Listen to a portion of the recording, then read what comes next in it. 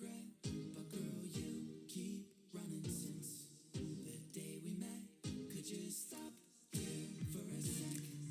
Let's take a breath, now enjoy this sunset, and take my hand.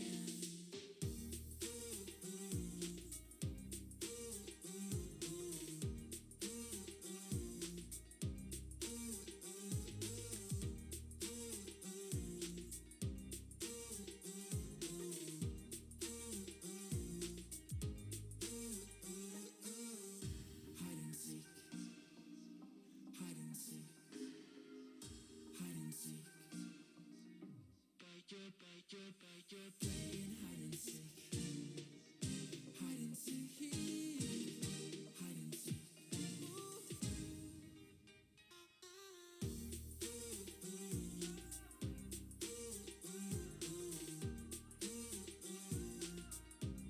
You're playing hide and seek.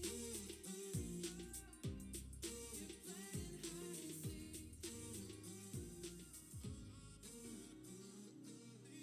Forever look sky blue and you show me the real you and never fear losing something more than my time.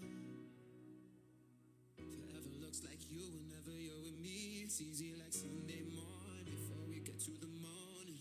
There's so much more than I am in LA. If you were downtown in the sky right, I only do that to see those eyes. Now your taste is unfamiliar, but I feel like I know you. Hallelujah these days.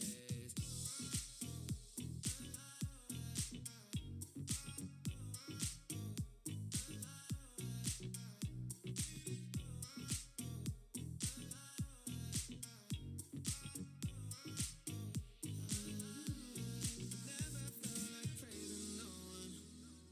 I don't believe in God as much as the look in your eyes. Hallelujah. Before you was just an angel of the city.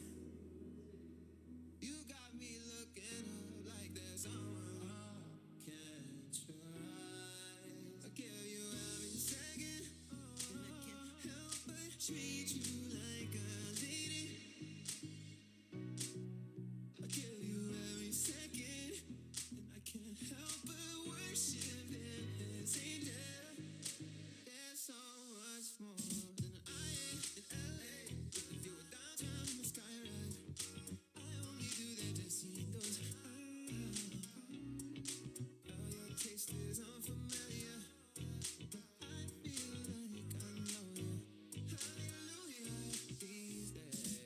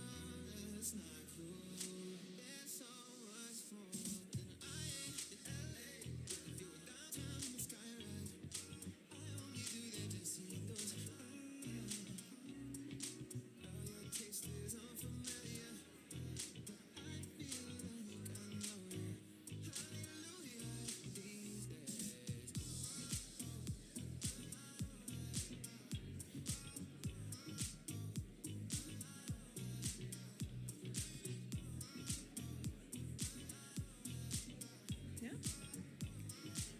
Good morning, everybody. I see some people still coming in, but we're going to get started so that we can keep our good timeline.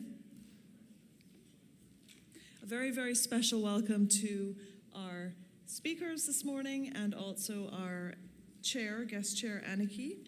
And I'll give them formal introductions in a little bit.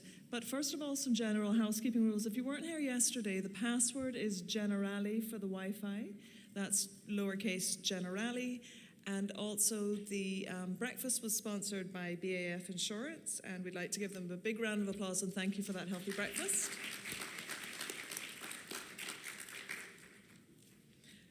Welcome to Lizette Yearwood, CEO of CIHSA, and to the various board members who were present yesterday and hopefully today To the CI HSA staff, can we see a show of hands from our HSA people?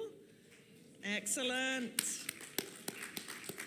And what about, do we have any Health City Cayman Islands in the house? Show of hands from them. Excellent. And finally, our other large hospital, Doctors Hospital. Good stuff. All right. Well, welcome back. I am so excited because today, unfurled in front of us, is a whole day of a meeting of minds, of coming together with innovative ideas for the healthcare industry in the Cayman Islands. And we have an awful lot to talk about, some things to wrap up from yesterday, and I'm just going to go over a few things that are going to happen this afternoon, which is a little different. We have workshops this afternoon. They take place from 3:15 to 5:15 in the Grand Cayman room next door. There are two different sessions, and they're meant to be very interactive, a lot of dialogue with the delegates and the presenters. The two topics are living with invisible illnesses and One Health, which of course, I believe the Cayman Islands has now had 3 years of a One Health symposium, which is very important for this region. We've had visiting speakers as well. We really want a lot of participation in that new session, and everyone's opinion is valuable. We really welcome everyone to attend that. I also want to thank our Premium Plus sponsor, some of the members of whom are sitting in the front, Ironshore Pharmaceuticals, thank you very much. Our cocktail reception sponsor last night, Health City Cayman Islands, that was a lovely reception and delicious food, thank you. And our premium sponsors, the Cayman Islands Health Services Authority, Cleveland Clinic, Kelly Holding, and the Ministry of Education, Youth, Sports, Agriculture and Lands, of course, under which, with agriculture, we have the One Health. Thanks to Generali Worldwide for being our Wi-Fi sponsor, and Anneke Brown is here to represent them. So as mentioned yesterday, we have so many sponsors and exhibitors. Please go around to all the booths, even though you think this might not apply to you. It may be something that someone in your family may need, something new that you haven't heard about. I've learned so much just in the last 24 hours. Make sure that you stop at their booths. Many exhibitors, many giveaways, many goodies.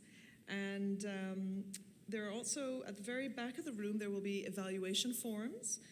We really want to make sure as this conference grows, and now that we've hit our 10th year, which is a massive achievement, we want to make sure that we keep everybody's opinions online and that we look at what we can do to make things better all the time.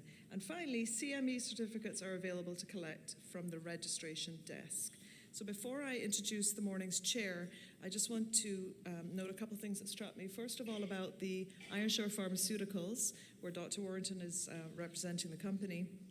I was really inspired by Ms. McDonough, the representative's talk yesterday about how we're always looking at ways to diversify the economy and the healthcare economy, and of course Health City came in with the medical tourism, and others have expanded as well, and how the pharmaceutical world can be one spoke in that wheel, and there's so much to learn with that and so much more we can do. So thanks again, Ironshore. Also, I would like to note as regards robotics, and we're welcoming back our other speaker, Dr. Gatcliffe, who's actually, I was talking to him this morning, he's been here at this conference 2 years, and to Cayman 9 years in a row, so thanks, Dr. Gatcliffe. He's going to be talking about robotics, and I have a personal reflection to share on that. It was a long time ago, 17 years ago, my husband and I handed over our 6-week-old son to a team of surgeons in the US, at a hospital in the US, because he was diagnosed, the second baby in Cayman ever to have Hirschsprung's disease. And basically, it's a motility disorder, and he had E. coli and was very close to passing away. And thanks to fledgling years of robotics, but not quite as advanced as we are 17 years later, but the keyhole surgery and all of that, I now have a strapping 17-year-old who got his learner's license yesterday. So again, I'm so pleased to hear how far we've come, and that instead of, big scars on tiny infants or, delicate surgeries and big scars, what we can do with robotics, and I'm really excited to hear this presentation. So Miss Anneke is the country manager, Anneke Brown, country manager, Generali and chair of the Health Insurance Standing Committee from Cayman Islands.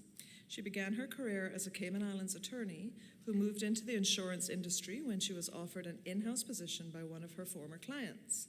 She is now the country manager and legal counsel of Generali Utmost Portfolio, running the office of their general agent in the Cayman Islands. Anneke is the newly appointed chair of the Health Insurance Standing Committee of the Cayman Islands Insurance Association, representing the health insurance industry in the national discourse in relation to health in the Cayman Islands. I would like to turn over to Ms. Anneke Brown.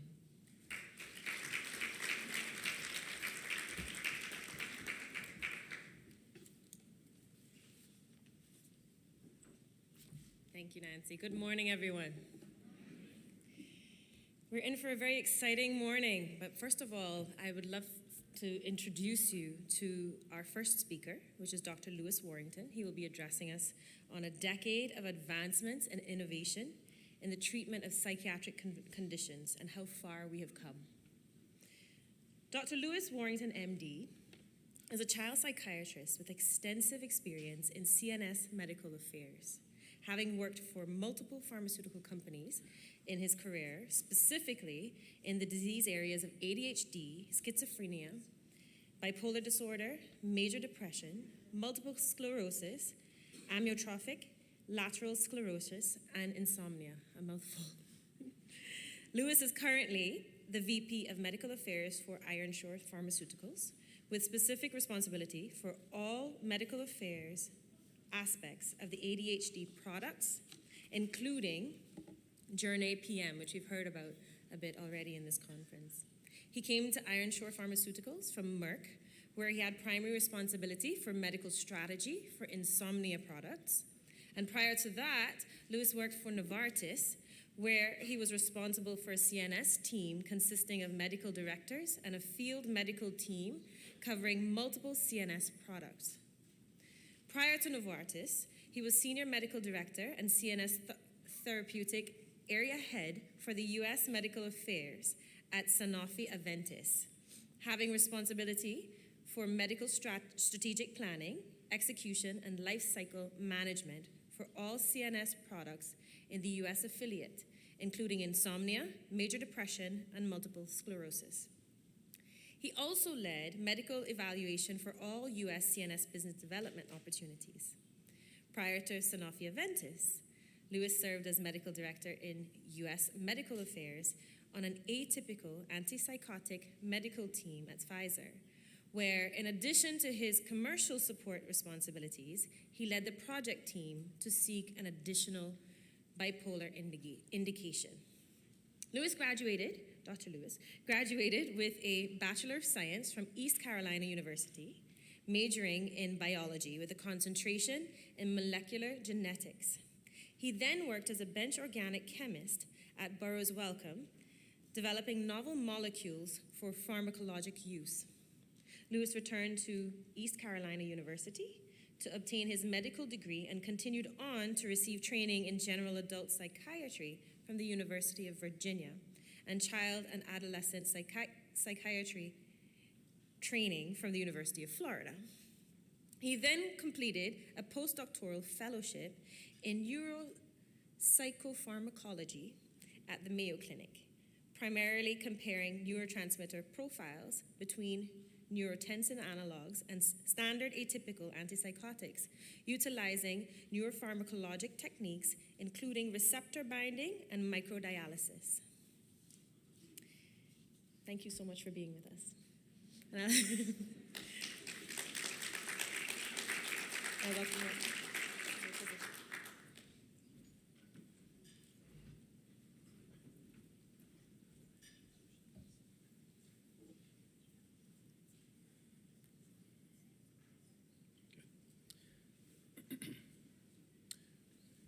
Thank you so much for that warm introduction, and good morning, everyone.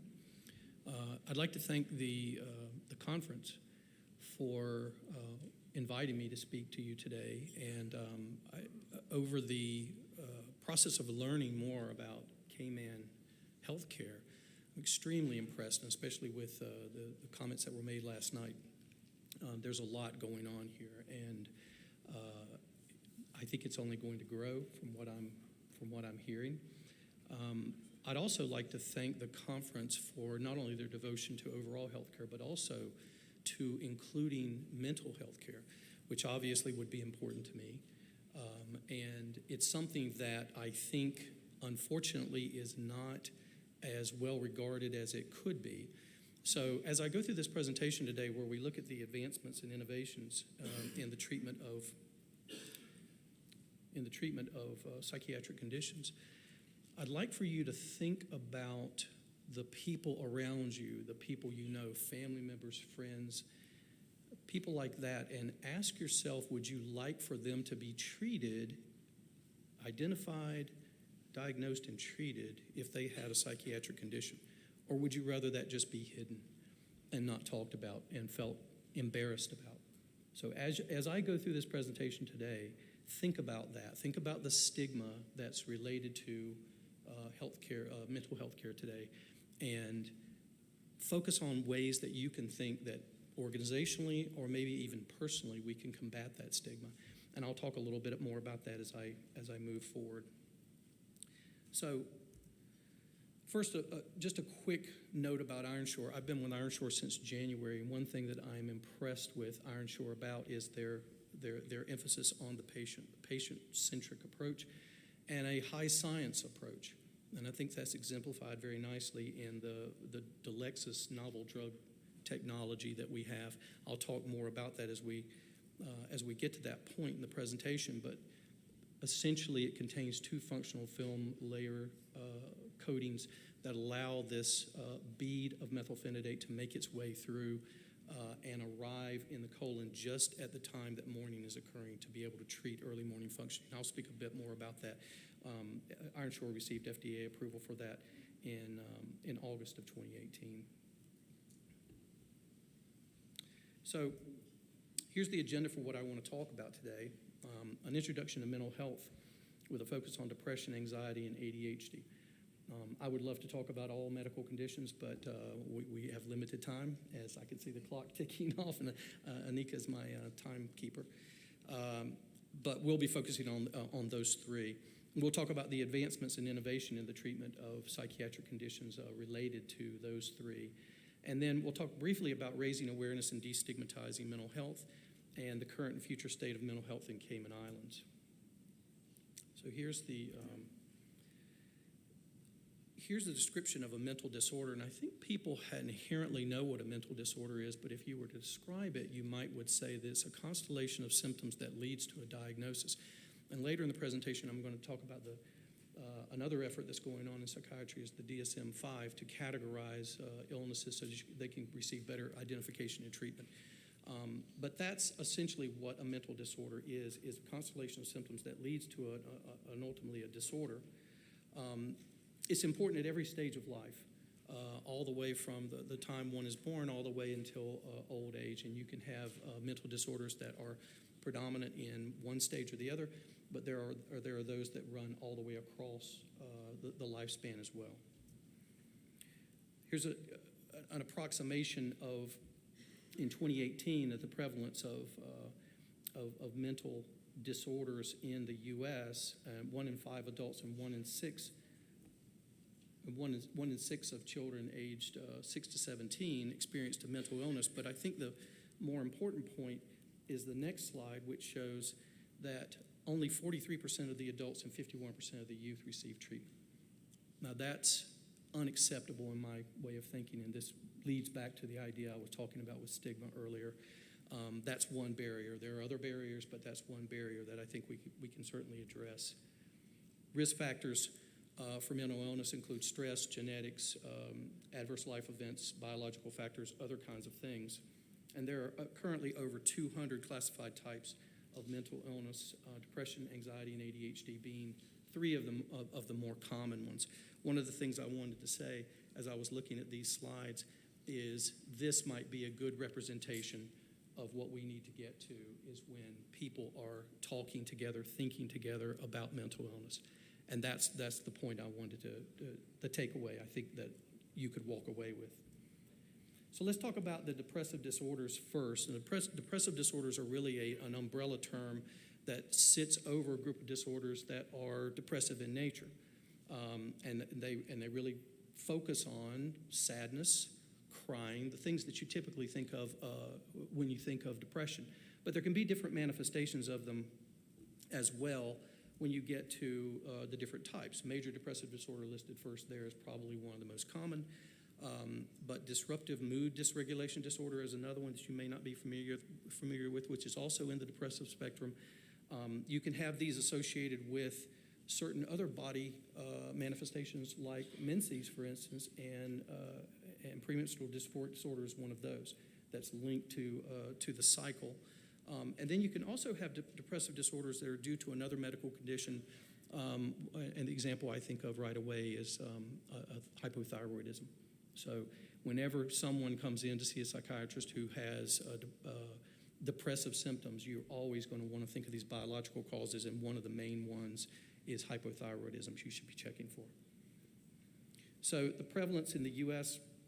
for major depressive disorder, not all depressive disorders, but major depressive disorder, about 3.2% of children 3 to 17 and 7.1% of adults 18 and older. And then the risk factors, as I've alluded to, biochemistry, you're going to hear me talk a great deal about neurotransmitters. And so for whatever reason, be it genetic or be it some other kind of disorder, the biochemistry of the brain, you're going to see neurotransmitter differences, a reduction in neurotransmitters, an excess of those. And that's one risk factor for the development of not only depression, but also anxiety and ADHD. So when we talk about treating depressive disorders and think about medications, you're going to hear me use a lot of acronyms. And I apologize if I use the acronym and don't define it for you. I will try to, and it'll either be done on the slide. But the medications, selective serotonin reuptake inhibitors, have probably come to be the first choice for most psychiatrists, most of those who treat disorders. And what that only means is that a neuron releases serotonin, and then it takes back up the excess. But if there's not enough to start with, then if you can block that reuptake, you can have more serotonin in the neuron gap where you need it, in the synaptic cleft. And so that's what reuptake means, and you'll see that listed as norepinephrine as well. It's the same process, basically. Serotonin and norepinephrine reuptake inhibitors, SNRIs, are also used. The tricyclic antidepressants are older antidepressants, but still effective. I'll touch on those a little bit more. And monoamine oxidase inhibitors, also MAOIs, are also utilized from older times, but are still useful. Psychotherapy is also utilized in the treatment of depression. Cognitive behavioral therapy is probably the one most people are familiar with. Interpersonal therapy is one that's mostly directed to depression because it deals with interpersonal relationships. The thinking there is that if I can improve interpersonal relationships, I can have a less depressive or less dysthymic kind of approach to life. That's the overall underpinning. Problem-solving therapy is another one. When you get to the point where medications don't work or psychotherapy is not making the inroads you think you need, brain stimulation may come to the fore. And electroconvulsive therapy is one older method that unfortunately has gotten a bit of a bad rap through movies and other media depicting people having seizures and uncontrollably. It's really not like that. And we should be very thankful that we have ECT should you need it, way down the line, third, fourth line when nothing else works. I'll talk a bit more about transcranial magnetic stimulation, which is another method that would be used after medication didn't necessarily work. And then the interesting thing about all of the disorders I'm going to talk about today is that treatment with a combination of medication and psychotherapy appears to work better, has been shown in research, to work better than either one alone. And you'll see that as a theme as I go through. Anxiety disorders, I think everybody knows what anxiety is related to fear and anxiety. And it can interfere with daily work, as can obviously depression. And so here are the types of anxiety here. Generalized anxiety disorder is probably the one that's the most known, and it's the one that most of the SSRIs carry as an indication. But some of the others you'll notice, like specific phobias, like claustrophobia and that sort of thing. And you can see how that would play into how you choose your job, because if you're claustrophobic, you're not going to be able to be in a confined space. or if you're, live in a very small apartment or whatever, it's going to affect you. So that's the way it works in one's life function. And then there are a number of other disorders there that are listed. There's a lot that are under the anxiety umbrella. The prevalence, anxiety is quite common. 7.1% of children aged 3 to 17 and 19.1% of adults aged 18. As a child psychiatrist, when I see a child come in, I always entertain the idea of anxiety. It's a major factor, especially when changes occur with school, moving, family situations, that sort of thing. And we'll talk a little bit more about that when we talk about ADHD. The risk factors are genetic and environmental. So what are the medications that you use? The SSRIs, as I mentioned, almost all of them carry an indication for a generalized anxiety disorder. The SNRIs as well, those that act on serotonin and norepinephrine. The old tricyclics were fairly well regarded for, certainly for depression, but also for anxiety. And by the way, depression and anxiety oftentimes run together. Sometimes it's hard to tease them apart. Sometimes it's very clear. But someone comes in uncontrollably crying, the first thing most people might think of is depression. There's a lot of anxiety and panic disorder and that sort of thing that occurs in people who cry quite a bit. So you always have to be looking for that. But they do run together. Luckily, they can be co-treated. The benzodiazepines like diazepam, which is Valium, and alprazolam, which is Xanax, are probably most well known for the treatment of anxiety. They certainly work. The problem is control of them, because many times the patient can become addicted, and then you have to deal with that scenario. Psychotherapy can also be useful in anxiety disorders. Cognitive behavioral therapy is probably the one that's the most often used. Brain stimulation, much less used.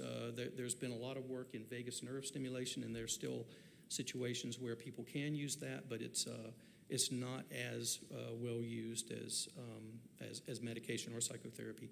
And then cranioelectrotherapy stimulation is just a method of trying to stimulate the prefrontal cortex, which is the front portion of the brain, the most superficial portion of the brain, which does have some neurotransmitter effects, but it's not as well regarded as medication or psychotherapy.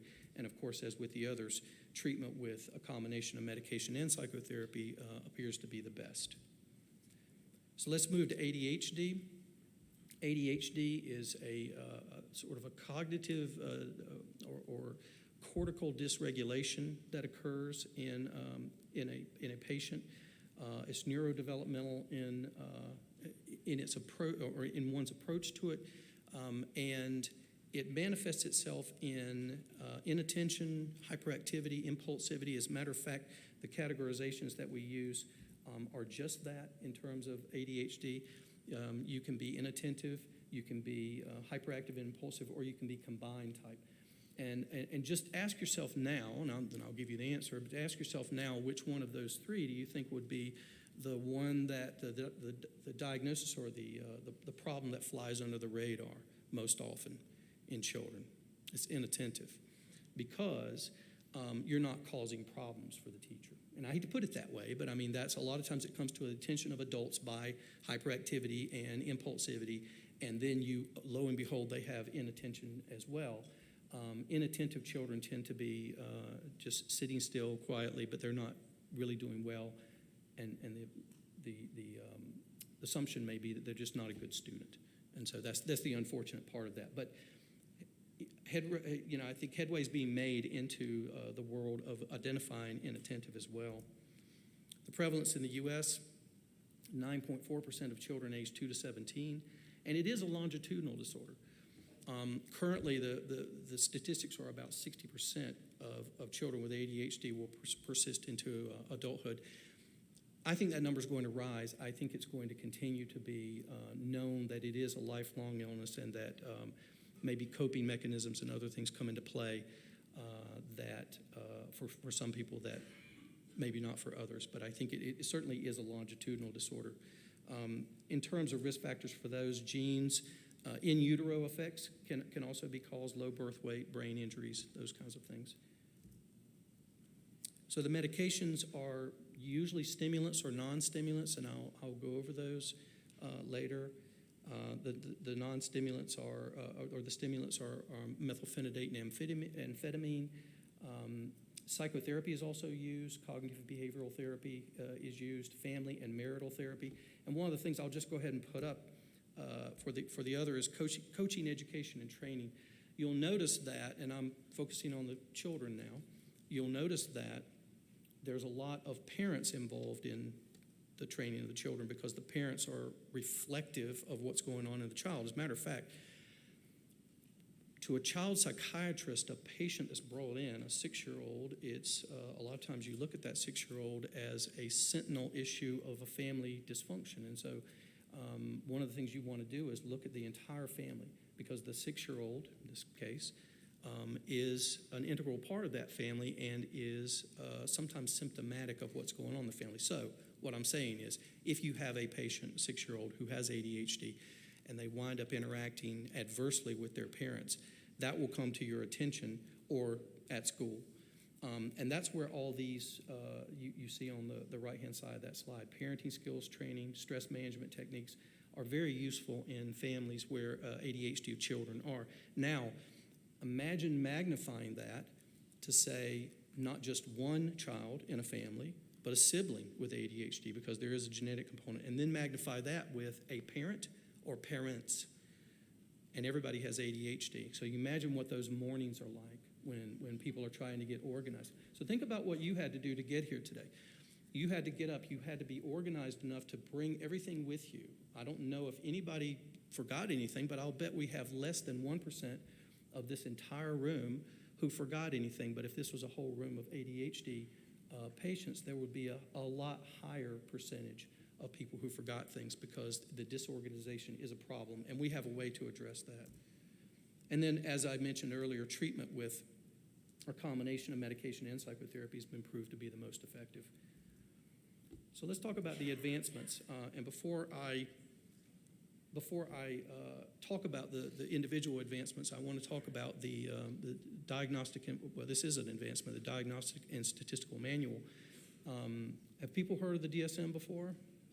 Raise a hand. Yeah, not many. So the DSM stands for Diagnostic and Statistical Manual, and what that is it's a guideline for clinicians who diagnose and ultimately treat psychiatric illness. And the reason why it's statistical is because every time that a new revision goes into effect, statistical aspects of the particular symptoms that make up a disorder are taken into effect. And you can see on the right-hand side of the slide the rather Herculean efforts that are going on every time that a DSM is being revised. We're currently on DSM-5, and a lot of revisions. This actually took nearly a decade of preparation to get there, if that tells you anything, and a lot of work, as you can see on the right-hand side of the slide, to arrive at that. The point is that more and more advancement is being made in refining these disorders. And I can just tell you in my relatively short career, a lot of refinement has been made on how we look at particular disorders based on the revisions of the DSM. So let me just take you on a very quick tour, so to speak, of the where we've come from, because we have to figure out where we've come from to figure out where we're going. And so back in the 1950s, you've already heard me mention the MAOIs. Perfectly good antidepressant. Tranylcypromine is one of them, for instance. It has dietary restrictions, though, and so you have to be really careful that you don't drink wine or eat cheese. So, don't live in France if you're going to be in the MAOI. The tricyclic amines I've already mentioned, so named because the molecular structure has 3 sort of tricyclic benzene rings in the middle.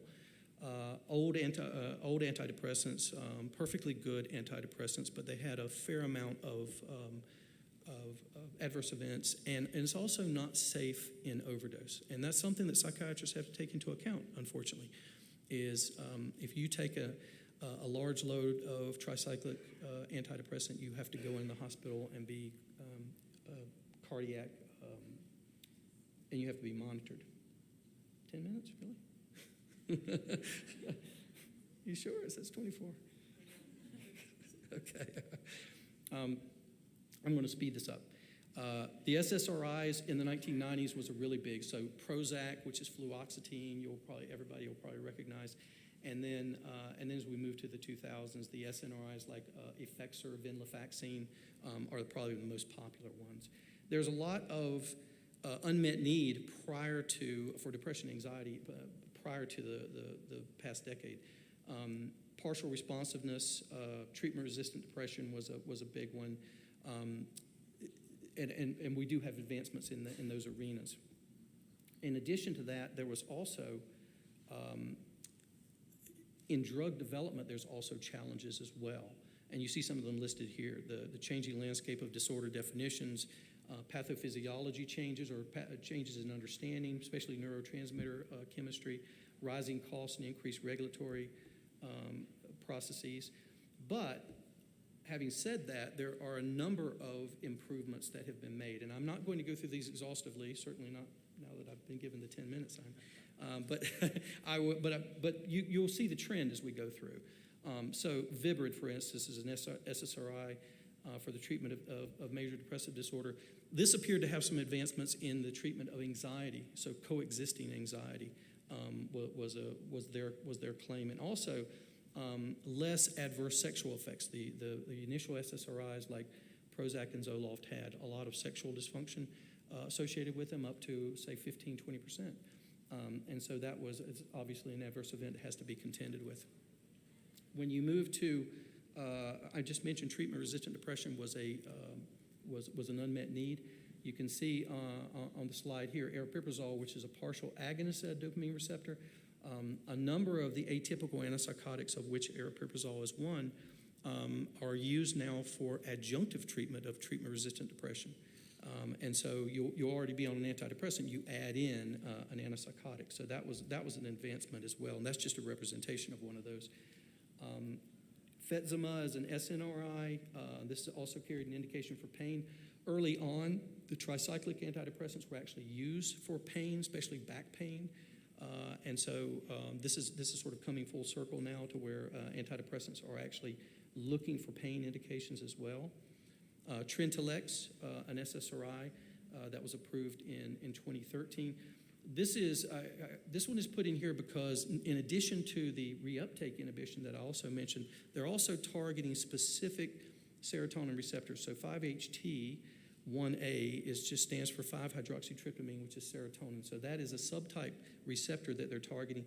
And you can see they can get increased measures of executive function, attention, speed of processing, and memory improvement, which is important because in depression, you often have concentration problems, especially in elderly. So this was a bit of an advancement there. The one that I wanted to focus on has probably been the one that's been watched for the longest is Spravato, which is esketamine. And you probably recognize the ketamine part, an old drug that was used as an anesthetic, was developed as an anesthetic, had a lot of problems with dissociative properties, adverse events. It made people feel like they weren't associated with their bodies, so to speak, detached from reality. So it was not a good anesthetic. People did not like it. Now, some people have abused the agent, so apparently some people do like it. But what this was noticed to be, though, was that it had effects on depression, and especially treatment-resistant depression, and especially faster than most other agents, which, the fight is on to beat the 6 to 8 week period of treatment for depression. And this made a breakthrough, at least in that arena.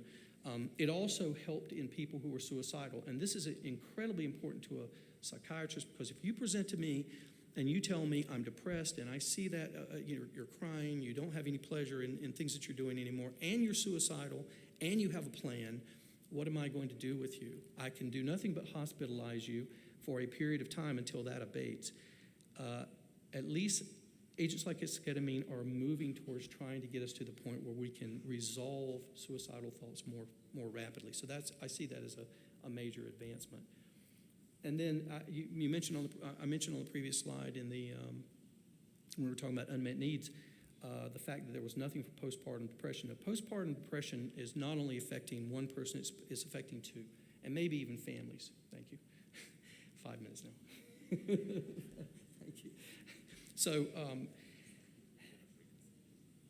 So the race was on to try and treat postpartum depression because the stakes were high, and that's an important feature. Zulresso is an attempt to do that. This is a neurosteroid that has to be administered over 2.5 days IV. And so it's under a REMS program, which is a risk evaluation and mitigation strategy. Only certain centers can do it. Spravato is as well for these agents that are tackling the harder to treat conditions. But that's a major advancement as well. So let me just take you through the psychopharmacology evolution for the treatment of ADHD in the past decade. And so you can see starting back even in the 1930s was the first ADHD medication, benzodrine. But since that time, it's been really mostly focused on the delivery systems, immediate release, intermediate release, extended release, trying to move the time that they were treated from just in school to other times. But unfortunately, the morning, as you can see in the upper right-hand corner of this graphic, the early morning functioning was still not there and was still a very large unmet need, as I mentioned earlier, how difficult the day is, the morning is the start of the day and very difficult.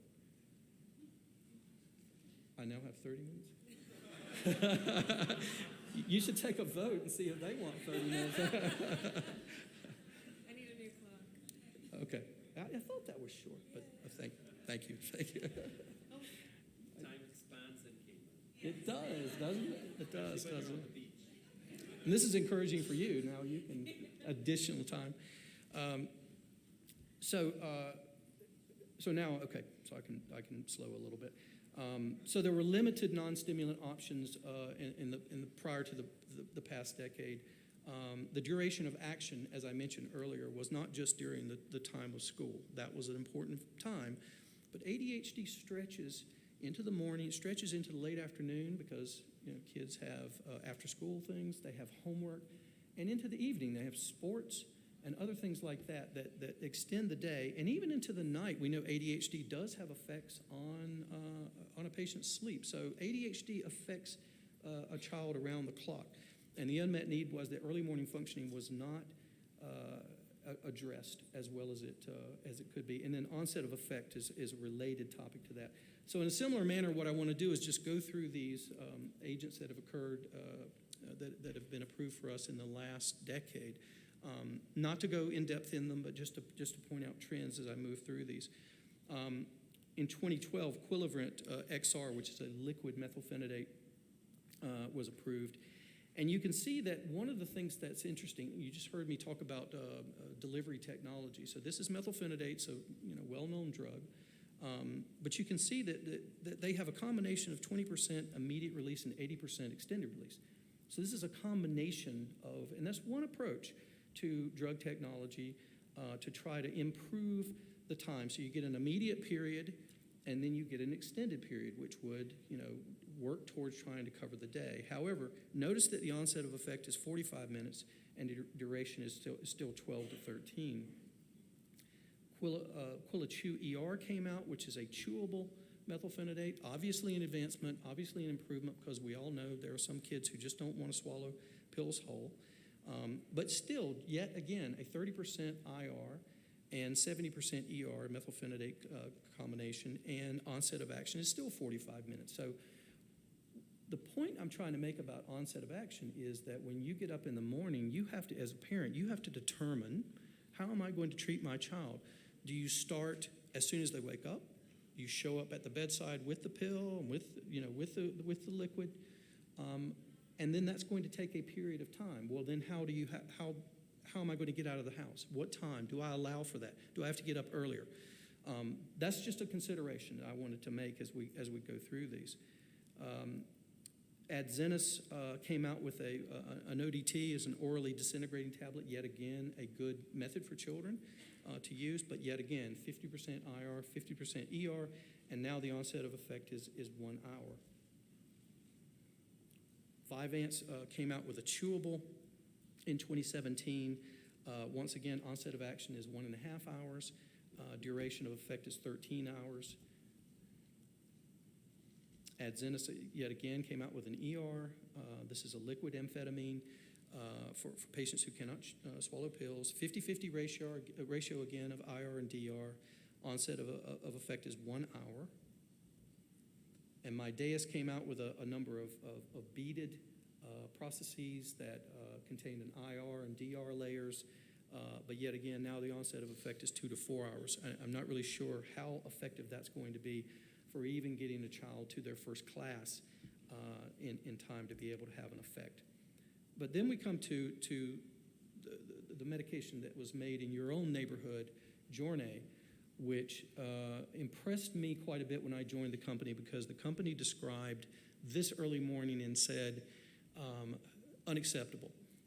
It doesn't make sense that a child has to go through that period of time where they don't have coverage for the morning. And so the technology Delexis was made the only medication that's dosed at night, the only formulation that's dosed at night. And that bead that I described that you can see in the inset there in the lower right is made of a delayed release, extended release, and a drug core that's designed to get the drug through the small bowel down to the terminal ileum, at which point the DR layer is effectively taken off. The ER layer then forms pores as it moves into the colon. This is actually absorbed in the colon, whereas the other agents are absorbed in the small intestine. It also creates a little bit of a different PK profile as well. But what it results in is the next morning when the child awakens, they are medicated with methylphenidate. And so they wake up able to go about the day. And so that's a real advancement that I think you should all be proud of, since the company is located right here in Cayman, an advancement that you can boast about with your other country friends. And the last is Adhancia. I'll just mention yet again is a 20%, 80% combination, and the effect is within 1 hour. So none of them coming close to trying to treat in the morning. I mentioned the non-stimulants, and I've got those listed here. The first one is guanfacine, which is an alpha-2 agonist, and this is these medications, the non-stimulants, the two I'm going to show you primarily, are used as adjunctive treatment when you're not getting all that you can get from your stimulant medication, or if the patient winds up not being able to tolerate the dose that you need to give them to get an effect. The next medication I'll mention is Capvey, which is clonidine. Clonidine was a very good antihypertensive, an alpha-2 agent. The only problem is that it had sedation. But the alpha-2 effects appear to have some good effect in children. It's been around for a while. It's hard to dose, but it's a good option to have when you want adjunctive control. So let's just turn now to talk about brain stimulation, and I'm mostly going to talk about transcranial magnetic stimulation. That's the main one that I like to focus on. ECT I've already mentioned. I'll put a plug in for that. And I'll tell you a very rapid anecdote.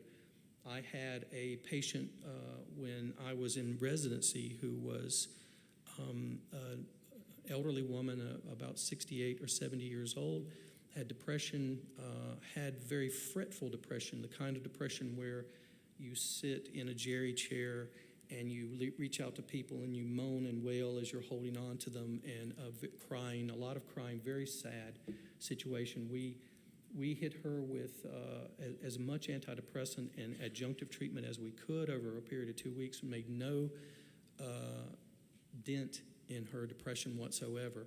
She was also suicidal. Her husband came. She was a former Miss West Virginia, by the way. Her husband, very much in love with her, came with her, and I had to break the news to him that we had the treatment team was talking about ECT. And he had heard about the bad press. He had heard about seeing the movies and that sort of stuff. I explained to him it's not done that way anymore. You're inducing a seizure, but the patient doesn't experience a seizure. And she underwent 6 treatments and was back to her old self. She had no adverse events, although you can get some adverse events of memory loss and that sort of thing, especially if you have multiple treatments. She only had 6, which is toward the lower end. And his comment to me was, I have my wife back. And that is why I say we should be very thankful that we have ECT if we need it. I will show you, though, that 10 minutes now. I will show you, though, thank you. I will show you, though, now there is an advancement in the treatment of depression and also other disorders, OCD in this particular case, but they're also investigating others. But you've probably seen this before. It's the transcranial magnetic stimulation. And the idea here is to use magnetic pulses over the cortex of the brain in various forms, and I'll show you there's different mechanisms with which to do that by different companies.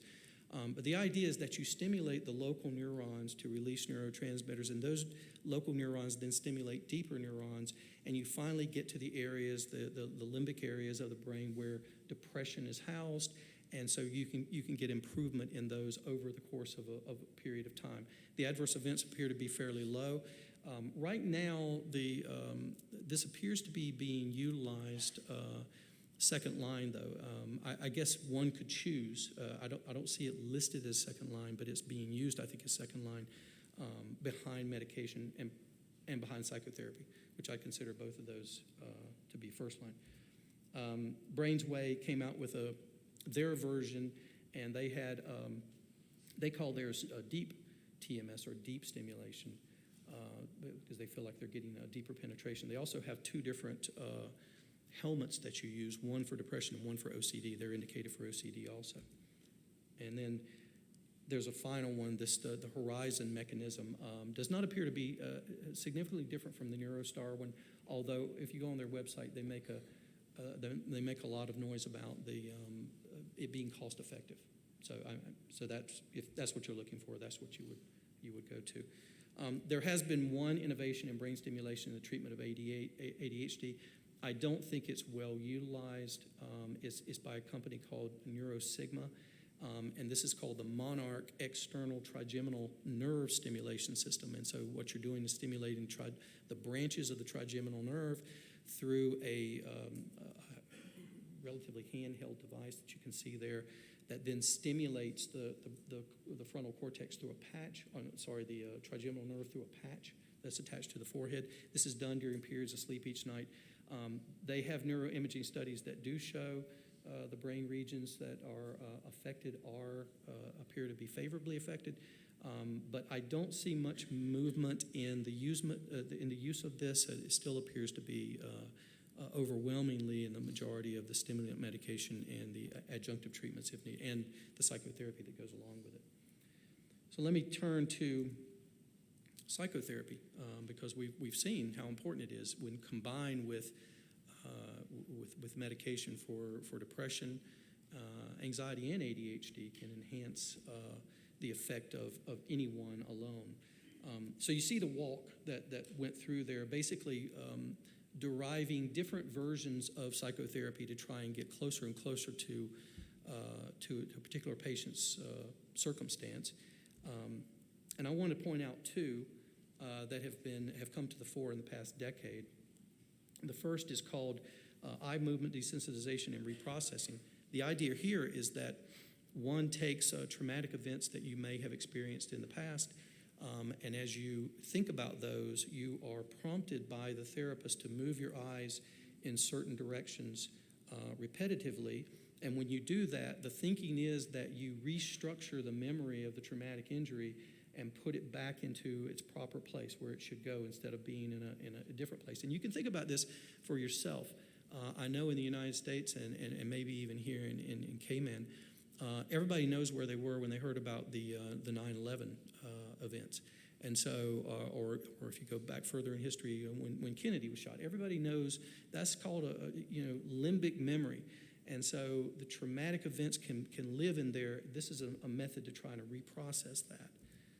There's another type of psychotherapy that's come to the fore recently that's called dialectical behavioral therapy. This was a form of cognitive behavioral therapy that was used in the treatment of certain personality disorders that did not have quite the effect it was thought was needed. And so you can see the different modules there that you're targeting: mindfulness, distress tolerance, emotional regulation, and interpersonal effectiveness. So somewhat similar to some of the other therapies, but targeted directly. So I'm going to talk about advancements in the pharmacogenetics and pharmacogenomics, and I wanted to use this example of cytochrome P450 enzyme. So cytochrome P450 enzyme system lives in the liver. It's what you use to metabolize substances, I'll put it that way, but a drug is a substance, and so that metabolism of drugs occurs through these pathways, and they're named CYP. And here I'm looking at CYP2D6 and C19. The point of putting these up is that a lot of work has been done in trying to effectively understand if there are certain deficiencies that occur in these CYP enzymes such that you can't metabolize drugs. On the right-hand side of the slide, you can see the different drugs that go through these pathways. And so if I had difficulty with my 2D6 pathway, fluoxetine may not be the drug that I would want. And you might want to think of a different choice for that particular thing. More and more work has been done in this regard to try and understand the different makeup that people have. Another area that we've already talked about, telemedicine, but in this particular case, telepsychiatry is coming to the fore as well. Particularly suited, I think, for psychiatric patients because a lot of them don't want to leave the house, they don't want to have interactions and that sort of thing. And this is a way to try and get them to interact, whereas they would not. If they were tasked with having to get out of the house and go to see someone, go into a building and interact with people, they may not do it. Telepsychiatry, they may be more likely to do. Online therapy, obviously, is another method through which people can connect and receive help, user-friendly, reduced cost as well. Internet support groups is a way for people with common disorders to get together and understand, I'm not the only one, commiserate, if you will. It's another important area to move to. And mobile applications are just now coming. There's an app for everything. And so we're even exploring the idea of getting a text to help with compliance, as are a lot of other people. But there's a number of mobile applications that are being developed now. So let me just talk about the destigmatization that I mentioned earlier, increasing awareness. I just want you to focus on the consequences right here of stigma. And ask yourself again, go back to that question that I asked you before. Ask yourself again, would you want a family member, yourself, a coworker, to suffer any of this? Reluctance to seek treatment, lack of understanding, fewer opportunities for work, school, social activities. There's no reason for it. And some of it is pure stigma and only stigma. So how do we reduce that? Raising awareness is one way. Obviously, there are plenty of organizations. The World Health Organization has organized the Mental Health Day. There are a lot of depression screenings that go on at different times where people are encouraged to screen themselves for depression. Literacy, understanding what these particular psychiatric disorders are, understanding how it could, I just showed you the statistics. Those are not statistics from someone else. Those are statistics from us. That comes from all of us. And so it could happen to you. Protest, the depiction of psychiatrically ill patients, the comments about, don't be crazy and those kinds of things are disparaging terms. So protest would be, don't use those words. Those are not acceptable words. Advocacy is obviously advocating for the patient. In the case of psychiatric, and social contact is an important feature as well. So there are a lot of nonprofits that are on the island that are already working on reducing stigma, and they're listed here for you, and I'm sure you recognize these. And then as far as the current and future state of mental health in the Cayman Islands, more data is being collected. That's obviously important. You look at some of the Icelandic countries where they have incredible databases and they're able to do a bunch. So that's already being started here in Cayman. Groundbreaking for the first long-term residential mental health facility. Fiona was telling me about prior to this what it meant for someone in Cayman to not have a facility here and having to go to another country. There's no reason you would have to do that. Novel treatment options continue to be developed globally and even in your own backyard, as in the case of Journey, and I would invite you for more information to come out to the booth. And there's significant progress to be made, but I think you can applaud the efforts that have been made here in Cayman, and thank you for your time.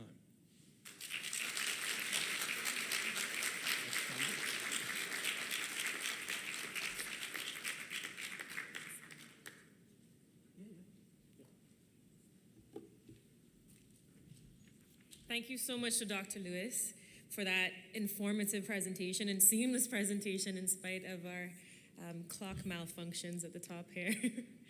Also, thank you for your patience. But we will probably not have a question and answer session for this session just because it's been, we are a little bit over time. But we do invite you to please visit the Iron Shore booth. It's right outside these doors at the far left, and have a conversation with representatives from Iron Shore. There's a very strong presence from Iron Shore today, so please feel free to stop by. But thank you very much, Dr. Warrington. Thank you for your informative presentation. Happy birthday to Iron Shore on your 10 years in the Cayman Islands.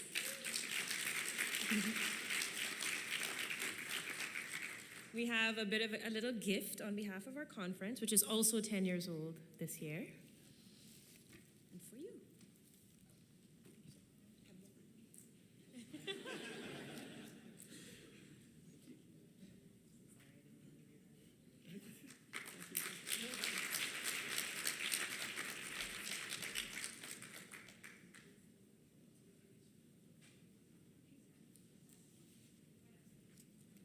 Okay, we're just going to move straight into the next session, and I've actually promised Dr. Gatcliffe that I will not give him a heart attack with the time. I do now have my phone, so I have backup.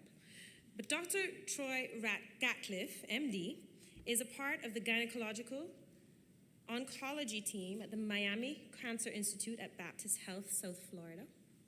He earned his medical degree from the Royal College of Surgeons in Dublin, Ireland, and completed an internship and residency in obstetrics and gynecology at Boston University Medical Center in Boston, Massachusetts. Dr. Gatcliffe then joined the faculty at the University of Texas Southwestern Medical School, Parkland Hospital in Dallas as an assistant professor teaching the largest obstetrics gynecology training program in the country and earning a National Faculty Teaching Award. He completed a fellowship in gynecologic oncology at the University of California, Irvine Medical Center in Orange County, California, where his research interests included molecular signaling pathways in ovarian cancer and chemotherapy of cervical cancer. Board certified in gynecologic oncology and obstetrics and gynecology, Dr. Gatcliffe is a fellow of the American College of Obstetricians and Gynecologists and the American College of Surgeons. He offers minimally invasive surgical techniques, including robotic surgery, for all complex gynecologic and women's reproductive cancer diagnoses. He has a strong professional and personal interest in caring for the patients from the Caribbean and Latin American area regions, and has lectured throughout the West Indies and worked with public and private sector physicians in several countries to raise the standard of healthcare for women with gynecologic cancers. Dr. Gatcliffe was born and raised in Trinidad and Tobago. We welcome him back to the Caribbean for our presentation this morning on gynecologic oncology.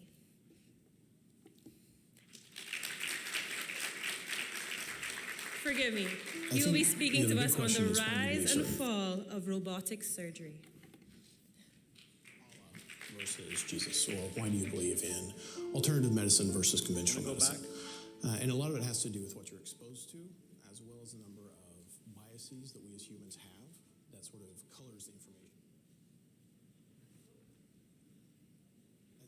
I think the big question is, why do you believe certain things? Why do you believe in Allah versus Jesus, or why do you believe in alternative medicine versus conventional medicine? And a lot of it has to do with what you're exposed to, as well as a number of biases that we as humans have that sort of colors the information we receive from the world.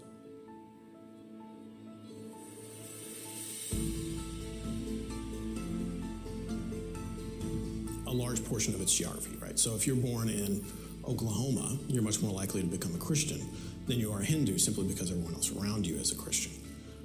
But in terms of the specifics of our beliefs, they're very, very highly driven by, what we're imprinted with early, So, those people that are around us, as well as the fact that we naturally, as humans, seem to have these pieces built into our brain that want us to believe things that are not necessarily backed up by the evidence. There's been some very, very interesting research over about the last 15 years or so that has cleverly shown that children, I'm talking here under 2 years old, seem to be naturally wired to believe in things that are not necessarily actually there.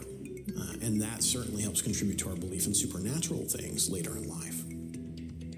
I think one of the things that you have to do if you're trying to help other people see that maybe what it is that they are thinking is not necessarily accurate is you don't go up to them and say, hey, you're wrong.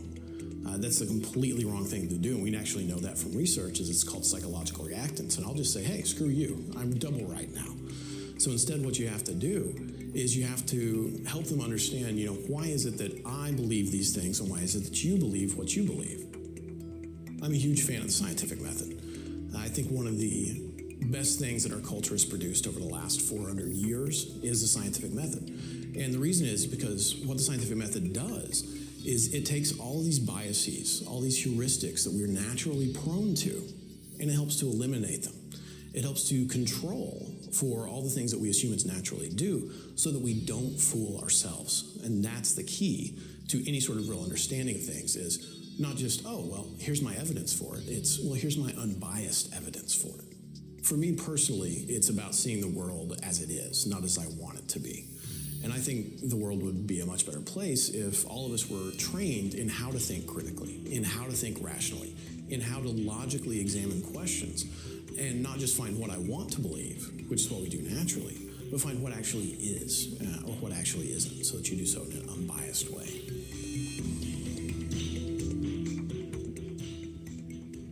Good morning. You thought this was a talk on surgery. Why should we be looking at that clip?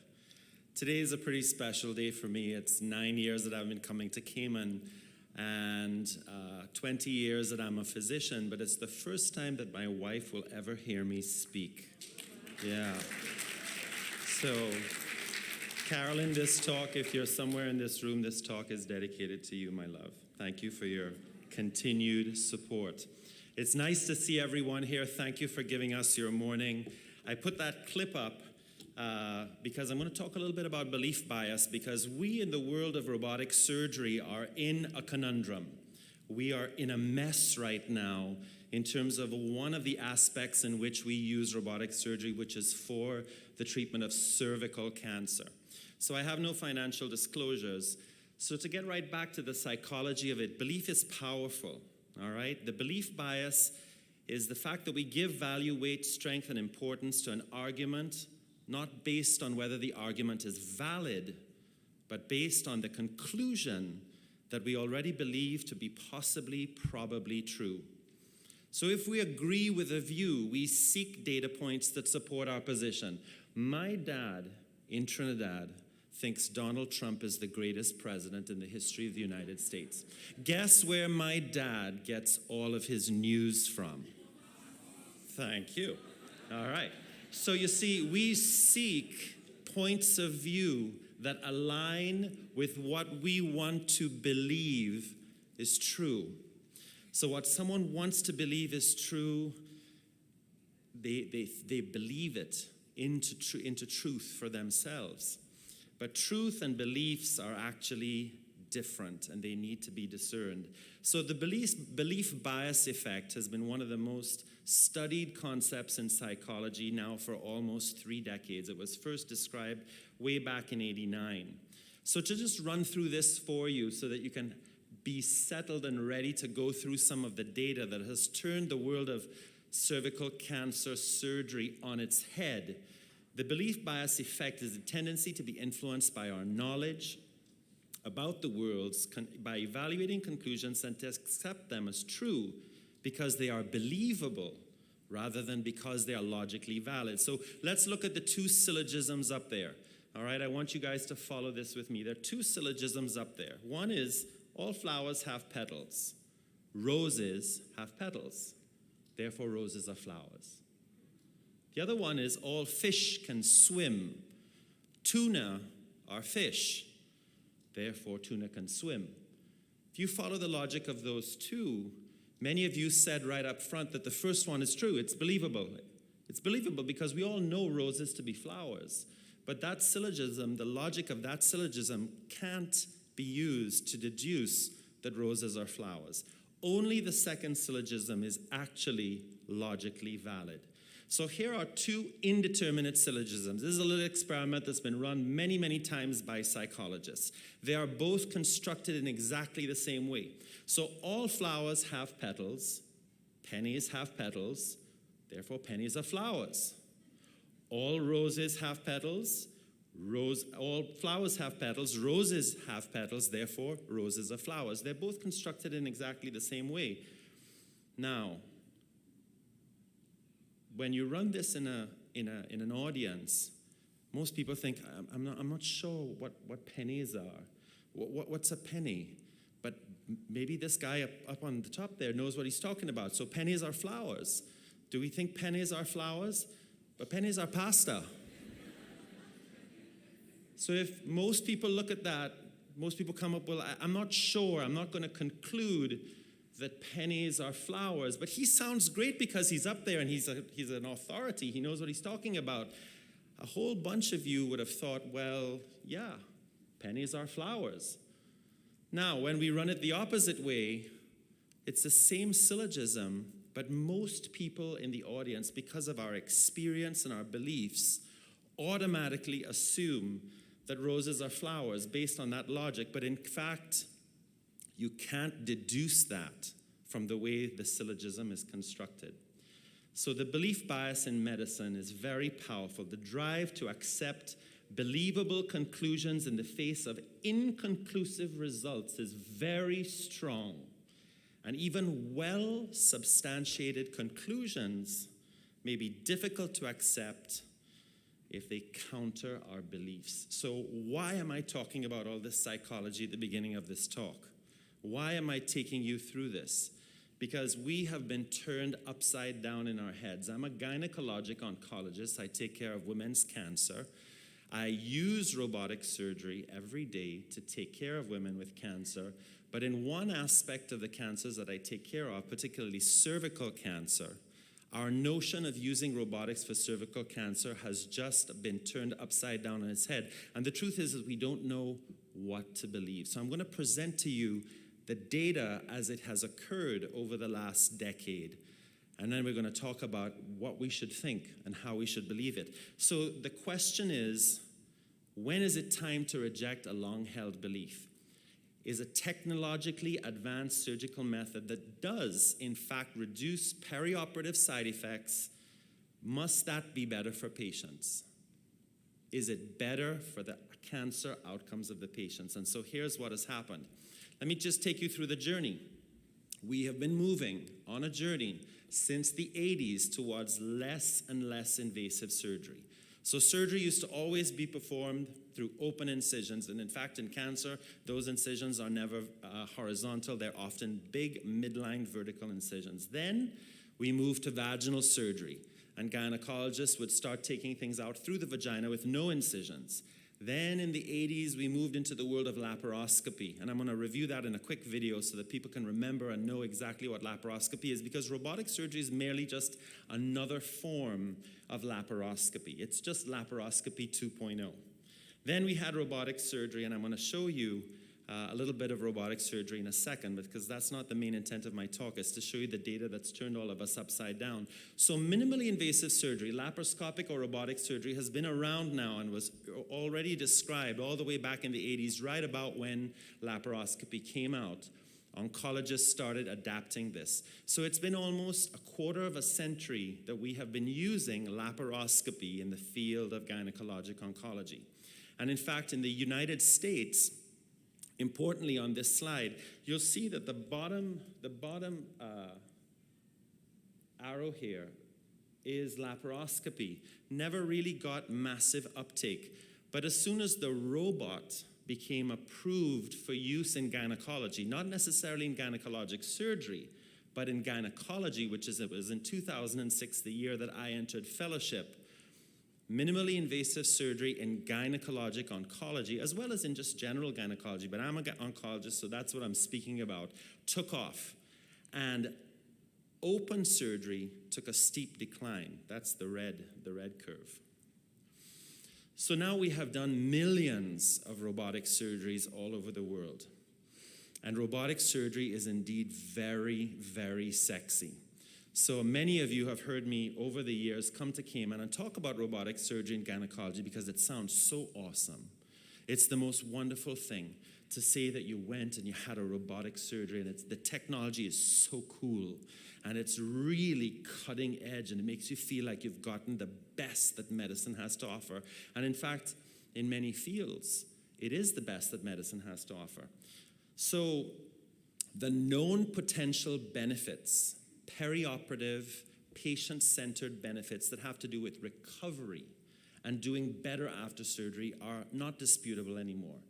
So the fact that you don't have to have a large incision, you can have these tiny little incisions, the fact that you may go home from the hospital within 24 hours, in fact, many hysterectomies that I now do just for benign reasons, say for fibroids or for endometriosis, many of those patients actually wish to and want to go home on the same day. And I've been sending patients home on the same day after robotic hysterectomies for about 3 years now. All of these things are the fantastic side effects of having a minimally invasive robotic surgery that are patient-oriented. But we never really had been looking at the survival outcomes specifically related to certain cancers, and that's what's turned us on our head. So here's me in the operating room on Wednesday, just gone by. So just to take you through what robotic surgery is, it's basically laparoscopy 2.0. All right, so robotic surgery involves placing trocars, just like we do for laparoscopy. So the belly is insufflated with carbon dioxide, and that creates space for the surgeon to work. So a whole lot of gas is pumped into the abdomen, and it creates the abdomen into a big dome. Looks like the patient is pregnant.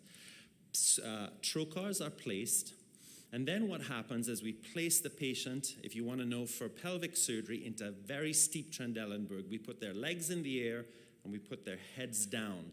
And what does that do? It causes the bowels to fall out of the pelvis and into the upper abdomen, so we can see all of the pelvic anatomy. So your bowels are like a barrel of snakes. They just move around when you move the patient. So if you tip the patient on her head, the bowels fall out of the way. Now you can see everything. Here we are bringing the robot in. The robot is sterilely draped. So we use the same robot over and over again for multiple surgeries. And the robot is kept sterile for each patient because the arms are draped in sterile plastic.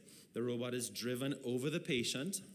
And then we dock the robot onto the patient by connecting the robotic arms onto the ports that we've placed. So what you used to have to do with conventional laparoscopy is the surgeon stood at the bedside and just manipulated the instruments right there at the bedside. And let me tell you something, it would kill your back. By the end of the day, you'd have a crick in your neck. And you'd go home and you'd beg Carolyn for a massage, you know? And it was really tough on your body. It was really hard to do. Now what happens is the surgeon is still there. The surgeon's still in the room. In fact, you saw me, putting the trocars in. Here's my assistant attaching the robot to the trocars. Now what I get to do is after I put the trocars in, I can take off my gown. I can take off, all the sterile stuff. And I'm going to go and sit at a console right in the room, right next to the patient. And I'm going to have the robot control the arms. So it's just laparoscopy 2.0, and there you can see the camera going in, and now we can see inside the patient. And what I get to do, rather than what used to happen in the past, is instead of looking at a two-dimensional screen, I go and I sit in this console, and I get a 3D, high-definition view that looks like I'm in a virtual world that is really the patient's abdomen, and it is completely mind-blowing the first time you put your head in this thing.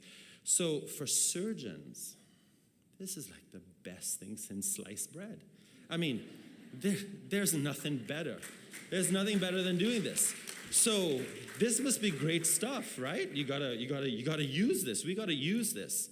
So to give you like 10 seconds, this is what I'm seeing inside.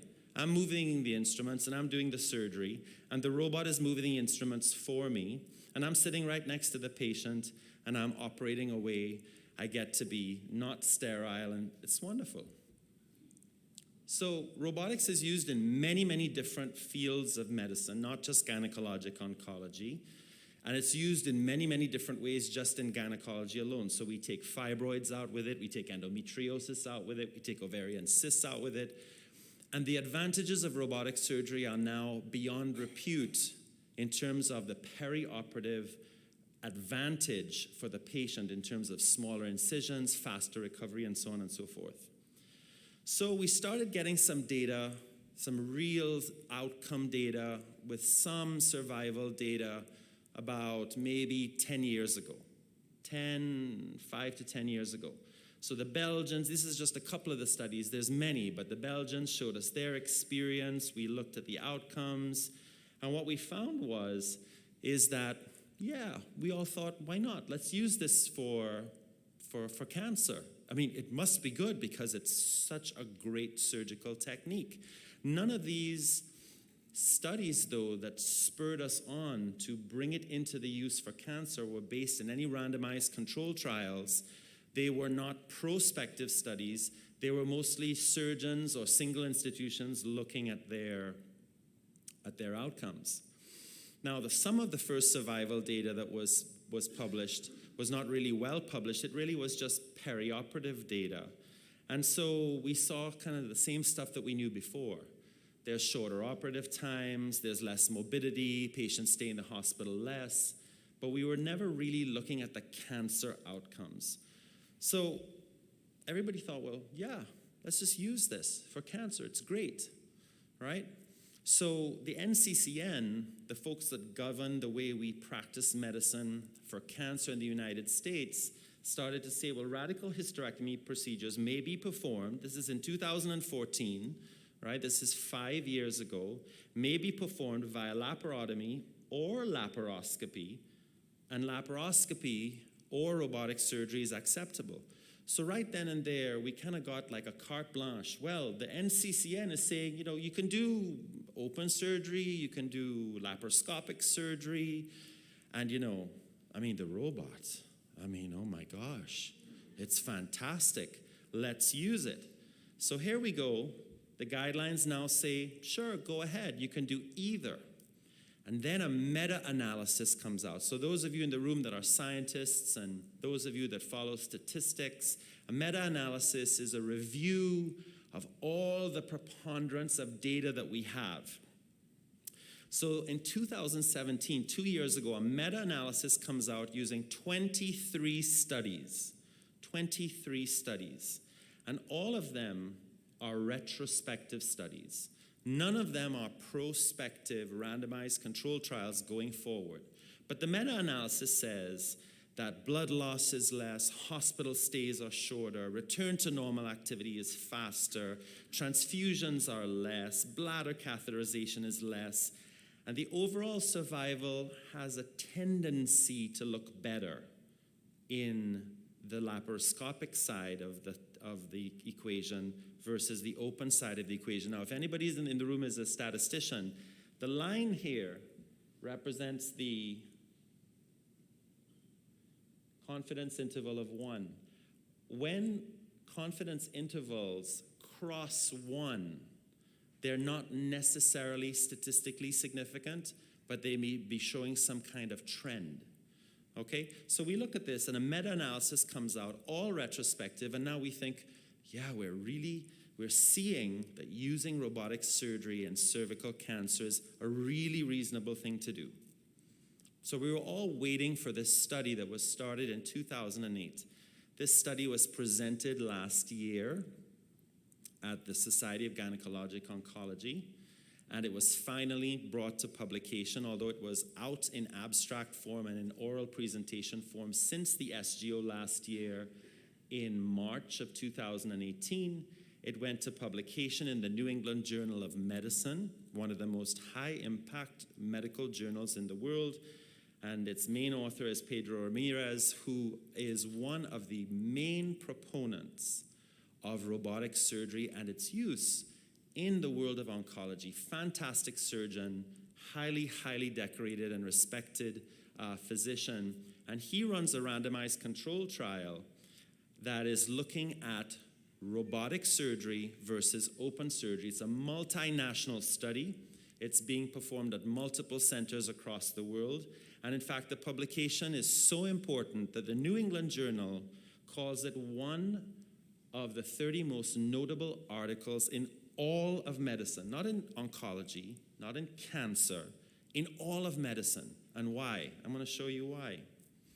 So the primary objective of the LAC trial, as it's called, the laparoscopic abdominal cervical cancer trial, comparative trial, is to look at disease-free survival at about 4.5 years in patients who underwent a total laparoscopic or robotic hysterectomy versus a total abdominal hysterectomy. So this is comparing old-fashioned surgery through an open incision to a minimally invasive approach, either laparoscopy, where the surgeon stands at the bedside and manipulates the instruments, or robotics. Remember, laparoscopy and robotics are similar. Robotics is just kind of laparoscopy 2.0. It is a randomized trial, and in fact, the trial was not necessarily randomized in the way true randomization should be done, and we'll talk about that in a second. But it takes into account cervical cancer patients. So this is a cervical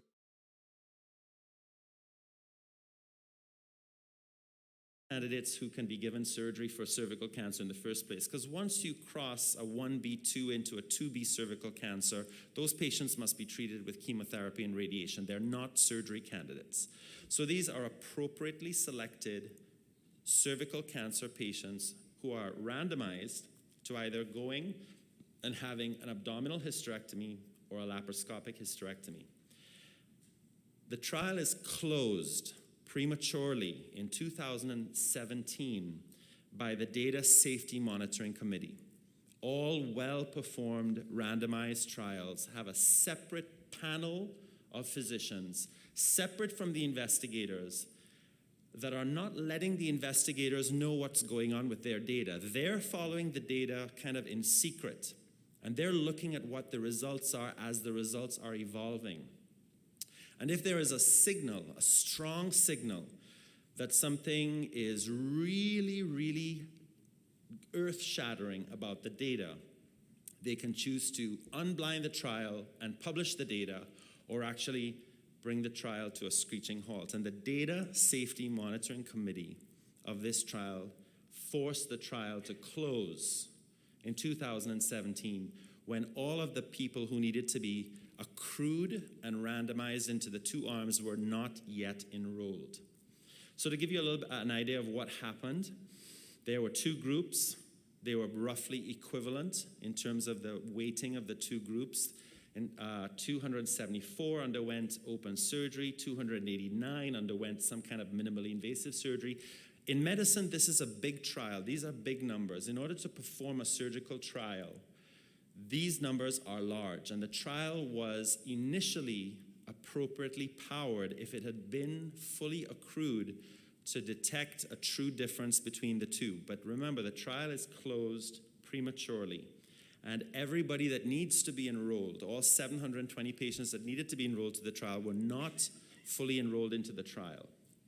And in terms of the distribution in the minimally invasive arm, most of the patients in the minimally invasive arm actually underwent old-fashioned laparoscopy, where the surgeon stands at the bedside and not robotic surgery. So one of the criticisms of the trial is that it's not a true comparison of robotic surgery. So remember, we love robotic surgery. This is hot stuff. This is cutting-edge medicine. And all of us that perform robotic surgery believe it to be great medicine. And in the trial, the majority of patients that underwent minimally invasive surgery did not have robotic surgery. So at the time that the trial was presented and published, there was about a 60% data completeness because we had not yet undergone the full longevity of the follow-up. But the Data Safety Monitoring Committee said, this trial has to stop. We have to release what's going on, and we have to tell people what's happening.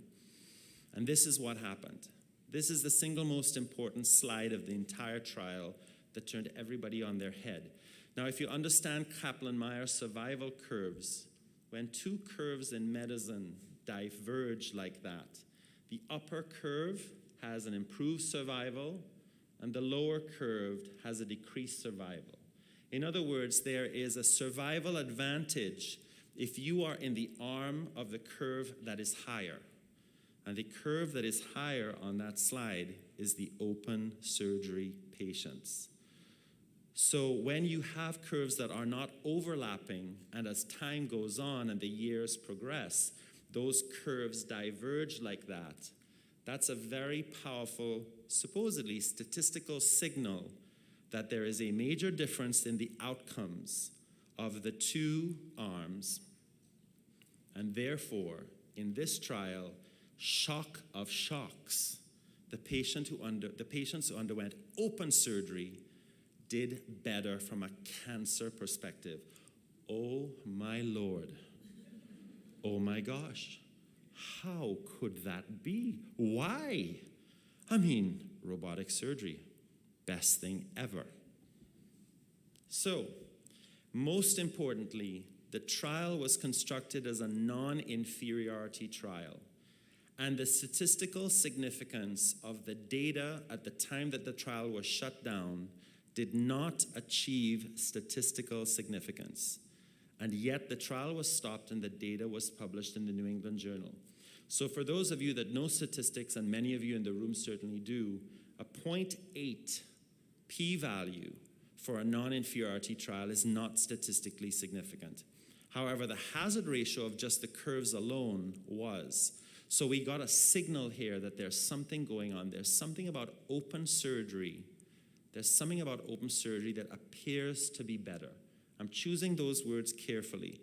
There is something in open surgery that appears to be better. So Pedro Ramirez decides to update his data in 2019, this year. He returns to the ASCO and the SGO meetings. He has one more year, and the data has remained essentially the same. The curves stay divergent.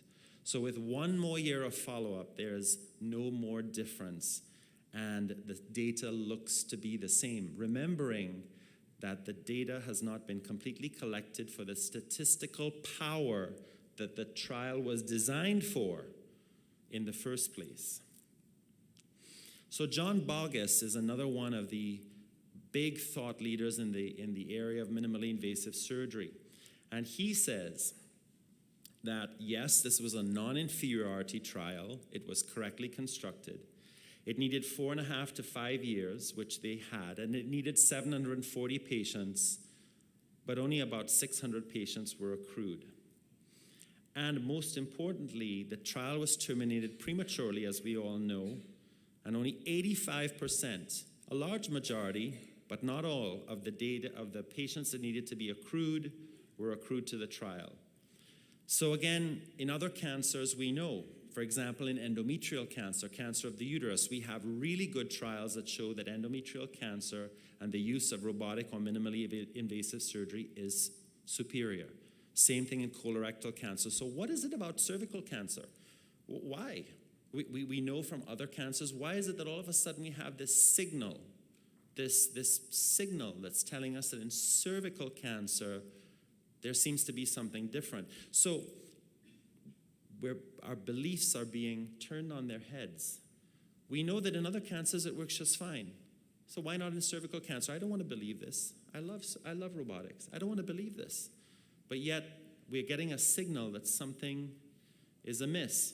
So he takes the trial and has someone independently review it, probably at his own institution, I'm not sure, but a professor of epidemiology looks at it, and the professor of epidemiology ultimately comes up with the conclusion that, of course, as we all know, the trial is incomplete and not completely accrued, and in fact, there is a major problem with the randomization of the trial because it was the surgeons who were allowed to decide whether the patients went into one arm or the other.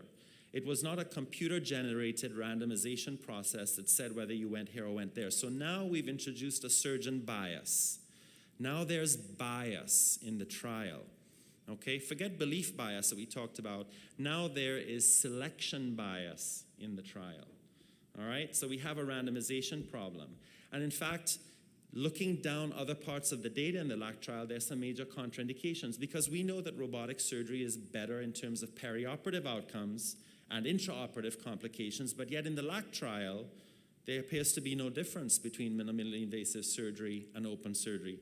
That's odd. How could that be? How could there be so many trials that show that there's a major advantage for having some kind of minimally invasive surgery, but yet the LAC trial says that there's really no difference? That's kind of weird. There's no difference in short or long-term morbidity, long-term surgical morbidities, and there's no difference in quality of life. You mean to tell me 1 week after having a massive incision from stem to stern to have a cancer surgery, you're going to be doing the same as the lady that walks out the hospital the next day with the little incisions? Very dodgy, very dodgy. But nobody wants to look at all of that stuff in the trial that's a little dodgy. We're just looking at those survival curves and we're saying, oh my gosh, the survival curves have diverged. And so something is amiss. In its infinite wisdom, in the same issue of the journal, in the same issue of the New England Journal, at the same time, a retrospective database study looking retrospectively at a massive database in the United States called the NCDB, the National Cancer Database, is published by a fellow, a trainee in gynecologic oncology out of Mass General Hospital. And they look at over 2,000 patients, in fact, almost 3,000 patients. This is a massive number of patients. You could never get this number of patients in a prospective study going forward. You'd never be able to accrue it. It would take 3 decades. But retrospective data is reasonable to look at. So he does a study, goes and looks at the National Cancer Database in the United States and looks at everybody who underwent a radical hysterectomy between the years of 2010 and 2013 for patients undergoing cervical cancer.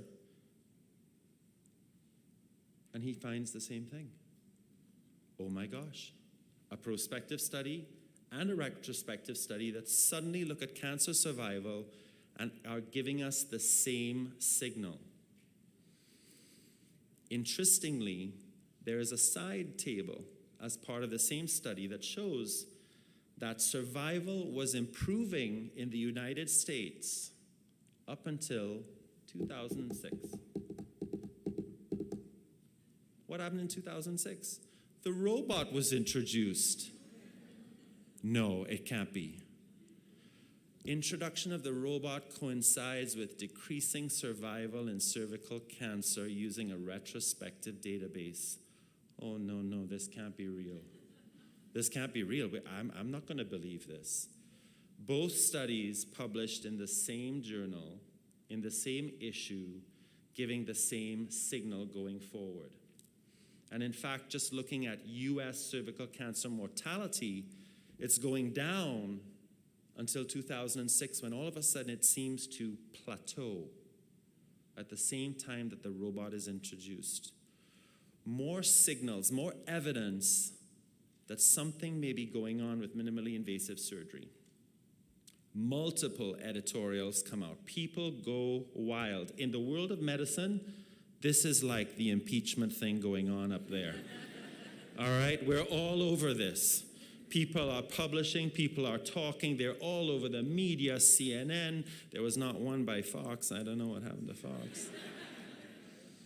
But the New York Times, Time Magazine, NBC, ABC, everybody's getting in on the action. Pedro Ramirez is on the news. It's being covered like wildfire in the media, and then the English get involved.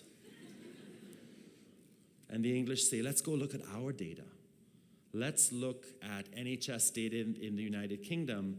Oh, no. No. This is a retrospective study. This is looking at data out of England. Everybody having hysterectomies for a few years in England. But it's giving the same signal as the SEER database in the United States. The Koreans get involved. They look at their data. Oh, no. Oh, no. Then Alabama gets involved. More Americans. They show the same thing. All of these, mind you, are not prospective randomized control trials following two groups forward in time. They're retrospective, sometimes single institution, sometimes multi-institutional studies. Here's a multi-institutional study presented 3 months ago at the major cancer meeting in the United States looking at robotic surgery, not laparoscopy, mostly like the LAC trial, mostly robotic surgery, some laparoscopy, but mostly robotic surgery at multiple institutions using 700 cases from major academic centers, and oh no, there it is again. Now we have all of these studies. Here are the two culprits that set everybody on fire, and here's all the retrospective studies that have come out since, and we don't know what to do. We honestly don't know what to do. ESGO, the European Society of Gynecologic Oncology, now says that minimally invasive surgery, if you can read the bottom line there, sorry I couldn't get it bigger, is no longer valid. No longer valid. It's no longer valid, says ESGO. So everybody in Europe now has their leading society coming out with a statement that says that minimally invasive surgery is no longer valid based on an inconclusive prospective study that was stopped early and a whole bunch of retrospective data. The SGO sent a letter to all of us 2.5 weeks ago.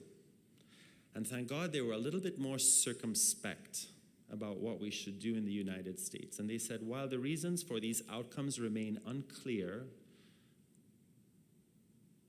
the preponderance of contemporary published literature suggests that survival outcomes for women undergoing radical hysterectomy for cervical cancer treated with minimally invasive surgery compared to open surgery is probably inferior.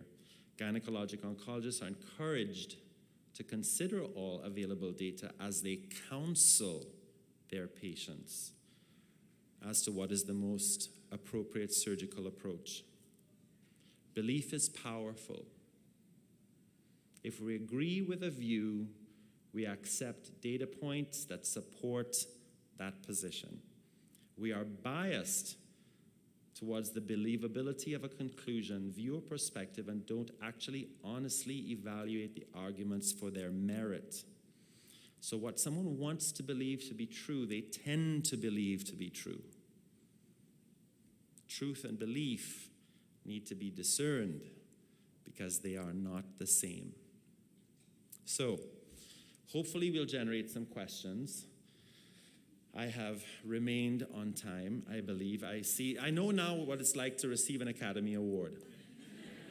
Because what all of you don't know is that my colleague and I here have a massive clock that is clicking down in front of us. And at the Academy Awards, you get 30 seconds to give your speech. What they do there is they start to flash it orange, and then they flash it red. And then, of course, the orchestra starts to play, and we go to commercial. So I think we have 5 minutes between both of us to field some questions. Thank you for your attention, and it's a pleasure to be back.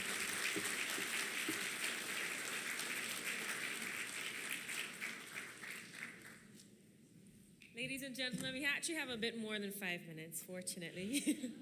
But please feel free. I know that there are some mics walking around, some ladies and gentlemen with the mics. If you have any questions for either of the gentlemen at the table today, please feel free. I really enjoyed the second talk about gynecological malignancy. I'm a general surgeon, and I think there are parallels with laparoscopic colon surgery. When laparoscopic colon surgery first came out in the late 90s, there were lots of enthusiasts who are skilled laparoscopic surgeons to push the technique forward. But what we found at that time was that there was a high level of recurrence, particularly at the abdominal wall, and that really slowed down the development of laparoscopic colon surgery for cancer.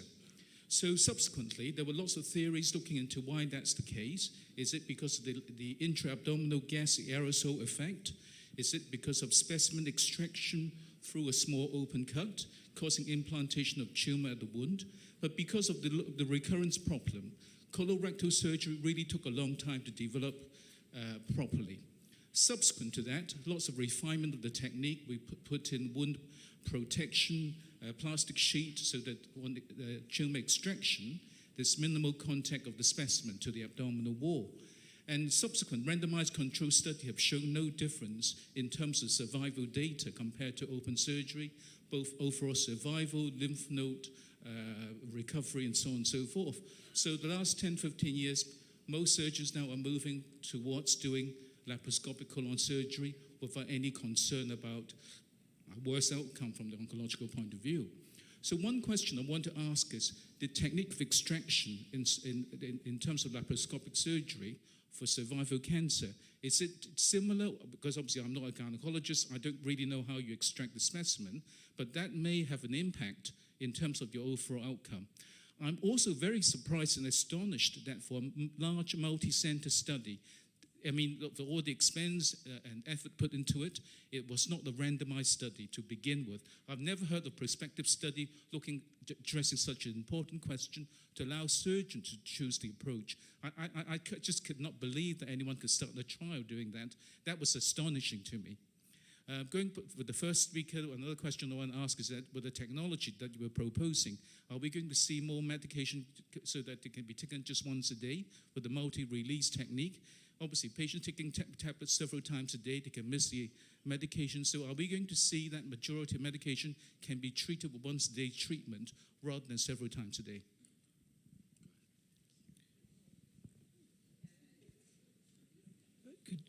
Is this on?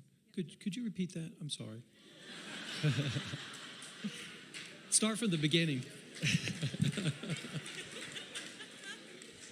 With your multi-layer technology of delayed release, are we going to see majority of medication in the future available as a once-a-day treatment, which is much more convenient for patients?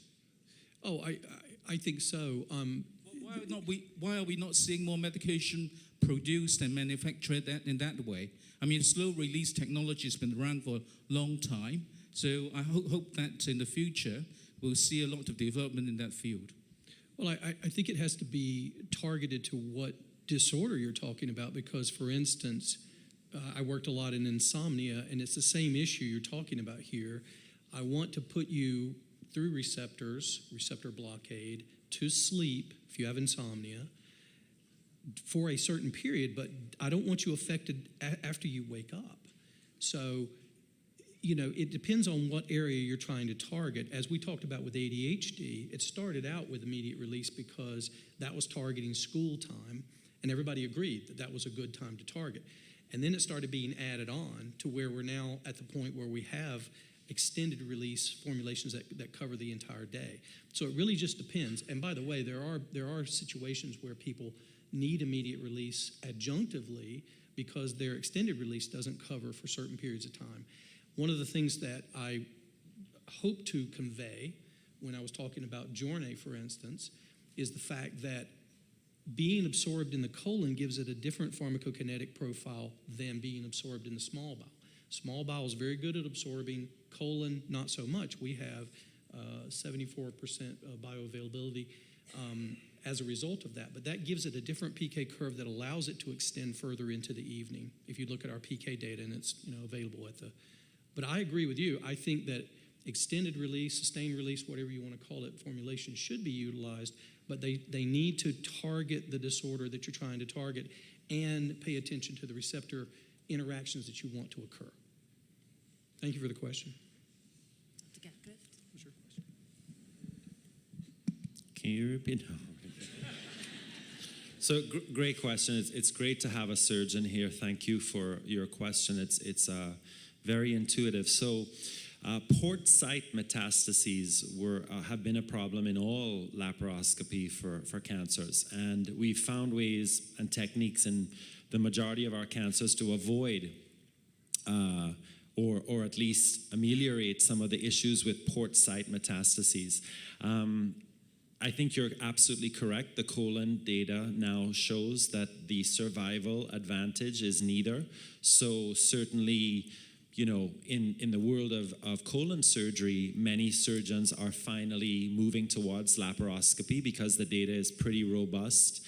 And there is not an inferiority problem. In other words, just like the way the LAC trial was designed, it shows that laparoscopy is not inferior. So you have a choice, and you're not going to subject your patient to any harm by using laparoscopy.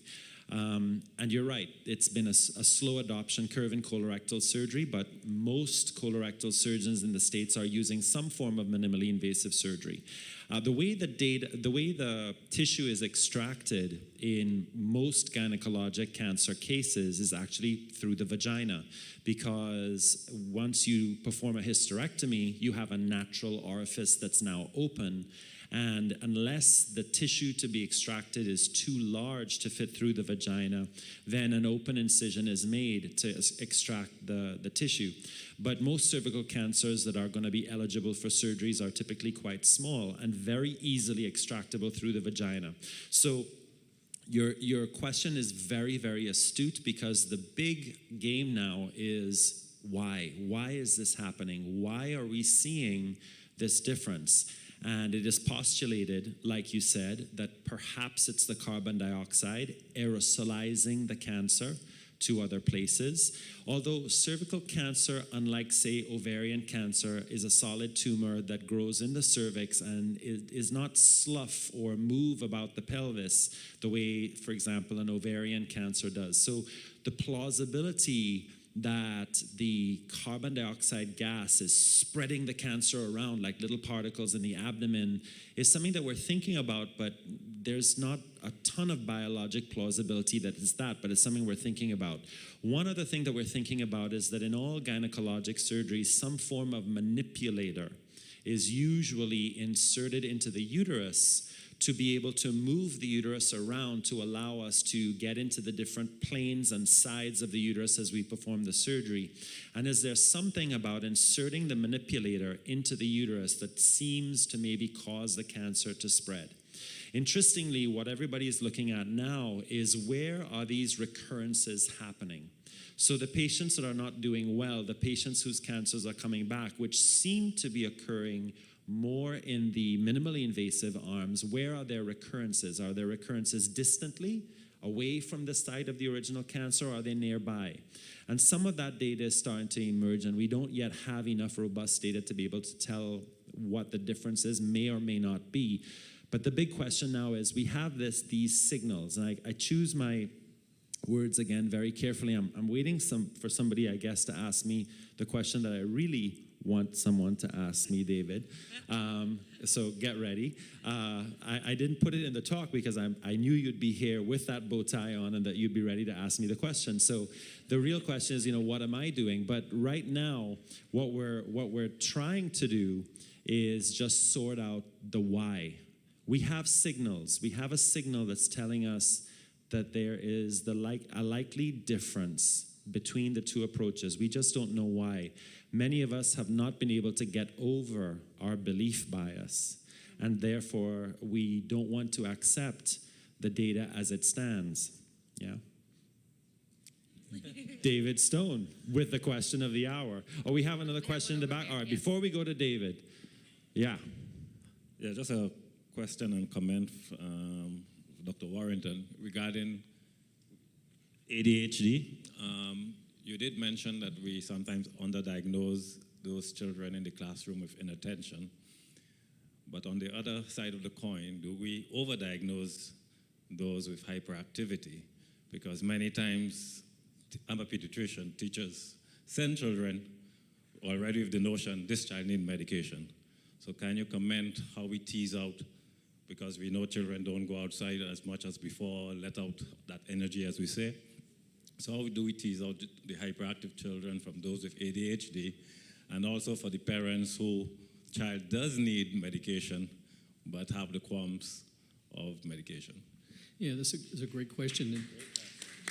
And it's interesting, just to put in context, the inattentive aspects of ADHD currently are more focused on females and more likely to be female. And I think ultimately that's going to come to a 50-50 split. And that speaks to the diagnostic aspects of that I was alluding to earlier.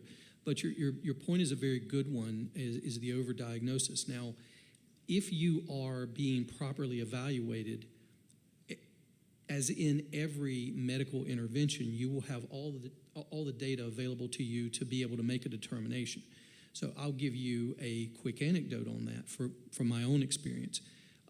I had a patient that was admitted to the children's psych ward when I was at University of Florida, came in 3 times, and he was tried on every version of ADHD medication available at that time, including Wellbutrin, bupropion, which is third line, and even mood stabilization. I mean, we moved, down the road of getting into areas that you're trying to figure out where are we, what are we doing. It turns out that in that scenario, this poor 8-year-old boy was being abused at home, and that was the sort of agitation and aspects, running away and that sort of stuff, which was described as hyperactivity. So to your point, you have to take into totality the entire diagnostic information that you have to be able to make sure that you make a good determination. The unfortunate thing is that there's no test that you can do. It's a clinical diagnosis, and the best available information comes from numerous sources, not just parents. A lot of times parents will bring in children, and to use the terminology here, there will be this belief by the teacher that this child is hyperactive. I actually had someone came to me once, the poor mother said to me, they say he can't go back to school until he's on a medication. And I said back, did she happen to mention which one and what starting dose? Because if she's going to be making medical determinations, I think I should benefit from that, right? So you get a lot of pressure to be able to do that. And as a matter of fact, in the case I just mentioned, that child did not need ADHD medication. So if your thinking there is that every hyperactivity is a moment for a stimulant and just adding that on, that's just bad practice of medicine.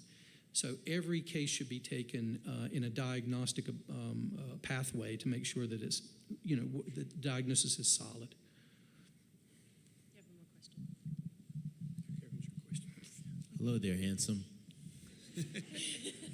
I'm going to go this one for Dr. Gatcliffe. I'm interested to know, because we can look at the information on the point of time of 2006, but I think that's ironic to judge the merits of using robotic surgery or any minimally invasive surgery, because you are talking about judging it against decades and if not centuries of use of a open technique that has now been refined and put forward and benefited from all the technology that we have now and the protocol studies that using antibiotics and the postoperative care. But I'm curious to hear from you as to what you might think as to why you saw that divergence, on top of the fact that, of course, we are dealing with an incomplete study, a study that did not show a statistical value in terms of a p-value that was good. Do you think it's multifactorial as to just new technology that needs to refine itself? For myself, we talked about this for robotic surgery. When we first came out, we were getting a lot of char. We were getting a lot of burned areas because we weren't using energy properly. And we've refined that incredibly. I mean, just in the conferences I've gone to in the last 15 years, the change in how the tissue looks and how people are approaching tissue dissection has just evolved completely different. So I just wanted to get your comment as to what you think is perhaps maybe a reason for that divergence. Yeah, it's a great question. So I think the correct answer would be, I don't think that any of us actually really knows yet. I think we're probably going to understand that in the fullness of time in a few more years. I think your assertion is very astute. Open surgery, conventional surgery, laparotomy surgery has been refined, and we have decades and decades and decades of experience, and now we're basically looking at a very short period of time for a relatively new technique, and we're looking at an incomplete study. So the big question that many of the people that have been criticizing the LAC trial, people whose belief bias says we don't want to accept this data. They're questioning, what really is the cause? Why is this happening? Many of us think that it may have something to do with dissection technique. Many of us actually think that it may be the manipulator or the way the vagina is closed. We just really actually don't know yet. But I think that the positions that have been taken by the societies, especially ESGO, and the kind of turning on its head by a number of major academic institutions that have now completely stopped offering any form of minimally invasive surgery for cervical cancer, speaks to the fact that, we have embraced data that is incomplete, data that is not robust, data that was not performed in the best possible randomized way, as our surgeon colleague highlighted and I put up in my slides. So we're in a really gray area. We're in kind of, in a way, no man's land. And so each of us as practitioners, certainly as individual professionals for ourselves, and then in some places, whole institutions are choosing to take a stand. And they're saying we either will or we will no longer offer this. In terms of my own practice, I feel that because we're in a gray area and we're starting to see signals that potentially tell us that minimally invasive surgery may be inferior, I certainly don't want to do anything that would potentially put my patient at risk. So for the time being, until the data is better, I am no longer offering robotic radical hysterectomy for cervical cancer in the interim. So that's my personal stance. But I have a colleague in my group that is just going to continue to adequately counsel the patients, as the SGO said, and in discussion with the patients, make a decision together as patient and doctor in terms of which way they like to go. Yeah. We have one more question from two more questions. Good morning, Dr. Gatcliffe. I had a question for you. Not a surgeon, definitely a layman when it comes to all this. It's very, very interesting. But I had a very basic question just about the folks that were in the study for the two approaches. And the first question that popped to mind for me was, what were the ages of these women? Potentially, what's the BMI of these women? And then based on that, the second part to that is, if you're going to do an open surgery, what's the chances of actually going back and doing another one versus having a minimally invasive surgery where there may be this predisposed bias for any surgeon to say, well, because it's minimally invasive, if I miss some, I can always go back later.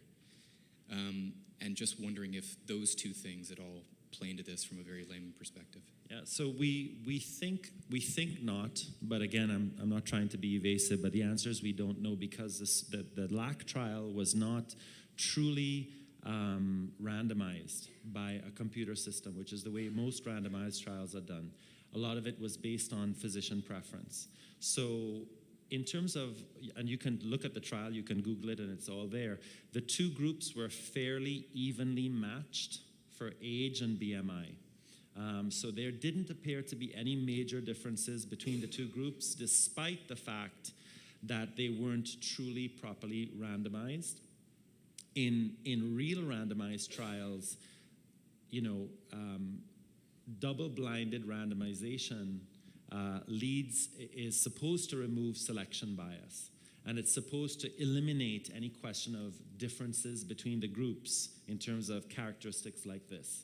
So it's a great question. In terms of going back, there really is no difference in terms of going back. If you had to go back for a second surgery for whatever reason, I don't think that there would be any difficulty going back regardless of the approach. James Hospitalis. Thank you both for excellent presentations that took us on a deep dive into pharmacology and the issues of human behavior. And Troy, to yourself for the presentation on an important issue of health technology assessment. And I see a link between the presentations. On the one hand, mental health, and you say, well, how's that linked to the surgery? Well, you started by talking about our belief systems and what are our question in my mind is, what are our belief systems about ADHD, and who defines it, and when does it become acceptable to just medicate children? As a father and as a granddad now, as a godfather, I felt amazement at what is possible with the dosing technologies and so on. And it sparked a couple of questions and perhaps some unease. As a population health doctor, I would ask you to comment on the issue of the medication of the human mind that is taking place through widespread use of medicines, some of which are intended to control behavior and some of which have side effects of that. So and then perhaps a bit more on the epidemiology of ADHD and what we know about its trends and differences between different environments, and therefore what can really be done to prevent it. Its links to nutrition, its links to additives in food. We're so mass medicated, or not just medications, but exposed to all sorts of chemicals. Part of the problem is in discerning the effects of being in different arms of things, Troy, if you will. Troy, my question is you showed really interesting, powerful data on why the difference between open surgery and robotic, minimally invasive.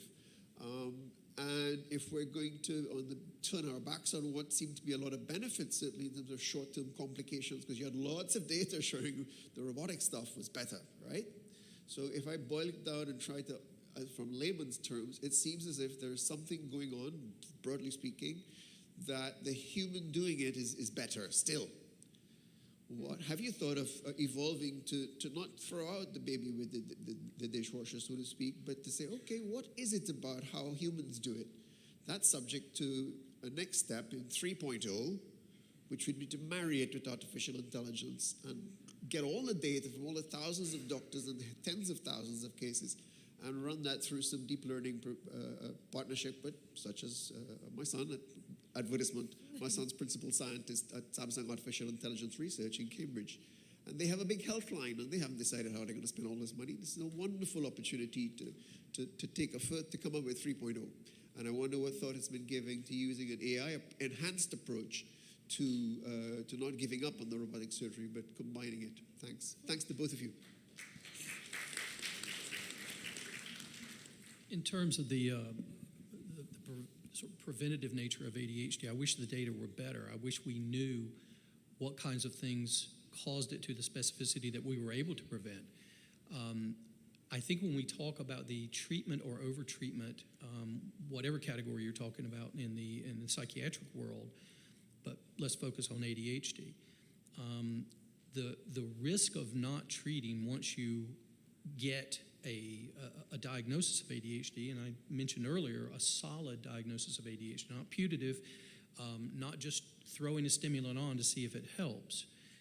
That's not the way it should be done. The way it should be done is the way it is done in good medical practice, which is you arrive at a bona fide diagnosis using the available data you have. Once you get that, you can start on behavioral approaches. And as a matter of fact, the American Academy of Pediatrics, SDBP, they think that should be done first. And I don't have a personal, professional problem with that. But I will tell you this, there are very dire risks of not treating to the extent you need to treat. So in other words, if behavioral takes care of it, I think that's great.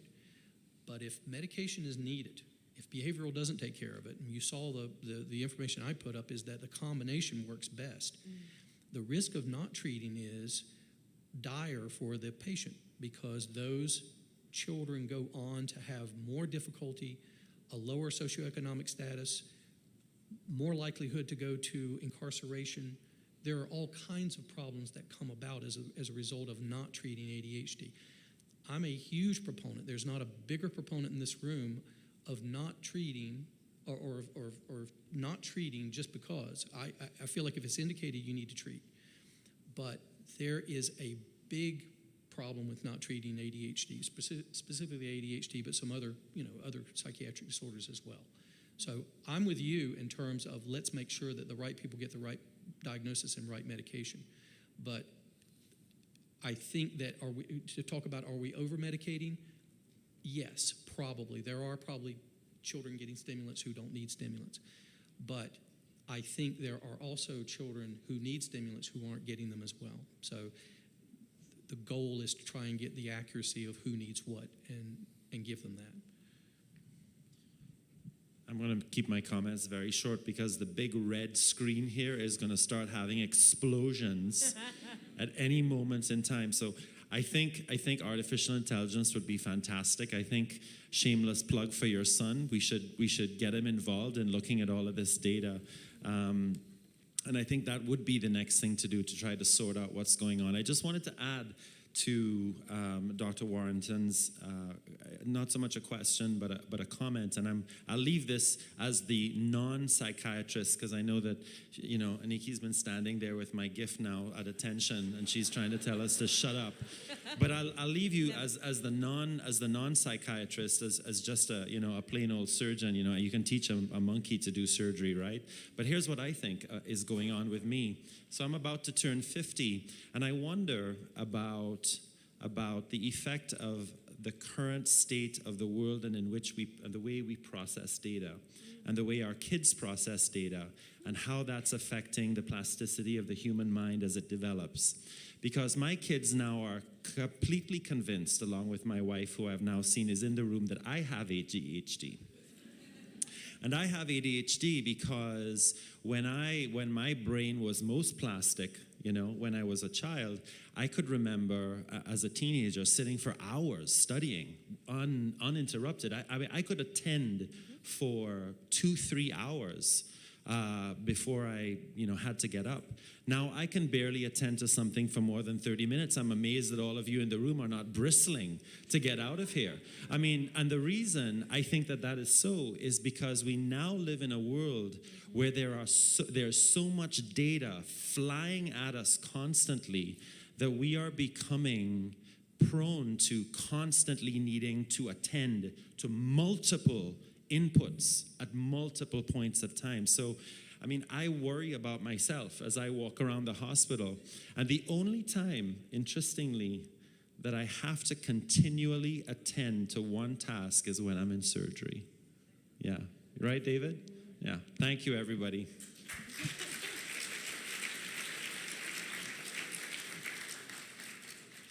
Thank you very much, both of you, for very, very educational talks. I'd like to call Dr. Gatcliffe up to receive his gift of thanks.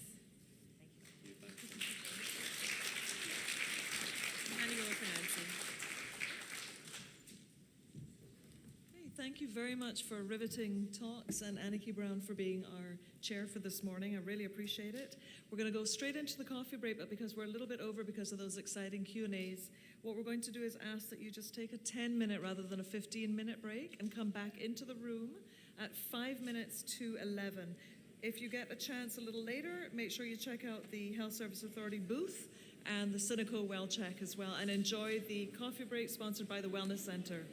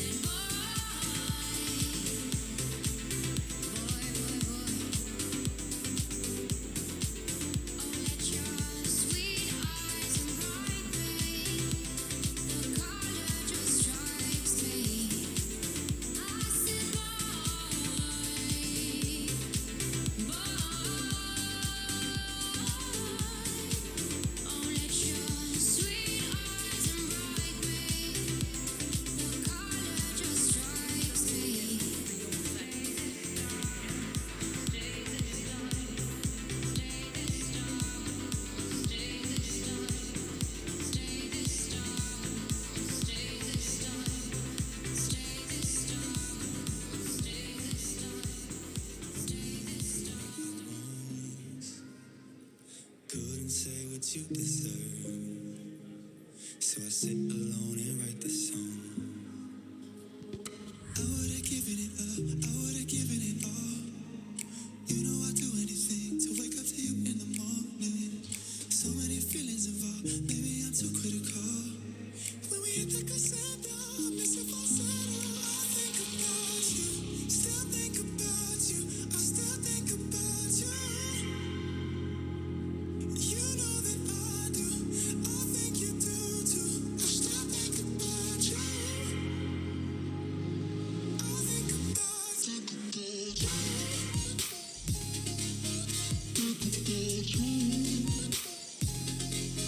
Think about you.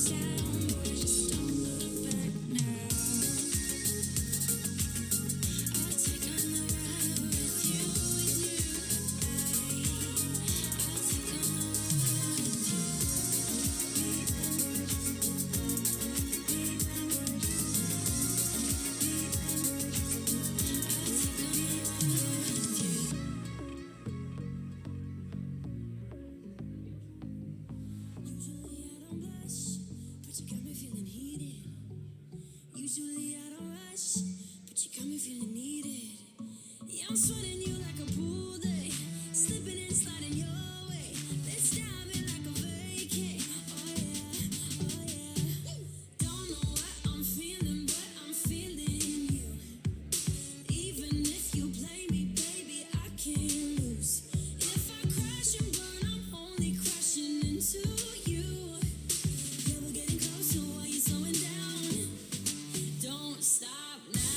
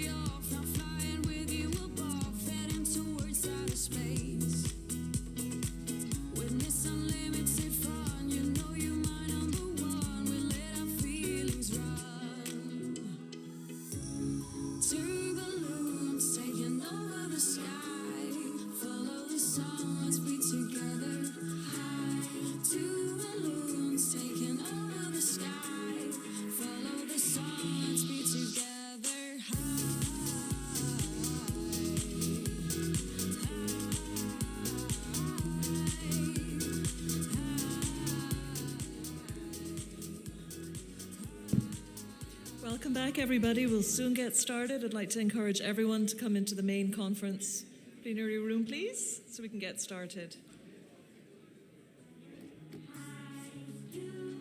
Hope everybody enjoyed their delicious coffee break. I know there were some people lining up when I left the room next door. Thank you very much to the Wellness Center for that break.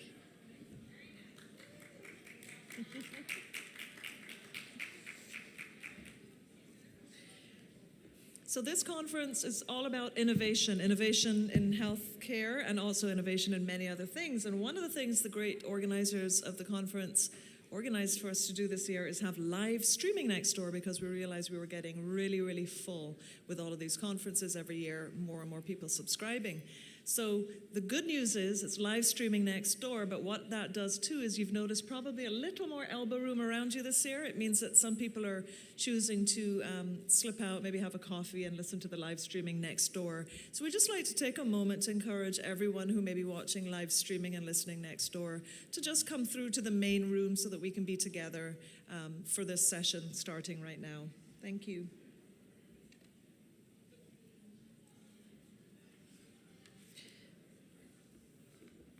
Thanks again to the Health Services Authority. They have a patient portal. I've been on it for a couple of years. It's really great. You can book all your appointments, get pharmaceuticals and so on, save you time, money running around. So that's really a good thing to sign up for. Also the blood bank. We're always needing more blood donors in the Cayman Islands. Also like to encourage people to check out the Sinico Health Check Station, which is on throughout all the breaks and lunchtime. Welcome all the delegates back. I see some more people trickling in. We'll get started very, very soon. Also at this time, I'd like to thank other major sponsors apart from Ironshore Pharmaceuticals, who are our Premium Plus sponsor, and that is Compass Media, and supporting sponsors DART, Ocean Med, Spectrum Therapeutics, Memorial Global Health, and Nicholas Children's Hospital. Thank you. While we're waiting for a few more people to come through with the coffee break that was moved back a bit because of the Q&A session from the previous session, I noticed an ad on Facebook very recently from the Wellness Center, which has had a milestone as well, similar to our 10th anniversary. And that milestone for them is they've just moved offices. And their kind of tagline on their Facebook post announcing their office move was that they had more light. And that really struck me as interesting because artists talk about having light and the need to use light to create art. And one of the very first art therapists, and again, the connection between the arts and medical, is Anne-Marie Gray. She was the first visual art therapist, and subsequently I know there have been music therapists and I think a drama therapist as well in the Cayman Islands, and she got her career start at the Wellness Center. So shout out to Wellness Center to be innovative with healthcare professionals and also for their amazing coffee break. Thanks again. Big round of applause for them.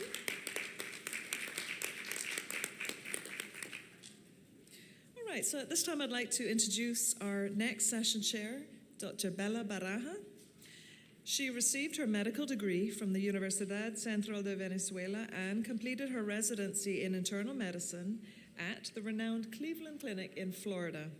She is board certified in internal medicine by the American Board of Internal Medicine. Her work experience includes 5 years as a hospitalist for the 700-bed Memorial Regional Hospital in Broward, Florida.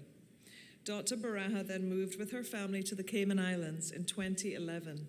She presently works as a private physician at Helix Healthcare and holds privileges at Doctors Hospital and also HSA Georgetown Hospital. She has been a director and is now vice chair for the Cayman Heart Fund. As such, she's the main organizer of their annual international symposium. She also served on the board of directors for the CIHSA.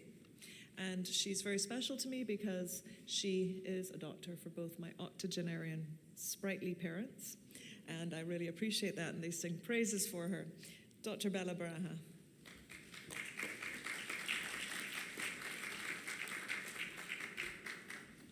Good morning, everyone. It is really my privilege to be here, and I would like to first thank the organizers for including me, and thank you, Nancy, for the nice and kind words of introduction, and it is my pleasure to see your parents always.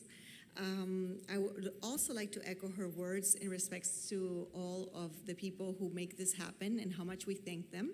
It's an extremely exciting time in medicine. The turnover in technology and medical advancements is so fast, is sometimes mind-blowing and hard to keep up. So I think these two talks that we're about to listen to are quite contemporary relevant. They're going to focus on evidence-based medicine, communication, using technology and other tools so that we can achieve the best patient care and also be cost-effective, because in the long run that also improves patient care. I would like to remind everyone to try to remain quiet so we can all listen to the speakers. The talks are approximately 45 minutes in length, and then we'll have ample time for questions and answers. So I would like everybody to take advantage of the paper and pencil and write your questions down. We will try to get to everybody's questions. The first speaker we're going to introduce is Dr. Eric Grybowski, and I know there's a Z after the Y, but I was told it is Grybowski. He is from Bolivia, and he comes to us from Abbott Diagnostic Business. He is a clinical solutions specialist manager for the region of North and Latin America for Abbott. The topic of his speech is going to be state of the art of clinical support systems in the healthcare digital transformation. He aims to act as a bridge between health data, use of evidence-based medicine for exceptional patient care and real-world scenarios, with focus on new business model solution for heterogeneous health systems. He is a medical doctor, but also received a master's in health economics from the University UPF of Barcelona. He also has a degree in epidemiology from the National Institute of Public Health of Mexico. He has diplomas in health programs, impact evaluation, and models of programming. Dr. Grybowski has 10 years of experience in real-world evidence, health economics, and outcomes research for public institutions and the pharmaceutical industry. He teaches, is a professor of biostatistics and epidemiology, and he has ample international experiences with organizations like the United Nations and Doctors Without Borders. So it is my distinct pleasure to welcome Dr. Grybowski up to the stage.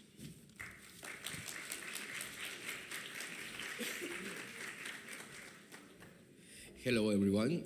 Thank you very much for this kind presentation. It's an honor and a privilege for me to be here and to have these spaces to speak about these technological advances. Maybe the title of the State of the Art of CDS is a very strong and long title, but we are going to make an approach about our clinical solutions regarding to this topic around the world, and of course, we will be able to respond any question that arise from these new technological and new advances in medicine, but it's not for the future, it's right now and it's happening. No? So if you can help me with this small video that we have at the beginning of this presentation after we start.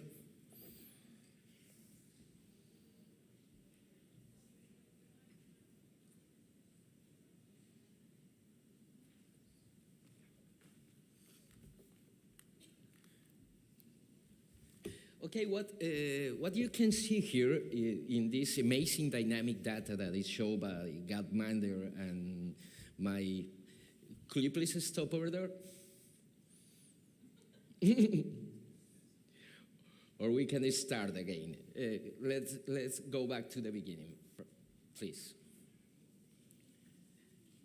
Okay, put it on 1919, 100 years ago.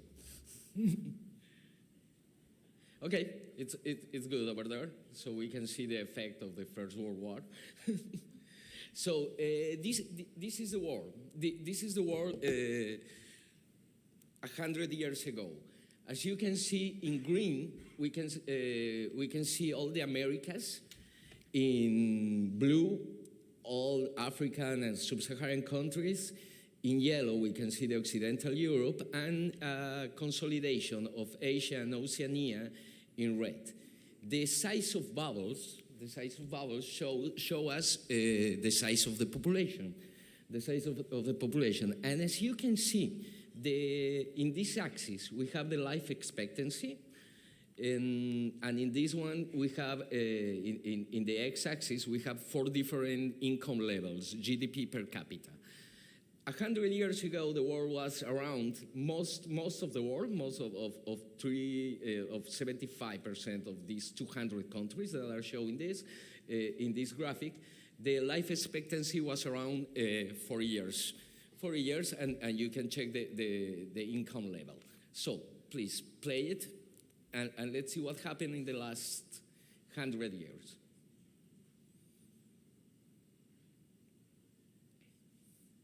Okay, you can check that coming down was the Second War, the Industrial Revolution, what is happening right now.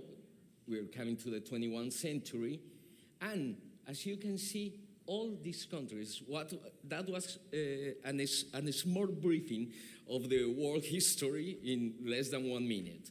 Okay, so what we can see here is a positive trend, an increase in life expectancy, and this increase is like more than 60 years in life in global life expectancy, and in global income.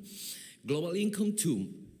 If we could split, for example, some of these bubbles, China, for example, you could see that some of the poor provinces of China are around the average of the African countries. And if we can think about Shanghai, Shanghai has the same life expectancy that most of the European countries.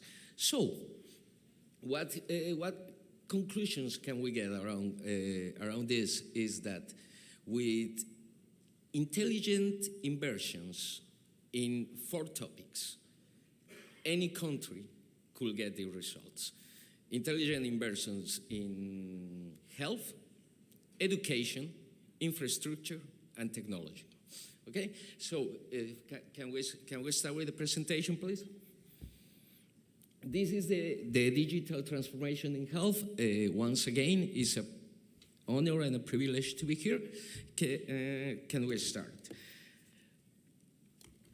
What are we showing? What are our global healthcare challenges around the world? We have all the reimbursement cuts. Health, it's always the most effective with government reimbursement cuts, so we have to squeeze budgets. Staffing shortage, hospital and laboratory consolidations, lack of personnel, and we have greater information to unstructured data. That is the same of having nothing. No, we have petabytes of data around the globe, but if this data is not used and is not linked directly for a clinical outcome, is the same that having nothing. So, what is happening? We are creating around the world, and Abbott and CDS is no exception, new business model solutions that we need to use it around all the global and all the heterogenic health systems, because as you will see in this presentation, the spending in health will increase. It's a reality, and there's nothing we can do about it. At least we think intelligent in this kind of new business model solutions, like risk sharing, pay-per-performance, bundle payments, and other structures that are working around the globe, and we need to analyze it and adapt to our health systems. So that's what I show you right now. This is what happened right now, and as you can see, the Cayman Islands has, this is an official site that I get the life expectancy around 83 years, and one of the most wealthy and high average or GDP per capita income. So, what's happening? What is the result of this population aging? This population aging, it's affecting us with the increase of non-communicable chronic diseases. If you can see these green bars here, are the bars related, what is happening with health regarding to population aging. And as you can see, the chronic respiratory diseases, and please check and keep this in mind, the cardiovascular diseases, diabetes, and chronic kidney failure appearing as a global problem in terms of mortality. When we see this data and we split it for age groups, what we can see is in global terms, this is global data extracting from the Bill and Melinda Gates Foundation, from the Health Metrics Institute. This Health Metrics Institute, I always encourage my students and everywhere I am to use this data, because this is real data, and they make better work than World Health Organization. So they put the World Health Organization to do his job and trying to improve his results in the last 10 years in order to make this appearing. No? So what is important here is that 73% of deaths in 2017 were due to chronic diseases. Data in healthcare, as I told you, is most useful if it strongly correlates for a clinical outcome. Data, dispersed data on the cloud is not useful if we are not checking out what are we extracting from this data analytics, and which actions are we going to take regarding to this data. So, healthcare spend is increasing from the same data from Health Metrics, this Bill and Melinda Gates Foundation. The analysis from 195 countries from 1991 to 2015 give us the opportunity to extrapolate and go further 200 to foreign. So the data here is we have $8 trillion in healthcare spending that was rise from 2007 to 2017. This 8 trillions was increased to 10. And the projections, the forecasting show us that it could be $15 trillion in 2050. If you remember the income levels that I showed you on the first slide, this show us that it's not particularly to the first world countries that we can say. No, this problem, it's up to us, to all the world. Every country is experimenting this increasing, and our region, the Caribbean and Latin America, is not the exception. So therefore, spending in healthcare, it affects to all the world. And when we are thinking about risk management that it's the backbone of epidemiology and global health, what are we watching in this world? It's that less than one patient,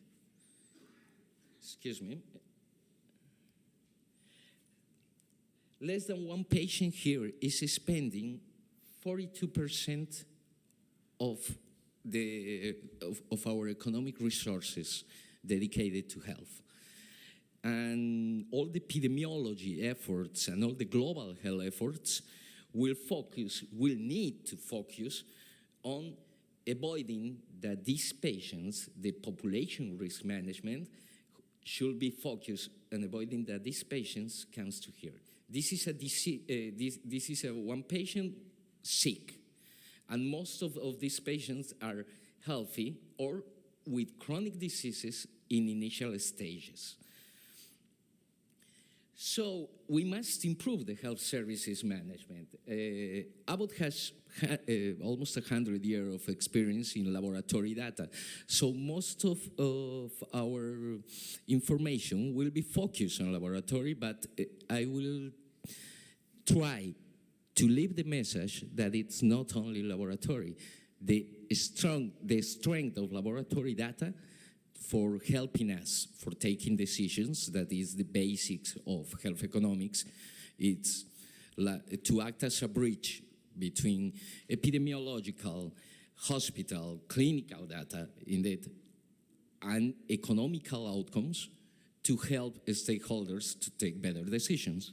So, speaking about laboratory data, this is a very nice study. It's a Colombian study for the Inter-American Bank of Development that it's seeking for something like 3 very simple laboratory tests in more than 10 big laboratories, because this is showing us one of the most biggest insurance companies around Latin America.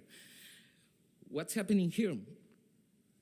What we can see is most of this laboratory has very heterogeneous. We are looking for a glycated hemoglobin if some patient has some kidney function laboratory and some cholesterol level. 3 very simple tests that we were supposed to everyone on the room, if they get to the hospital, we're supposed to have.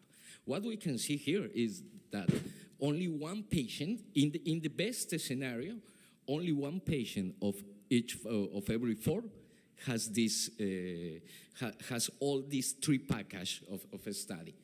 And how it affects us? How it affects us? Of course, to the population and of course to the healthcare system. This is the same example, but when we divide it, it's a very long cohort. It's more than 324,000 patients. What happens if we are looking for at least 2 glycated hemoglobins in the process of healthcare attention? Let's remember that the American Diabetes Association asked for at least 4 glycated hemoglobins. We were looking for just 2. What happened regarding to the ambulatory process? And let's take a look of these guys that were no compliance in these glycated hemoglobins. Of course, we made less tests, less hemoglobin tests, and it's a cost saving. We were saving at least $1.5 million because we were not doing glycated hemoglobin. But these guys who were no HbA1c compliance, in terms of complications, it was $116 million expensive in this cohort, retrospective cohort that we were following from 5 to 10 years, this page. So this gives us an example of what's happening, okay? And all this, this is important. We are analyzing these 2 scenarios in the English Caribbean. How is the cost of retinopathy, of cardiovascular disease, of nephropathy regarding to diabetic patients? And the second scenario is a very optimistic scenario with wide coverage, broad coverage, and total access for medication and all resources. But let's think it's real, no? As my Hans Rosling, my global health guru, says, we need to work with the world as it is. So make it real, and we can see how many millions are we expending on these complications of only one disease, that is diabetes. If what we would see right now, it's the epidemiological distribution of diseases. Globally, one of every 4 patients is dying around the world from cardiovascular diseases, stroke, diabetes, and chronic kidney diseases. If we take a look of this comparison to the Caribbean, we will see appearing some other causes of death. No, for example, we have natural disasters, of course. All Latin America has this not to be proud of violence statistics, but we can take a look that we are experimenting this epidemiologic transition from chronic non-communicable diseases, cardiovascular, stroke, and once again, diabetes and chronic kidney failure. Let's think about if we have people from the laboratories here that for all these oncological diseases, we have many biochemical markers that can be useful for us in order to take decisions just considering the laboratory data. What happens when we take a look of not the cause of death, what is happening with the health system regarding to this amazing metric that it's called disability adjusted life years? Which are the diseases that are squeezing the small budgets in health in terms of long-term expenses? And as you can see here, all the Caribbean, it's once again, we are watching all this small quadrant that it's cardiovascular diseases, but you can see how diabetes and chronic kidney failure increase. Of course, in terms of disability, will appear some other diseases like back pain, osteoarthritis, congenital, but let's think about this and this in the Caribbean. Let's make a comparison. All the epidemiology is based on comparison. No? When two epidemiologists ask one to each other, how is your husband? And the other one will say, compare it with what? No, of course. Because this is a comparison between the Caribbean and the Great London area. As you can see, we don't have this. Violence is much less. Oncology is bigger, but let's see this. If it's still being a problem in London, the diabetes, but not as much as our region. No, and this corresponds to this global transition in terms of diseases. So, what was the purpose of showing all this information, all these boring numbers that we can see is because we have an opportunity. We have the opportunity from the laboratory to leverage the power of the laboratory unique position as a data epicenter. Why? Because we can create greater value and broader healthcare challenges working in concert with all the health system.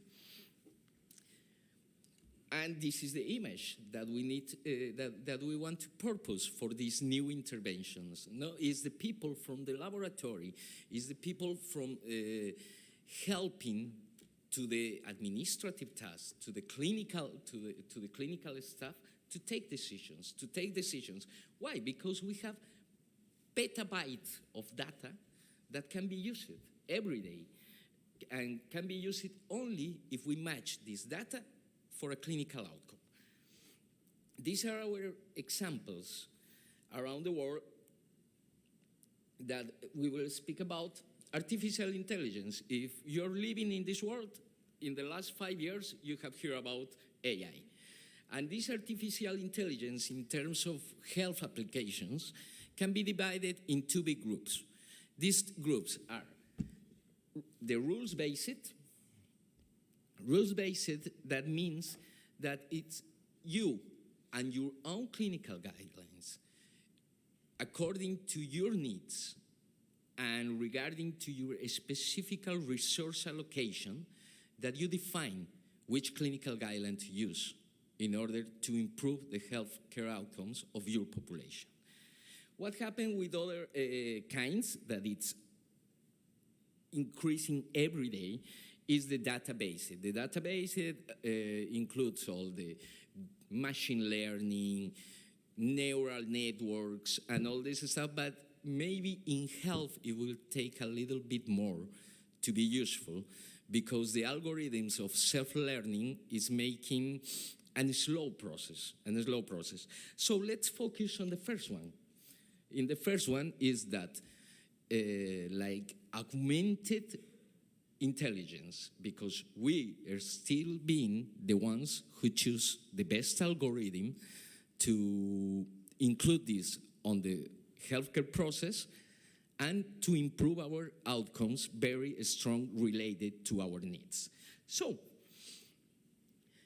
the American Medical Information Association definition defines clinical decision support as relevant information that it's applied and given in a timely manner to improve decision making.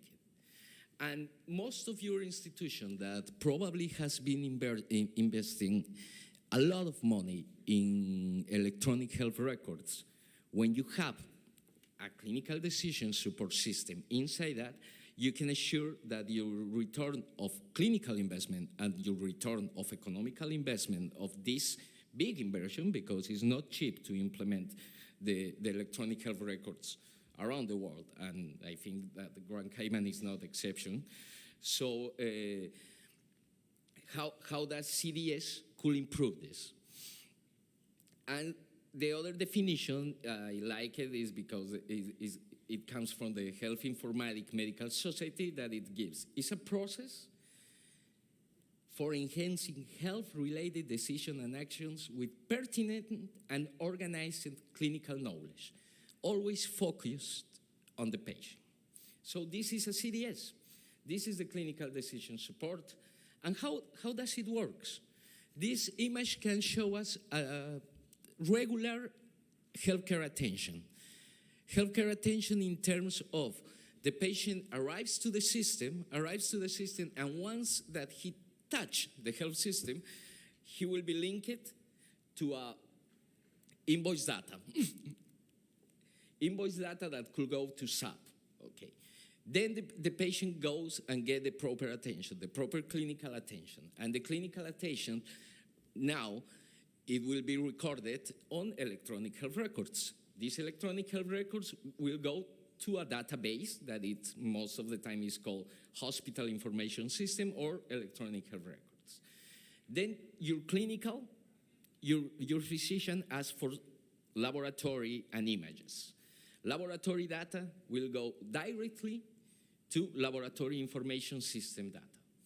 If you have some software that it's very, we encourage everyone to have it, because when you're looking for many drugs, multi-drugs in the same patient, you can choose and you can have a better manage of adverse events if you have this pharma data. And at the end, the patient will come out from the service and we will link all this information again to the invoice data. This happens, the health will be coverage and will represent an spend of money every time. If the money comes from the public services, it's better. From the private services, it's okay. But when it comes from the out-of-pocket of the patient, we know that it's the worst case of financing the health. So once we got that, we can understand that we have 5 different databases, and the clinical decision support system can be enhanced to any of these databases. Of course, as I told you during this presentation, the characteristics of the data characteristics of list data are better because it's structured. It has been decades of working in order to have the issue implementation, the quality management of this data, but every time and every day, the electronic health record is improving to have the same thing, the same kind of structured data. So, when we complete this, let's think about that CDS can be useful in any of these examples. For operational excellence, I will show you an example in Germany on the next slides. Our focus is high quality level regarding to assure the adherence to clinical guidelines, and high level experience with medical continual educations and updated and standardized information that can be updated, as I said, in the same minute that you want, because you create a knowledge base that can be adapted anytime you need.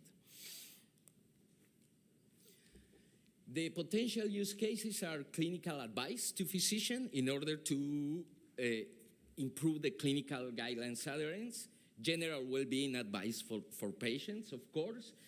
You can increase the demand of clinical trial rules.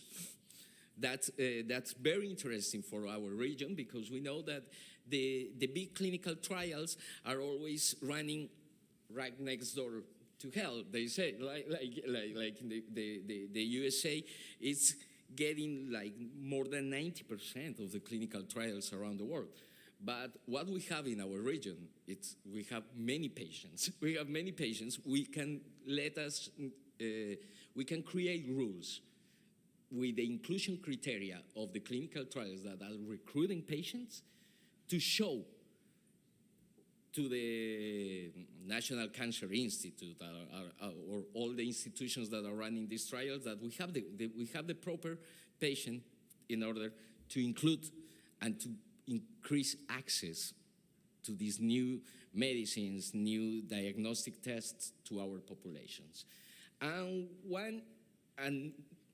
last but not least, we can improve the coding. We can improve the coding, and improving the coding, we improve reimbursement. This is an example. This is a global example, but let's think about chronic kidney failure, diabetes, sepsis, that I have the authorization today. I get the authorization to show a very interesting protocol that we're running in Spain, reimbursement and comorbidities, and all other diseases that can be enhanced by CDS in order to improve and to have a better patient impact, a better clinical impact, and when you have a clear clinical outcome, this clinical outcome can be easily monetized. And, of course, to have a finance impact, that it's all we need in the healthcare system. For example, this project that has been running in Ohio hospitals was using the new stratified risks of the new troponins in order to make a good stratified. We go to the pathway, to the clinical pathway, and to see exactly which are the points, which are the pain points on this clinical pathway. So, enrolling heart failure patients, identifying potential myocardial infarction cases in the emergency at the emergency department. And as CDS, as I told you, CDS is not a therapy, it's an enable. And as an enable, what CDS does is to help the patients go inside the proper clinical pathway of attention. And as they are on the proper clinical pathway of attention, we will have better clinical outcomes. In this example, the acute myocardial infarction cases reduce the length of stay with a proper stratification of the risk. And what happened with the chronic cardiac failure? The chronic cardiac failure was focused on avoid readmissions. And as you can see, we take information from the list and the hospital information system to increase this. And I told you, this 1.72 less days of stay can be easily monetized to your population stage. What happens with the glycated hemoglobin is the same. We develop algorithms to find missing patients and to local referral pathways and provision of lifestyle change programs, and as programs to increase the adherence to education programs of these patients, with very simple information taken from the laboratory information, like the glycated hemoglobin. We don't need to go as far for like Netherlands of other places. We are running this. We are finishing an offline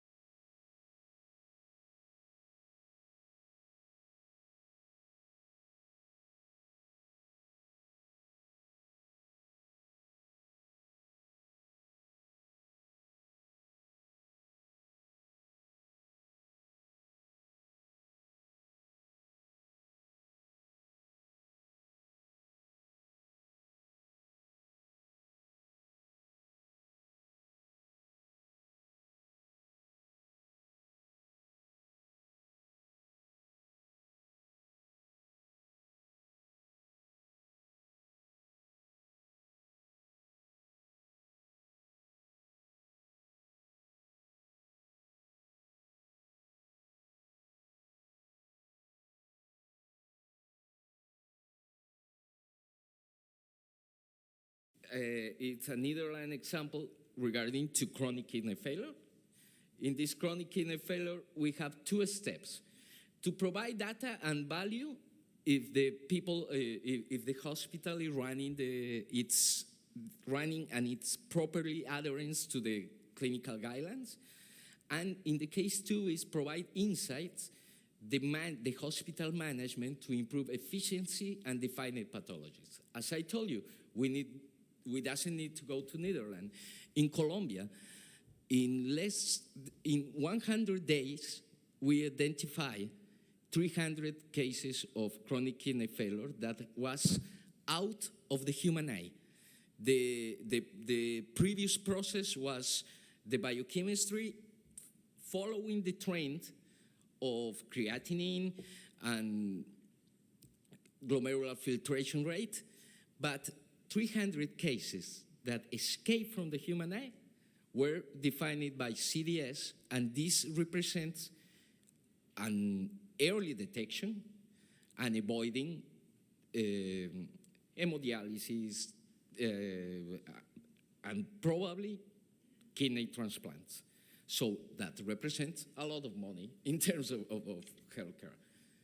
The last one, this information has changed. I was on third year of the university when the UK PDS study comes out, the ARM 35, and these are the decreases that only a 1% reduction of glycated hemoglobin represents 21% of any final outcome associated with diabetes, 14% in myocardial infarction, and 37% in blindness and kidney disease. So if we as enablers, we work over there, we can help and we can find these patients, these hidden patients and the patients that are in our total prevalence of the health system. This is a very interesting reimbursement process in Germany.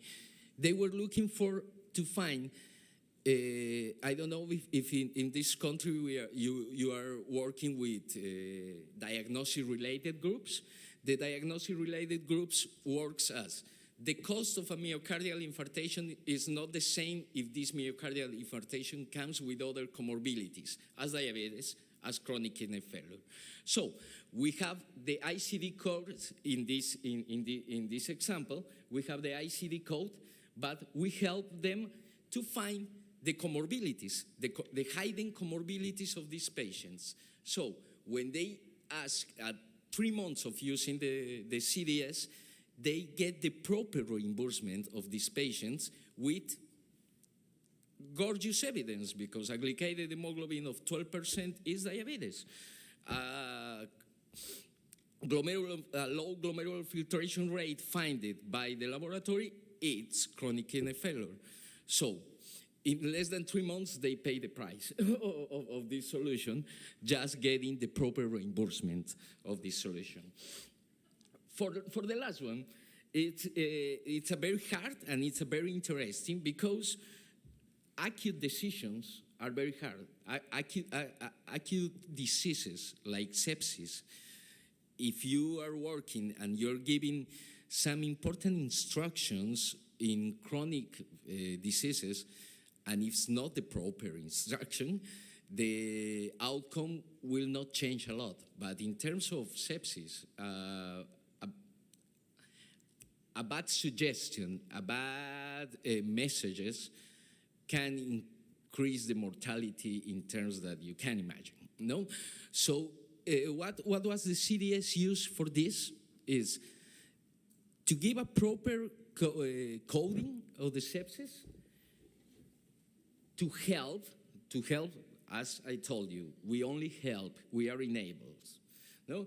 To help in the early diagnosis, to help to find complication factors like age and oncological patients and other stuff, to give 6 recommendations and reminding for initial monitoring, and to improve the SOFA score in terms of have it fastly than with a manual calculation.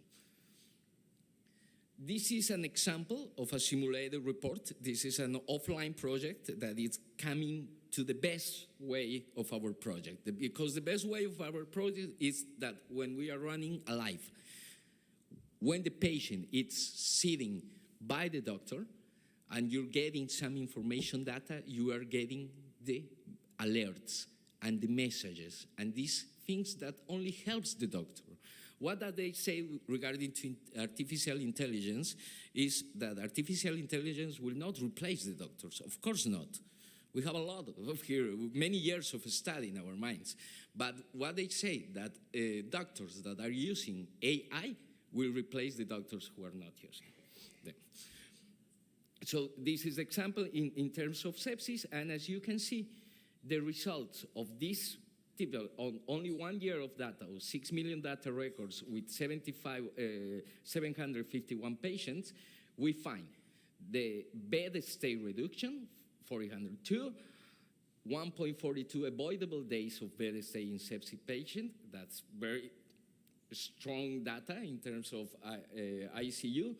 1.01 avoidable days. We know how much it costs the ICU everywhere, and I think that Grand Cayman is not the exception.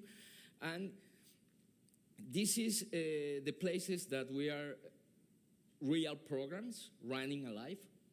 We hope to have some programs here.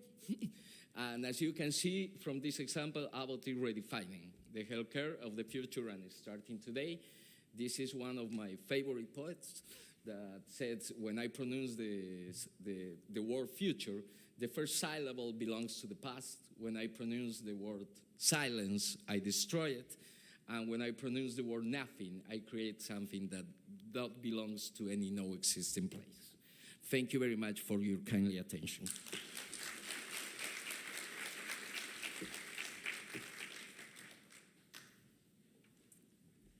Thank you, Dr. Grybowski. Such an interesting talk. So many topics that are so relevant. And I would like to open the floor for questions. We have just under 10 minutes for questions. So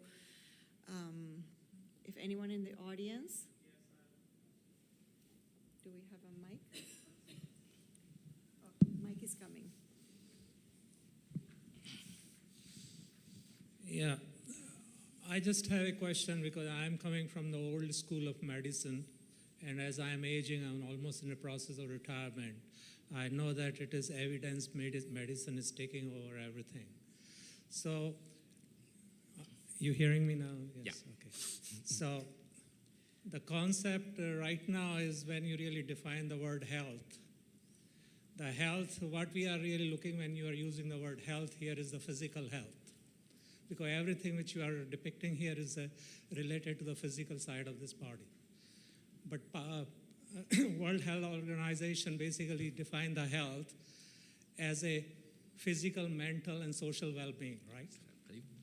So when we are doing the health, physical health, and we are pushing the patients for hours and hours to really get that evidence that this is what you have already created a mental pressure on that patient of staying in so many hours in emergency or wherever in the hospital patient is. And it is very true that patient is never laughing when they are around, even if they are not sick. Or when they are sick, they really don't know what's happening. And by the time that mental agony is over, and when the bill to the patient is given, and thousands of the dollars are given to the patient's bill, even if there is insurance coverage, there is still about 10%, 20% that patient has to pay. And what happens after that? You have basically taken care of the social well-being of that family, because that $1,000 or $2,000 that the patient has extra is now gone to the healthcare system. So when we are looking totally at the cost of the country, people are making the country. And what we are really causing right now is that we are trying to sell the health. And somebody really has to start looking at what is going to happen 10 years or 15 years or 20 years from now. And the concept of the health has to really take into consideration totally in a different way. Otherwise, we are going to be doomed into this black hole of the health. This is my perspective of this health concept. Thank you very much.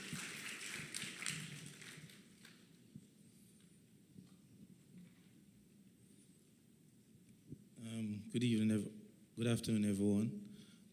Professor gave a very good speech. In a postgraduate program, I was recently asked whether or not clinical examination is becoming obsolete.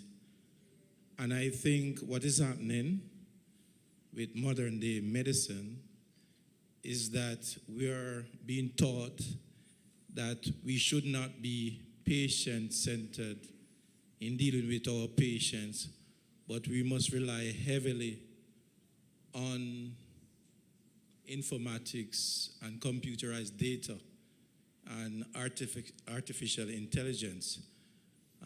I would say that research and modernization is a good thing, but I'm from the old school, and I still think that we should have a more humane and patient-centered approach to managing our patient.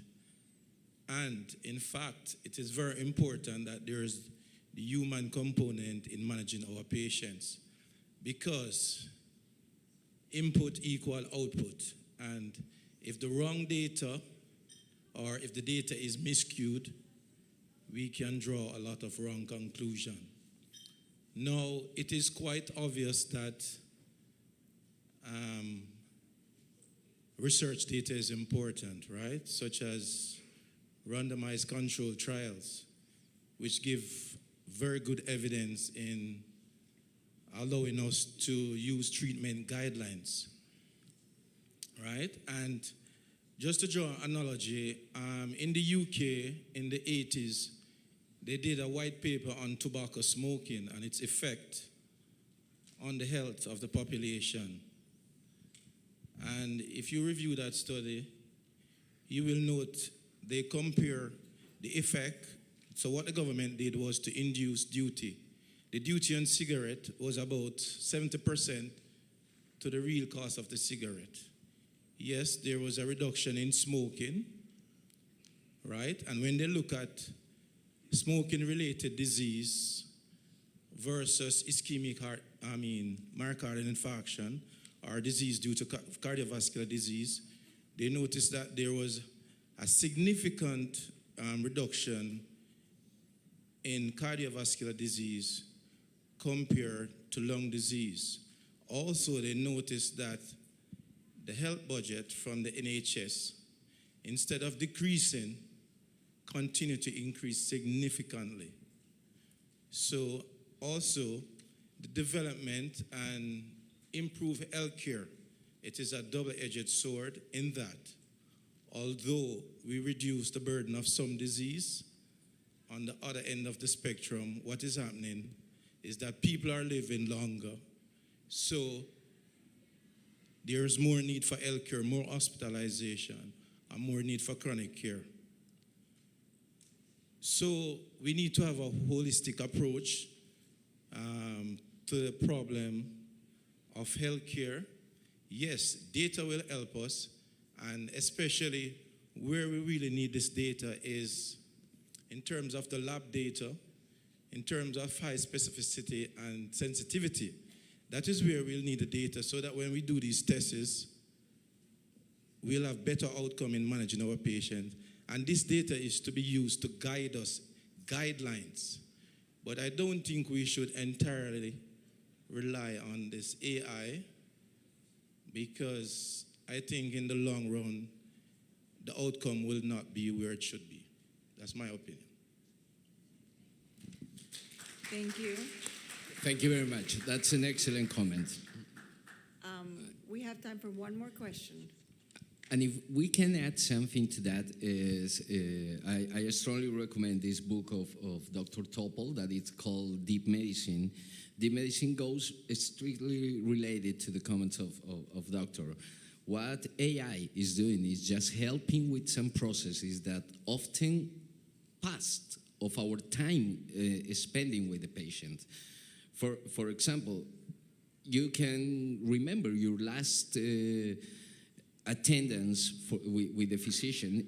If you have 20 minutes in a public scenario, it's a lot. It's a lot. Most of the times we are spending less than 10 minutes with the doctor, and the first 5 minutes are spending just clicking in the electronic health record. So what AI and, for example, this CDS is offering to the physician, it's to have more time in this humanized medicine, in the medical touch with the patient, and avoid, and you can rely on artificial intelligence instead of trying to watch the last 8 notes of the patient, the last 8 visits of the patients, and trying to find as fast as you can the trends in glycated hemoglobin and creatinine and all this stuff that always goes out of our mind and goes out for the human eye. So this kind of data can be analyzed, and you can rely on them because the lack of error is very small, and you have more time to increase your patient touch, your patient time, asking about the medical information, the natural history of this disease, and all the symptomatology that can be obtained only with the medical skills. And that is some of the affordabilities. And as I said, Dr. Topol's book about this much better than me. Thank you very much. Great point. So last question, please. Yes, good afternoon. Very nice talk. Thank you very much. Very interesting. I feel that from your presentation here, to implement clinical decision software, it would seem that we would need to have electronic health records. And considering that the Caribbean area is a low resource, low income area, how likely would we be able to implement clinical decision software? I'm speaking from a Caribbean perspective. Or in other words, the question is, has anyone been able to successfully implement this sort of process in a low resource area? Do you have any advice as to how the Caribbean could be brought into this era of clinical decision software without having widespread use of electronic health records? I imagine most Caribbean countries probably don't have electronic health records established probably in most of their clinical practices. So what kind of advice would you give the Caribbean if we were to try or attempt or want to implement this kind of systems here? Excellent comment. Excellent comment, because yes, indeed, we need some strong information to implement the clinical decision support. But as I emphasized, at least we need a laboratory information system. We need to work with the region as it is. So if you don't have an electronic health record, it's not a limitation. But you need a laboratory information system. Laboratory information systems are more common and more widely used, even in limited resource locations. So you can start using CDS, using LIS, and using the big data information that comes from the laboratory. And as it improves your processes, you can walk around and walk aside the electronic health record implementation. But the electronic health record implementation is not mandatory. A laboratory information system, yes, because we need data. If we don't have any of them, unfortunately, CDS can be applied. Thank you very much. Sorry, I think we're a little bit over, like, so. I just want to leave the audience, if healthcare system, hospitals and the companies were not on the stock market, what would be the escalation of the cost of the healthcare today? I leave that question for everybody. Thank you. We will go with that on Monday. And once again, thank you to Dr. Grabowski, and I would like to present him with a thank you gift, and this ends our first session.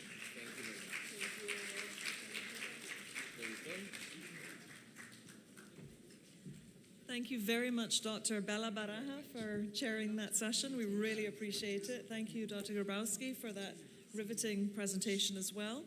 At this time, what I'd like to do is ask those of you who have chosen to stay here to attend Ms. Carol Appleyard's presentation, Medical Telemedicine Outcomes for the Cayman Islands and the Caribbean region, please remain seated because she's coming right up next. I'd like to acknowledge members from the CIC Farers Association, an association instrumental in providing this for Cayman. For those who have registered for the PAHO presentation, The Challenge of Climate Change and Health for the Caribbean, please take this opportunity to enjoy lunch, which is available in the Rembrandt room, which is just down the corridor and around the corner, outside on the veranda also, and next door in the Grand Cayman room. Please enjoy your lunch if you're choosing the second option, and we will be right back in this room at 1 p.m. sharp for the second option. And for Carol's option, that's right now. Thank you.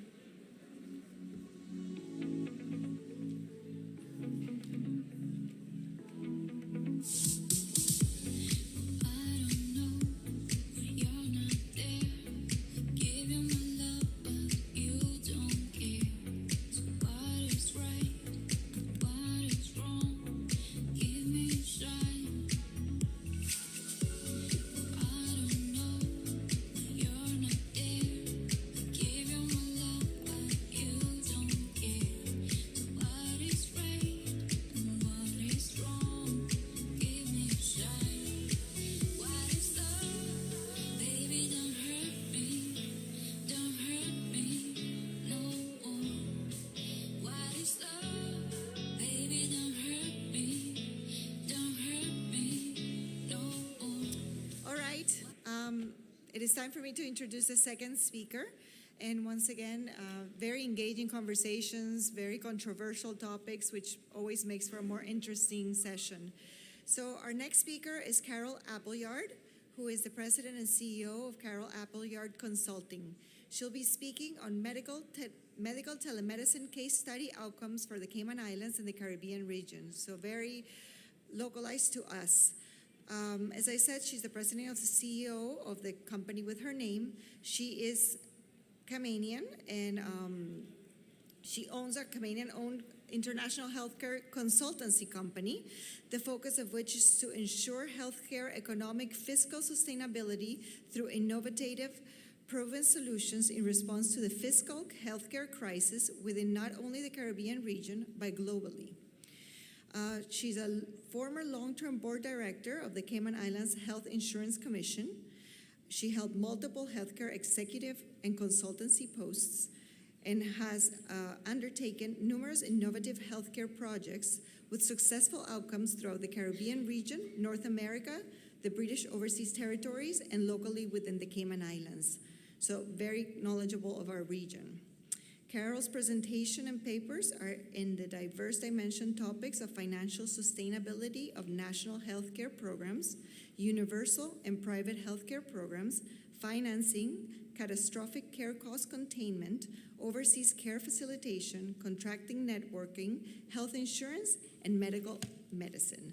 So here is Carol Appleyard talking about medical telemedicine case study outcomes for the Cayman Islands and the Caribbean region.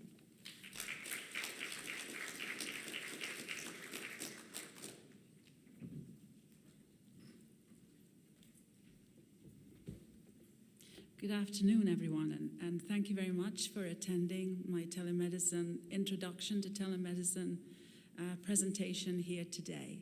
I'd like to start you off with a video because they say a video or a photograph is worth 1,000 words. So I am starting off with this important video. There are actually 2 case study videos of medical telemedicine. One is stroke, one is neonatology. As you are aware, these are the massive big cost to governments, insurance companies, patients alike. And also for the saving of lives. This is absolutely essential. So can we proceed with our videos?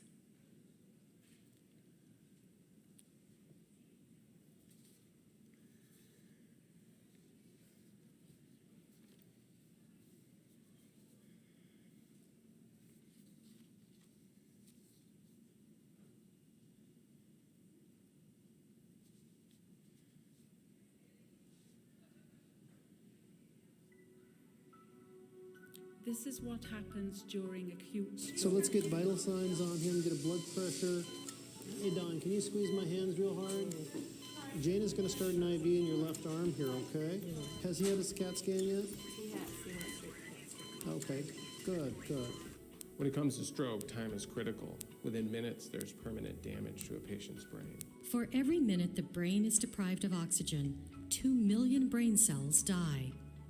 Telestroke is the opportunity for stroke experts to provide care to patients at the point at which they present, so they don't have to be transferred up to Portland to get that care.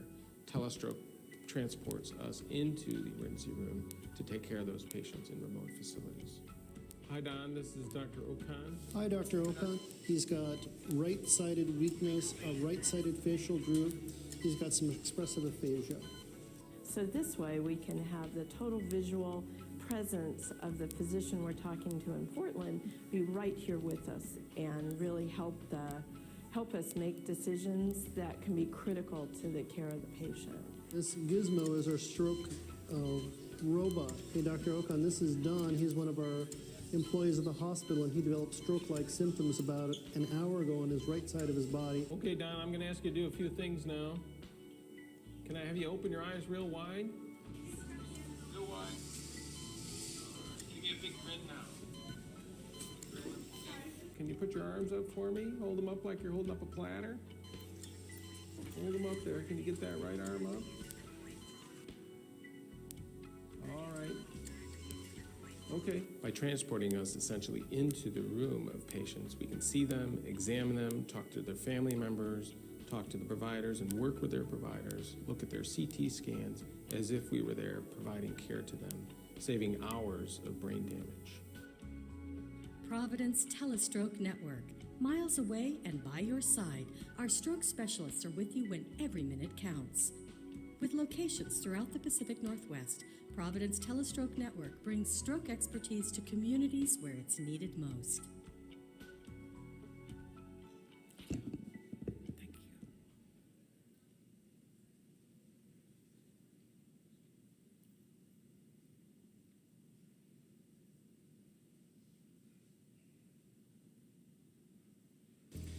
Okay, we're connected. Hi, Mom. I'm Dr. Ellenby. I'm one of the ICU doctors up at Dornbecker in Portland. Dr. Lundquist asked me to join you and take a look at your child here. It sounds like he's going to need to be transported up here to Portland, but we can use this telemedicine technology so I can actually see what's going on. Telemedicine allows them to get the specialist consultation that they want in real time, and it allows the consultant to see what's really happening, as opposed to depending on the physician on site assessing the patient and then communicating that assessment over the telephone, which is a skill. We now have a camera there and can see what's happening. It helps them get the neurologist or the pediatric intensive care doctor when they need them right away. Because as we all know, especially in the pediatric world, we do not have adequate subspecialists to go throughout the entire state. We only have 2 pediatric intensive care units, both of them located in Portland. We only have certain subspecialists, once again, located in Portland. So this provides, helps with one of the crises that we have in healthcare, which is the distribution of limited personnel, and those personnel are going to be located in the bigger cities where they have more of the population to see. So this will provide outreach programs in the future with telemedicine as it evolves from its infancy state. So we can both improve the immediate care the child gets by helping the docs on site. We can reduce costs when we don't transport patients unnecessarily. A lot of these children can be cared for in the community safely. It's just a matter of improving the comfort level on both ends of the call to know that things are being done correctly. In the acute care situation, when time is minutes, for example, with regards to stroke care, you need to have a neurologist make a decision pretty quickly as to whether or not to deliver what can be a brain-saving medication called TPA. Those neurologists aren't available around the state, but they are here in Portland, and they can provide the consultation with telemedicine. I'm going to watch along here while the doctor asks you to do a few things here. Go. Okay, Norman, tell me your date of birth, if you could. March the 17th, 1935.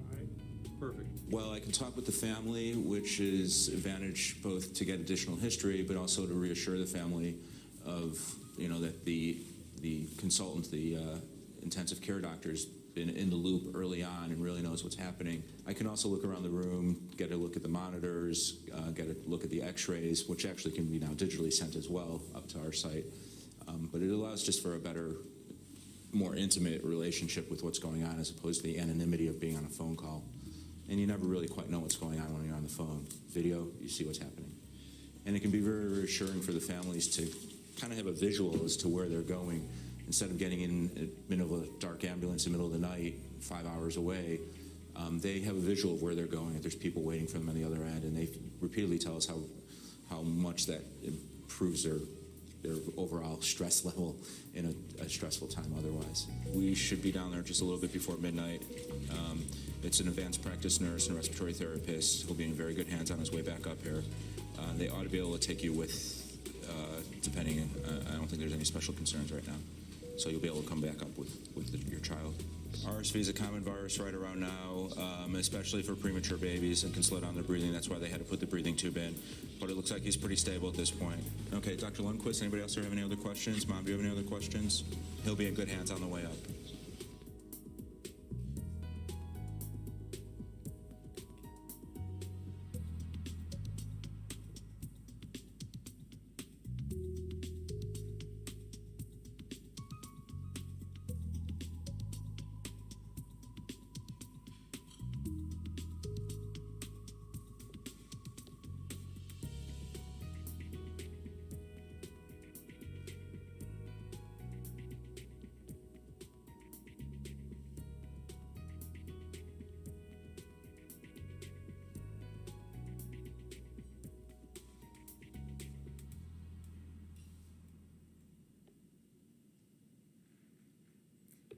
Could you cut the video now, please?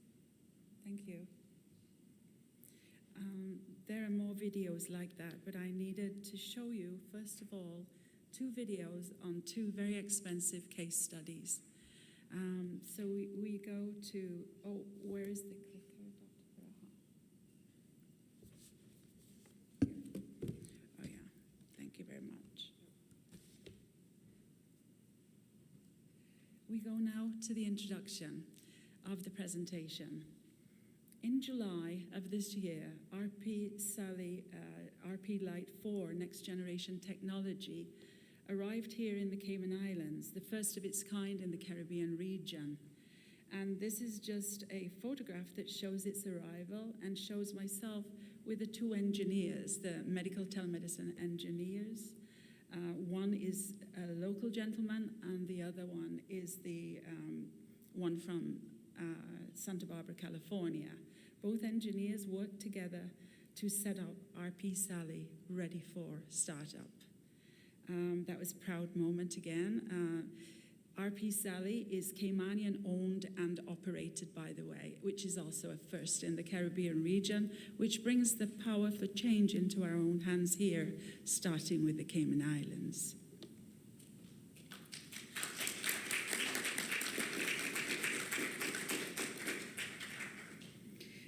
I'm hoping my presentation shows you the difference. Although it is called telemedicine, telehealth, remote presence, AI, all kinds of different descriptions about it, I wish to show you the difference because there are many differences. Telemedicine brings healthcare within the reach of isolated populations residing in medically inaccessible areas. That is mostly through audio. That is mostly mobile phones, a mobile phone connection over the public internet service. Whereas medical telemedicine goes the step further, as the videos show. Medical telemedicine facilitates fast, accurate diagnoses and care to complex catastrophic care cases, such as stroke, within seconds of connectivity. Everything is done in one go, everything, including immediate real-time reporting, as was stated in the video. I'll take this opportunity to just give a brief overview too. My case studies at the time I did my case studies for the entire region and Central America as well took place 6 years ago. And I did an in-depth study, and I traveled to those locations as well.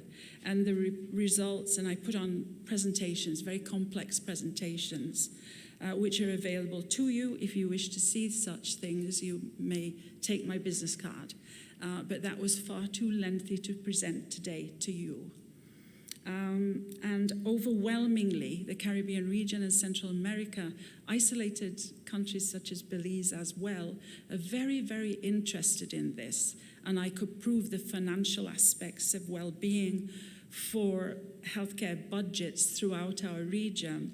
And I've now advanced to promoting telemedicine throughout the world. And we are in 2,800 locations throughout the world, including the Arctic Circle. So I'll go on with my presentation. Now, what is the difference between telemedicine and medical telemedicine, which RP Sally is medical telemedicine? It has the security of the FDA approval of medical devices. And is ready at all times to handle even the largest hospital networks, as well as single and multi-specialist locations with direct 30-second reliable connectivity, having networks of users in the hundreds and thousands of locations locally, regionally, and across the world. Medical telemedicine encompasses all specialities, and especially has emphasis on catastrophic care to save lives, as well as saving immense healthcare dollars. FDA medical telemedicine systems are equipped with peripheral robotic medical tools and the fastest access for comprehensive best outcomes where time and acuity demands immediacy of diagnosis and best care outcomes.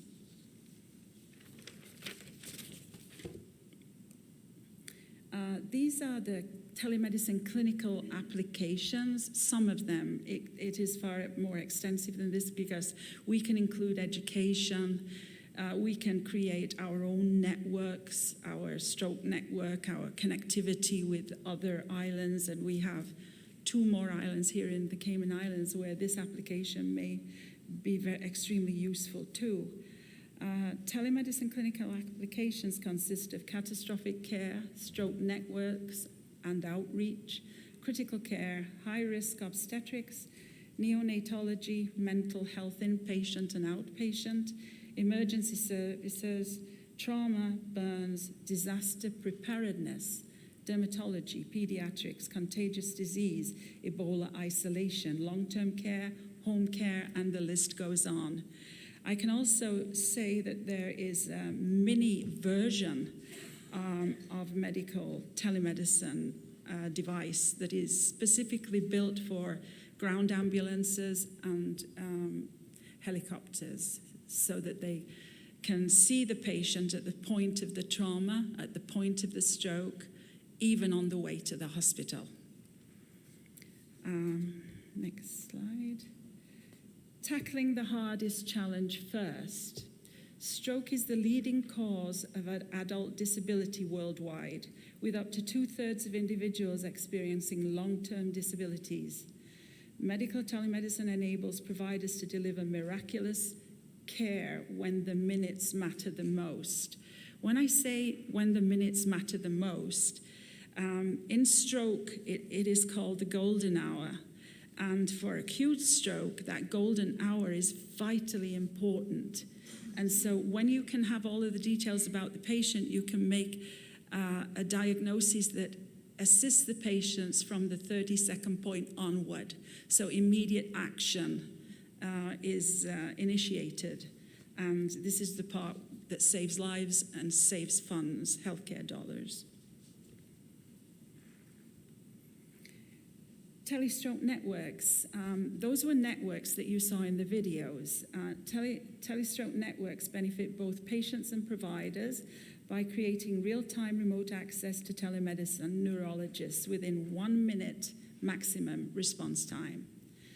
United States nationwide, there are only 4 neurologists per 100,000 US residents population, which makes the need for telestroke services critical in the world, and particularly in remote locations such as ours. Catastrophic care and stroke case study outcome. This is a singular case that I'll bring before you. These are the cost aspects and life-saving aspects of a case such as the one in the video.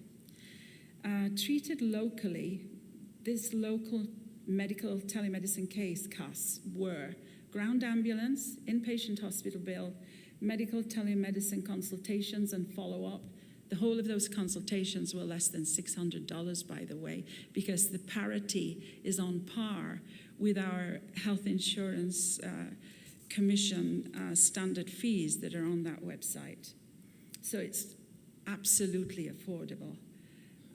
Long-term rehabilitation on the case was not required because of the fast diagnostic response and the fact that treatment plan was set up immediately. Average cost per case in these cases is $25,000 plus. I always put plus in case there's an extra test or something that covers that bill. I've seen these bills in person. The overseas air ambulance evacuation case cost, which was the only solution in some cases of acute stroke before telemedicine came on board. So you would have the evacuation by air ambulance, which for stroke takes a longer period of time in the air at a lower altitude to make sure that the patient is comfortable and to make sure that going at the higher altitude does not affect the stroke, in a negative way. So you have the cost of the air ambulance, you have the wait time associated. You have the inpatient overseas bill, which is always quite high in most cases. Long-term rehabilitation costs would be phenomenal. All care managed overseas on this type of scenario, the average cost per case is $1 million plus, depending on the length of the rehabilitation overseas. So if we just take 10 cases of overseas care for acute stroke, we're looking at $10 million. If we look at 10 cases managed here at home, where the patient is more comfortable, the family can come and visit the patient, and they have a faster return to work time or return to normalcy, that would be 10 cases for $250,000. So this is just one single case comparison, and this is the way we can look at it, where we can take acute cases and make them our priority for cost savings and saving lives here. And it wouldn't do any harm to our tourism either, I'm sure that, because we are connected to 2,800 locations in the world at this time. It was 900 locations 6 years ago, and that is growing. This is an interesting matter that always comes up, and it's about what are they doing in the United States about parity? States with parity laws for private insurance coverage of telemedicine, 2018. When I first started my study, about an eighth of that United States graph was telemedicine, that telemedicine was being used in those states. So this is 2018 graph, and you can see all of the states in orange are using telemedicine and have parity laws. That means, I don't want to get into it too deep because I could do a 3-day presentation on this one alone. But that means that they have agreements with government, and they are in agreements with the insurance company too, about what sort of a fee, what sort of circumstances are payable under telemedicine and health insurance. Now, the states that are in black do not have parity laws at all, so patients have to self-pay. I'm sure they will negotiate parity laws and come on board, but as of 2018, they are not on board, and as of today, when I'm speaking, they're not on board. Does not mean they're not on board with telemedicine, because they are performing telemedicine, but patients are paying for it themselves. The insurance coverage and the governments of those states do not have parity laws between them at this time. All right.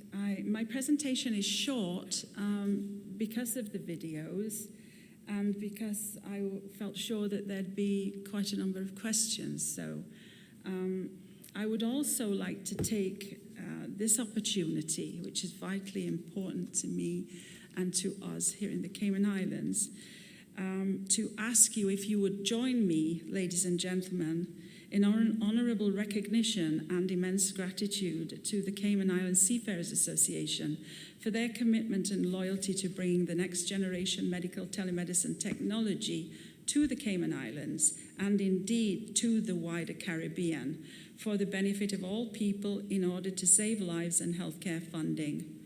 I would now like to introduce the executives of the Cayman Islands Seafarers Association who are here with us today. Mr. Denniston Tibbetts, President, Mr. John Douglas, Vice President, and Mr. Eden is not here? Okay. And we have the seafarers here. Pardon?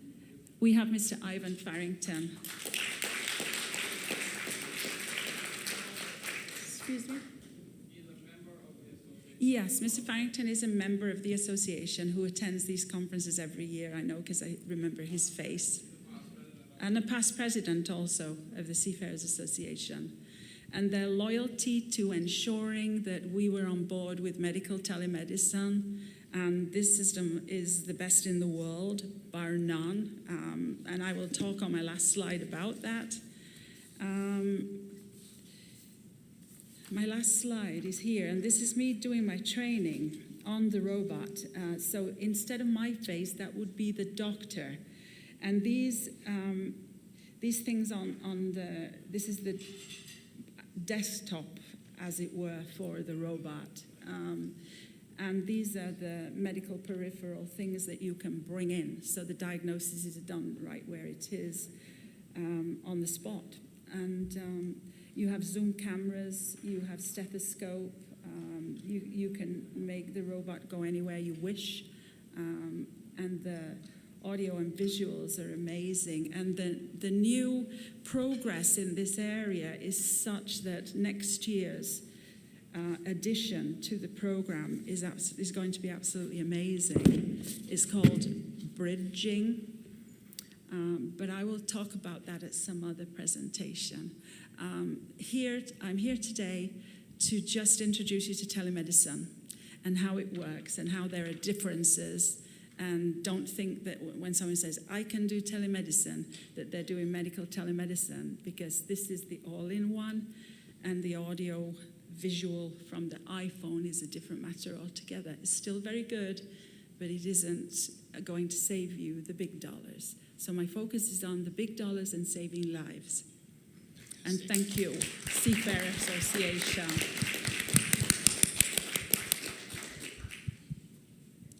Could I have ask the seafarers if they'll say a few words about themselves? Okay. Thank you. My name is Dennis Tibbetts. I'm the president of the Seafarers. Well, the Seafarers basically formed in 1994 to have all of the past seamen together to try and help our country, as we did when we were seamen. For those of you who enjoy the Cayman Islands now, it all started with the Southwell years, which we were a part of, when we sent all the allotments home to build this country. We're not recognized as we should be, but I press it every time I do a presentation that one of these days, our past can never be forgotten, but one of these days we'll be recognized for what we are.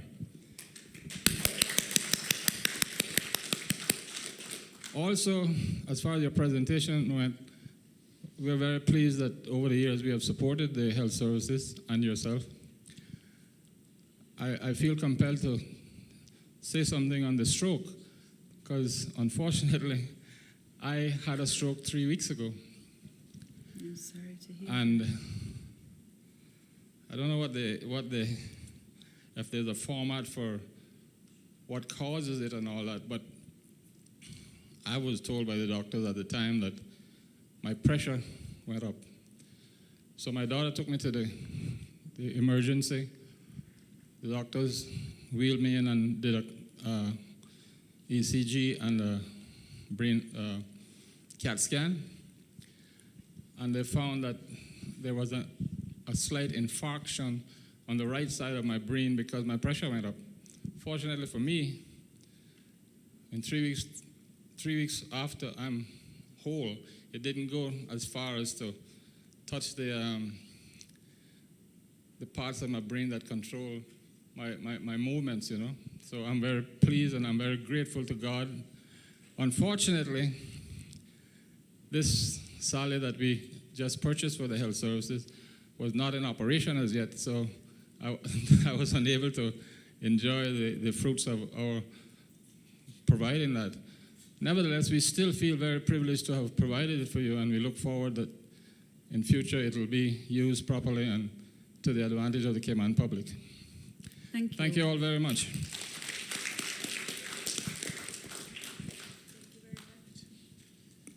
I just want to make a comment, not a question, but on behalf of the health services, I want to say thanks, Carol, for your presentation. And again, I just want to echo Carol's gratitude, because unbeknownst to quite a number of persons in Cayman, the current telemedicine robot that we have is currently considered to be the best state-of-the-art robot. And I particularly want to say thanks to all of the persons who helped to bring that technology to the Cayman Islands. We've seen, Carol showed where comparatively there's a saving when we keep the patients here locally. And we had a colleague who had a stroke, and I was the person who was on call that night. And unfortunately, we were able to access the telemedicine neurostroke network that we had established. When we called and we asked how much it was going to cost to send the patient overseas, we had to find $500,000 before they would be willing to accept the patient. And so we accessed care overseas through the use of the telemedicine robot, and it didn't cost the patient as much as $6,000. So there's so many advantages because the patient was kept at home. The patient's family was able to be here. So all of the not only the tangible costs, but there are so many other intangible costs and benefits that came out of us keeping the patient at home. We're currently looking to use the robot more extensively so that we could end up saving, decrease the spending on healthcare. And so, again, thank you very much. In fact, as of next week, the first week of October, we're going to be running a neuro clinic with one of our a neuropsychiatry clinic with one of our psychiatrists.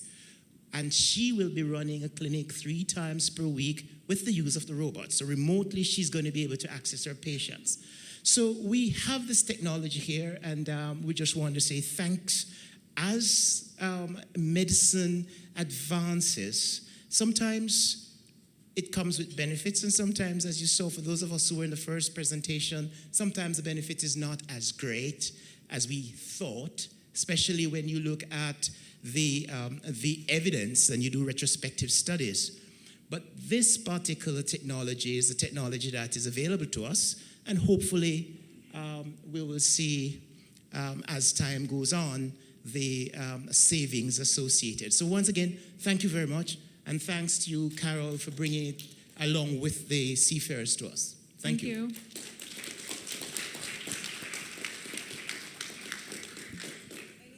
Yeah, just one question.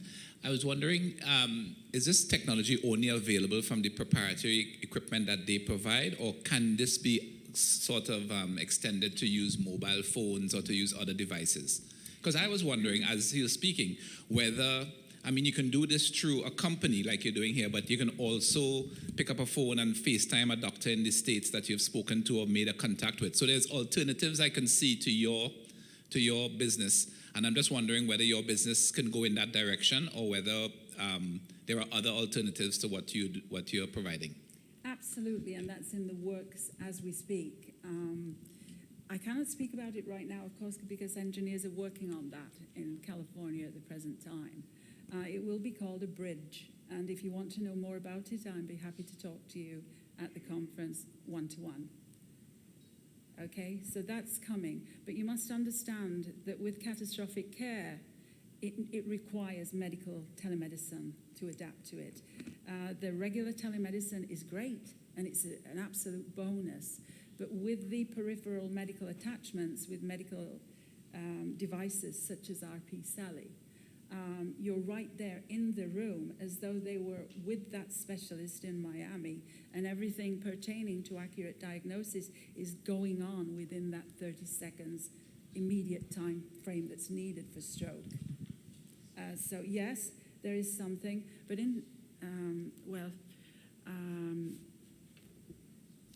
these medical telemedicine systems are all operated at source, meaning there's 100% guaranteed connectivity within 30 seconds. So a company would not want an inferior, I don't like the word inferior, but shall we say, a regular iPhone to come in and interrupt something very serious that's going on. Yes, iPhones are going to be able to connect, but there will be a subscription fee for connectivity to such high-level catastrophic care medical systems.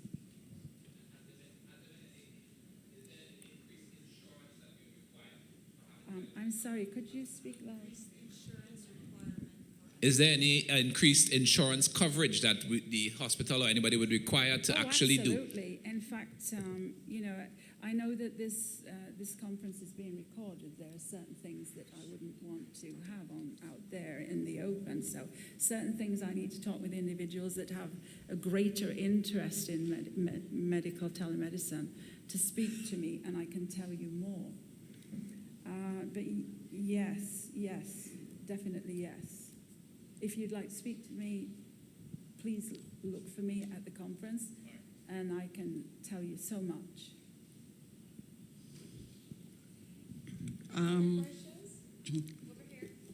Yeah, I have a couple of comments and question.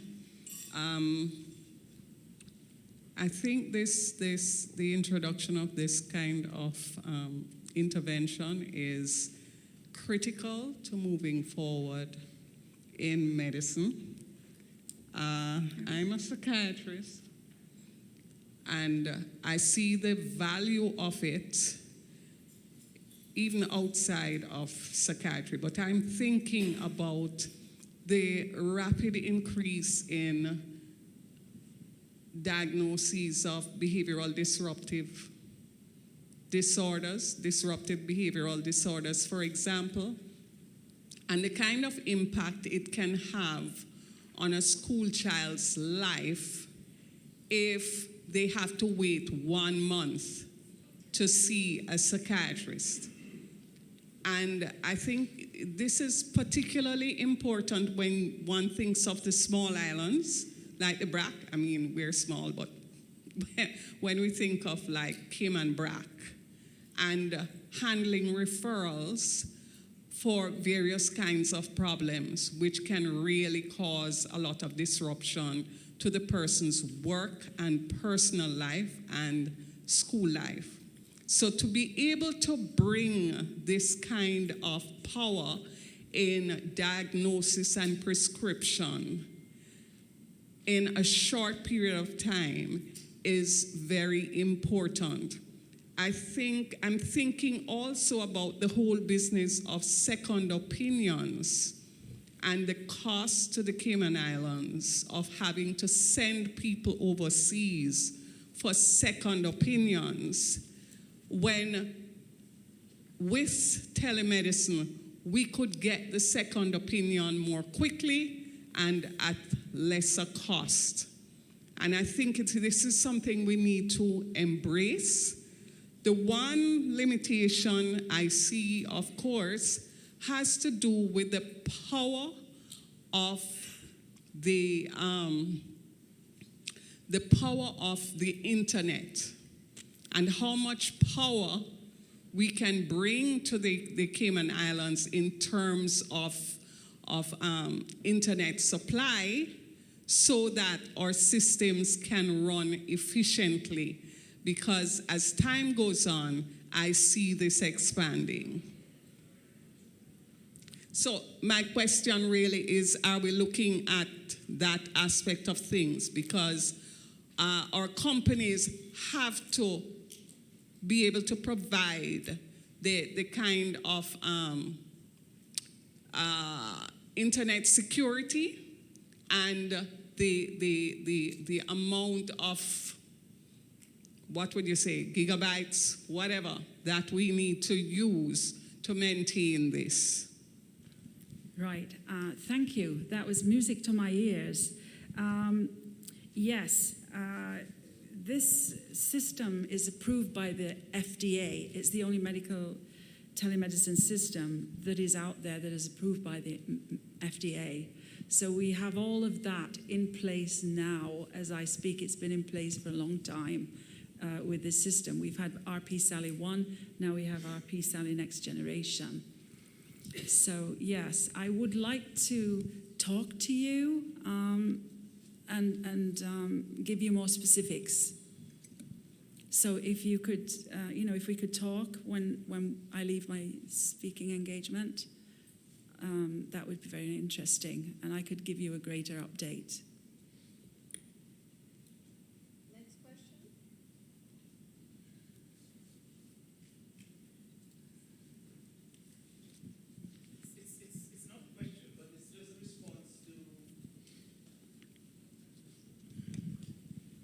It's just a response to Dr.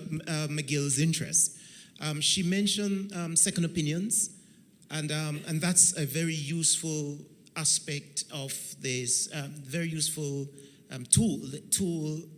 Well, the robot provides the resource for second opinions. So, for example, we have a number of our physicians that send patient overseas for a second opinion, just a second look. And we've had some of the overseas physicians saying, well, you know, if there was a way where we could interact with the patient locally, then they would not have to come overseas for the second opinion. And so right now, we're in discussion with a number of our overseas providers, trying to make some arrangements so that they can actually access, they can see our patients remotely, so that we don't have to send the patients on a plane for second opinion. And well, Dirk, my classmate, left, but he was asking a question about using cell phones. The advantage of using the next generation RP Sally is that the peripherals that come with it, it has stethoscope. You can see your CT scans, you can get your ECGs, your EEGs, you can hear your heart sounds, your lung sounds, and that sort of thing, which is the reason why it is FDA approved as a medical telemedicine robot, which is a little different from when you have a little makeshift thing with your phone, which does not allow you to have these other peripherals. So that was in response to his question. And I must add to let you know that the privacy around the cases is 100%, whereas iPhones, telephones, mobile phones, connectivity is usually the public internet, which can go down at any minute, even if you haven't paid your bill. So whereas this system is built for specific catastrophic care events, it can handle all the rest, but when you're built for catastrophic care events and best outcomes, you have to think long and hard before you allow cell phone access into that area. And that is what is being thought about and discussed at Telehealth Innovations right now with the engineers. So we will be looking at that. It definitely will be available by next year for sure. But there will be a subscription fee to cross that bridge into the higher level system. Small subscription fee. So that's what the future holds.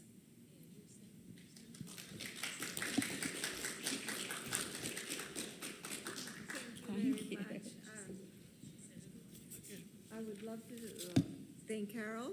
Yeah. It's a very proud moment that we have this technology here, and I hope we're an example for the region, and they follow in our footsteps. That way we can all enjoy this, because it's where medicine is going, is the future. Yes. And we should all be able to access this care. And here's a little token of appreciation. Thank you. Again, thank you for joining us. Thank you. I'll just say there are a lineup of our British Overseas Territories that are waiting and on order for this. So we will be connected as a family and as a group of regional buying power that we have never had before.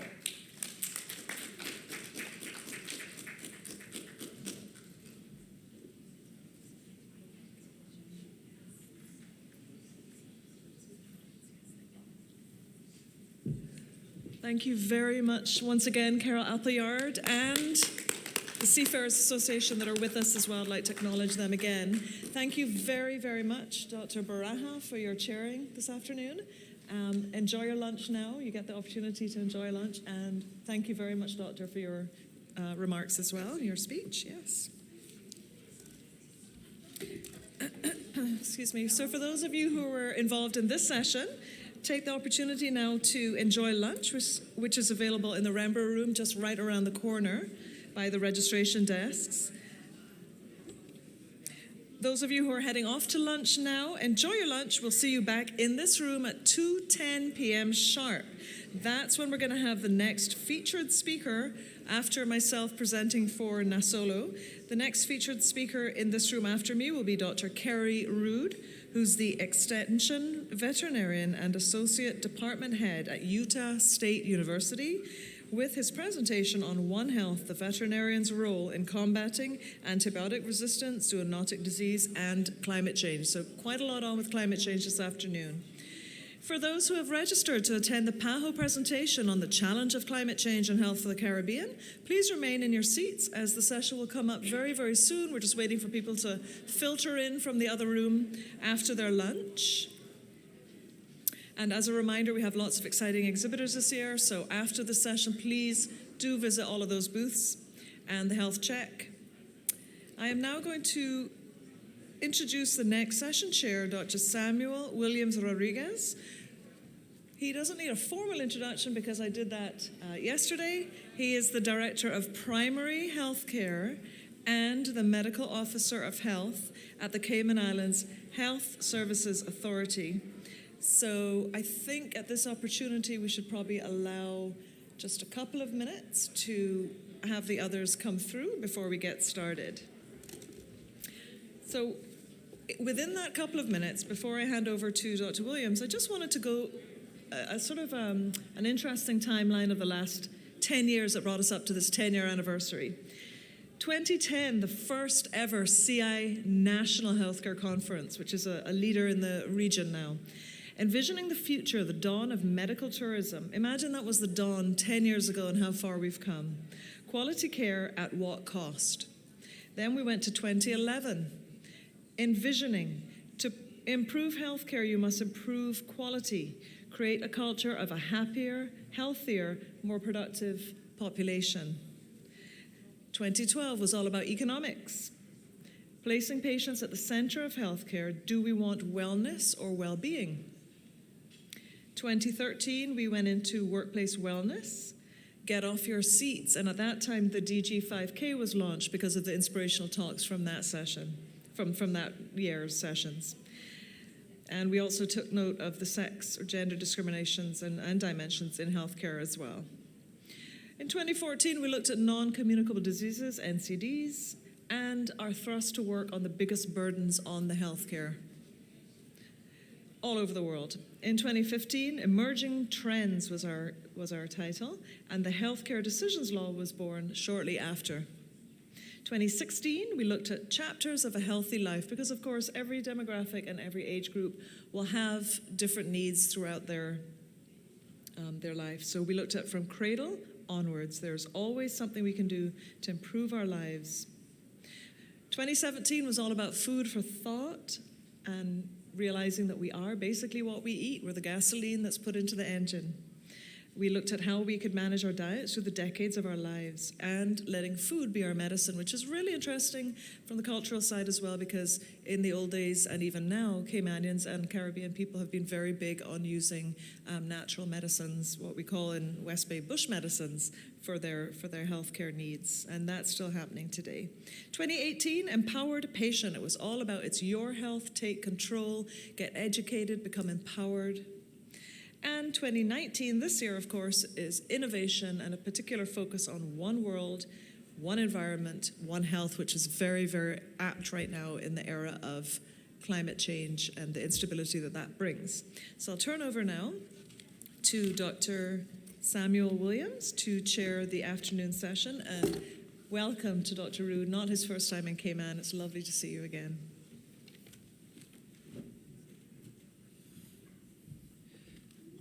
Thank you, Nancy. I guess a few people are finishing their lunch and they will be joining us soon. However, we need to try to stay on time and then we're gonna move on. The next presentation is on climate change and health, and it was supposed to be given by Mrs. Nasolo Thompson, consultant from PAHO, but she cannot be with us here today even though she was planning to attend. So Ms. Nancy Barnard will do that presentation on her behalf. Just a bit about Ms. Nasolo. The topic actually is the challenges of climate change and health, I think it's very important because a lot of people are aware of climate change, but when we associate climate change with how can that affect our health, I think people normally will pay more attention to the association between what's happening with the climate and our health. I'm just going to read a short bio for Nasolo. Nasolo Thompson is a public health professional with over 18 years of experience in program management. Over the course of her career, Nasolo has worked with community-based organizations and the International Labour Organization on AIDS and HIV and AIDS, worker health, and toward the elimination of child labor. She has also worked with the United Nations Development Program to coordinate program implementation across 5 technical areas. Since joining the Pan American Health Organization in 2017, Nasolo has been responsible for supporting the governments of the Cayman Islands, Bermuda, and Jamaica to address the health program and the social determinant of health across the life course. She has worked on a wide range of issues, including the national profile of worker health in Jamaica, health promotion strategy for communities with high levels of social inequity in Jamaica, review of the national neonatal intensive care policy and protocols in Jamaica, workforce health planning in Bermuda, early stimulation for young children in high-risk communities in Jamaica, national climate change and health sensitization in the Cayman Islands, gender-based violence training for healthcare workers in the Cayman Islands, Bermuda, and Jamaica, and the health agency policy in Jamaica. She also has worked in maternal, child, and adolescent health. So there is a short 5 minutes introduction by Skype by Nasolo. I don't know if it's ready. Is it ready? Please go ahead with it. Good afternoon, everybody. On behalf of the Pan American Health Organization and World Health Organization, it gives me great pleasure to bring greetings on behalf of our PAHO Director, Dr. Etienne, WHO Director, Dr. Tedros, and PAHO WHO Representative for Jamaica, Bermuda, and the Cayman Islands, Dr. Bernadette Theodore Gandhi. It is with great pride that I remind anyone who will listen that PAHO is the oldest public health agency in the world. And since its founding in 1902, we have been active in provision of technical cooperation and mobilizing partnerships to improve health and quality of life in the countries of the Americas. Being cognizant of the robust global scientific consensus of Earth's changing climate and the associated adverse negative effects, not only on the Earth, but also on the health of its inhabitants, it is incumbent on us all to implement systems and initiatives to address the implications of climate change for health and health systems. PAHO and the WHO have been partnering with governments to do just that, and I'm happy that the Cayman Islands has not been left out. Dr. Tedros once said that people living in small island developing states are on the front line of extreme weather events, rising sea levels, and increasing risk of infectious disease, and that we owe it to these people to do everything we can to help them prepare for the future that is already washing up on their shores. In our thrust to advance universal health, PAHO WHO has moved to pay closer attention to the populations most vulnerable to climate change and its effects. On November 12, 2017, WHO, in collaboration with the UN Climate Change Secretariat and in partnership with the Fijian President at the 23rd Conference of the Parties, launched a special initiative to protect people living in small island developing states from the health impacts of climate change. The vision is that by 2030, all small island developing states will have health systems that are resilient to climate change, and countries around the world will be reducing their carbon emissions, both to protect the most vulnerable from climate risk and deliver large health benefits in carbon-emitting countries. The 4 main goals of the initiative are to 1, amplify the voices of health leaders in small island developing states so that they have more impact at home and internationally. 2nd, to gather the evidence to support the business case for investing in climate change and health. 3rd, to promote policies that improve preparedness and prevention, including climate-proofing health systems. And 4th, triple the level of international financial support to climate health in small island developing states. We recognize that the health sector can significantly contribute to both mitigation and adaptation efforts by reducing its carbon footprint, building upon its work to make its healthcare facilities more resilient and environmentally friendly. We are aware of and appreciate that many mitigating efforts are being undertaken by other sectors which also benefit health. For example, a reduction in greenhouse gas emissions from industry and transportation sectors which support the alleviation of air pollution. In our approach, we must strategically engage in intergovernmental climate change discussions. It is important that all sectors work together in ensuring that we are better able to anticipate, prevent, prepare for, and manage climate-related health risks. At PAHO, a good environmental steward, we intend to do our part in reducing the effects of climate change. We encourage you all to catch the fire for this movement, considering that our health depends on our action. The earth is changing and we must respond and not react to what is imminent. As Dr. Tedros said, the future is already washing up on our shores, and as such, this moment, this meeting could not be more timely or urgent. I hope this will be a very successful meeting and that all objectives will be met, and most of all, that we will be more equipped to tackle the imminent and long-term threats of climate change. Thank you and have a wonderful meeting. Okay, I want to thank Ms. Nasolo for that brief introduction. Now I want to present to you Ms. Nancy Barnard, who is no stranger for none of you, and she's going to be delivering the presentation on climate change and health for the Caribbean. Ms. Nancy.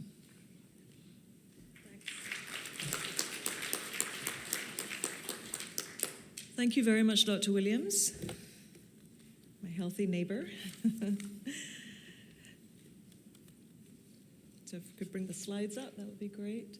So I'd like to preface this talk by saying a few things. The first thing is I found out that I would be doing this yesterday. So please bear with me because it is not my presentation, but I'm very passionate about this topic. So hopefully I can do Nasolo and PAHO some justice with it. I'd also like to say it's a really, really important topic, in particular for the Caribbean region and SIDS, Small Island Developing States. So I don't know if the audio is on in the other room, but if people are hearing and kind of want to come into, the reason that we have so much elbow room is because a lot of people are watching the live streaming next door, but if we want to get together in this room, that might be a good idea as well. And finally, I'm not a medical practitioner, so although this is talking about climate change and health, we want to make sure we have like 10 minutes at the end so that medical practitioners, doctors, nurses, technicians, etc., can speak to some of the things that this topic might raise. Okay, so the relationship between health and climate change. First of all, do you guys remember about 10, 15 years ago when we talked about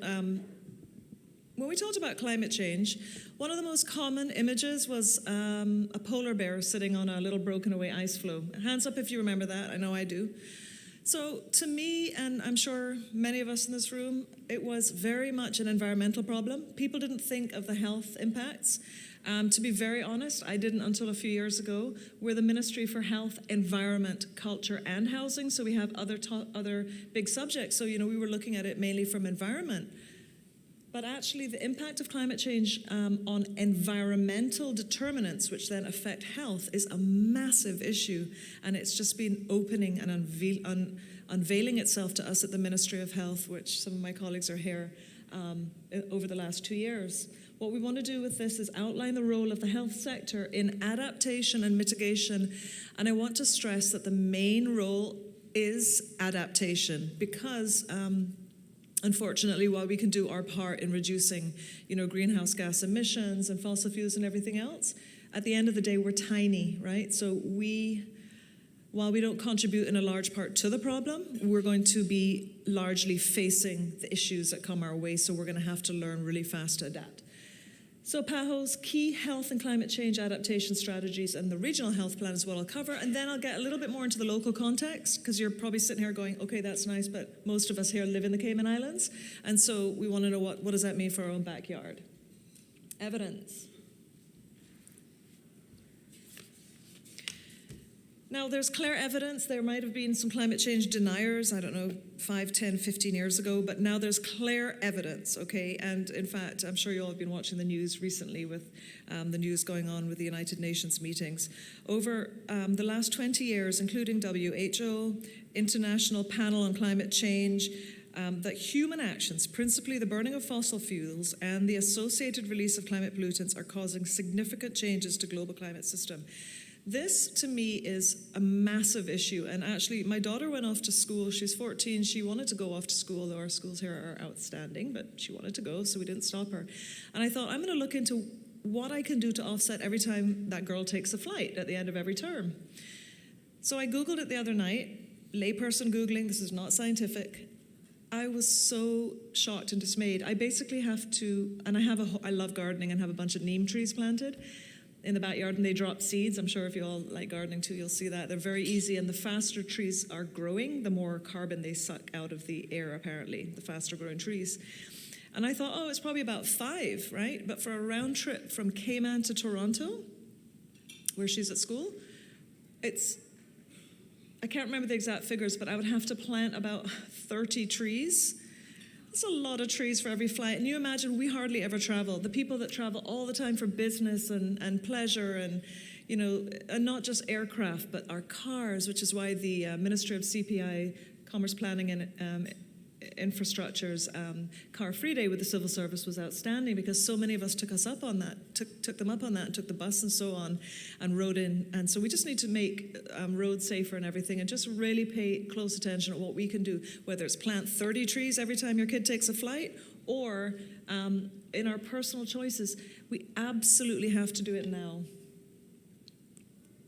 By the end of the century, scientists project that there will be almost 4 times the amount of greenhouse gases in the atmosphere as compared to pre-industrial levels.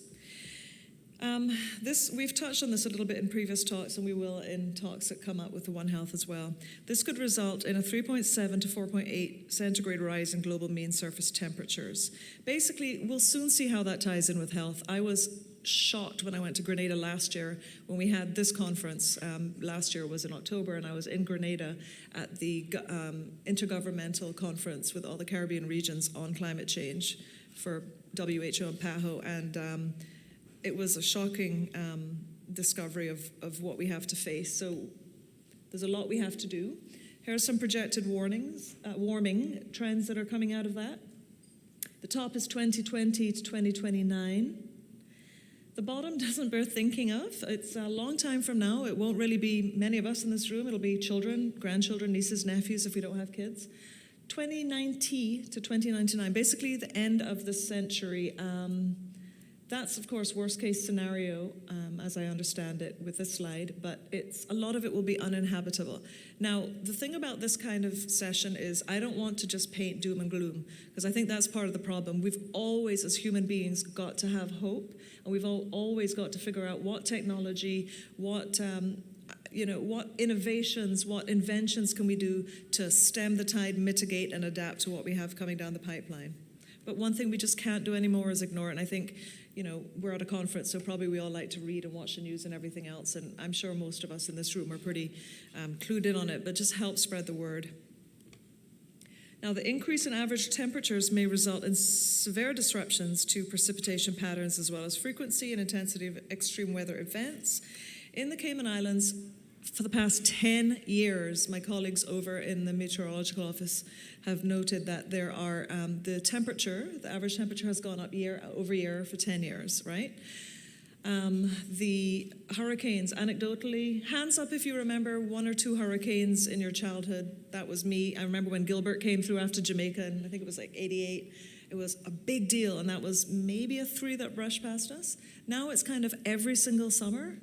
There's this march of the discs going across the Caribbean, and I heard word the other day that they were thinking of coming out with a Cat 6. I don't know where I heard that from, so please don't quote me on it. But the point is, they're getting bigger, they're getting badder, and they're getting more often. And we need to, figure out. Luckily, we're outside of the main band of hurricanes, but in the Cayman Islands. But it affects our neighbors and our global stressors with these storms. There's potential for You've seen them, storms and floods. You only need to look in mainly the southern US and other parts of the world. They had it in Spain the other day, in India.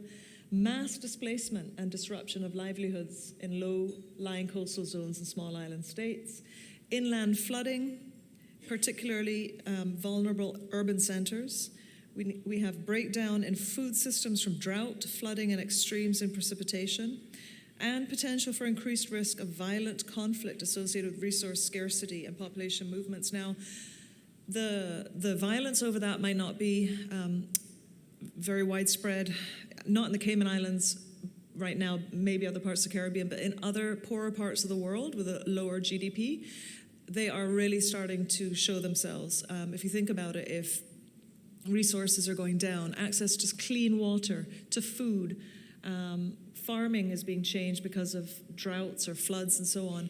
All of that is going to affect everything from the bottom line to what food you can access, medicines, and everything else. So it's really something to pay attention. And, you know, the fires in California last year, I mean, you know, the conditions worldwide are speaking loudly and clearly. And while we can't go into all sorts of negative states on it, we need to harness that information and be alarmed. So with these climate change issues, we'll also see a slowdown in economic growth and exacerbation of poverty. Again, maybe not so much here, although, I don't know, I put my hand up when I say I'd like to start planting more fruits and veggies because things are getting really pricey. So negative implications for health targets, including achievement of the SDGs, Sustainable Development Goals that we're all trying to reach by 2030. Greater risk of injury, disease, and death due to more heat waves and fires.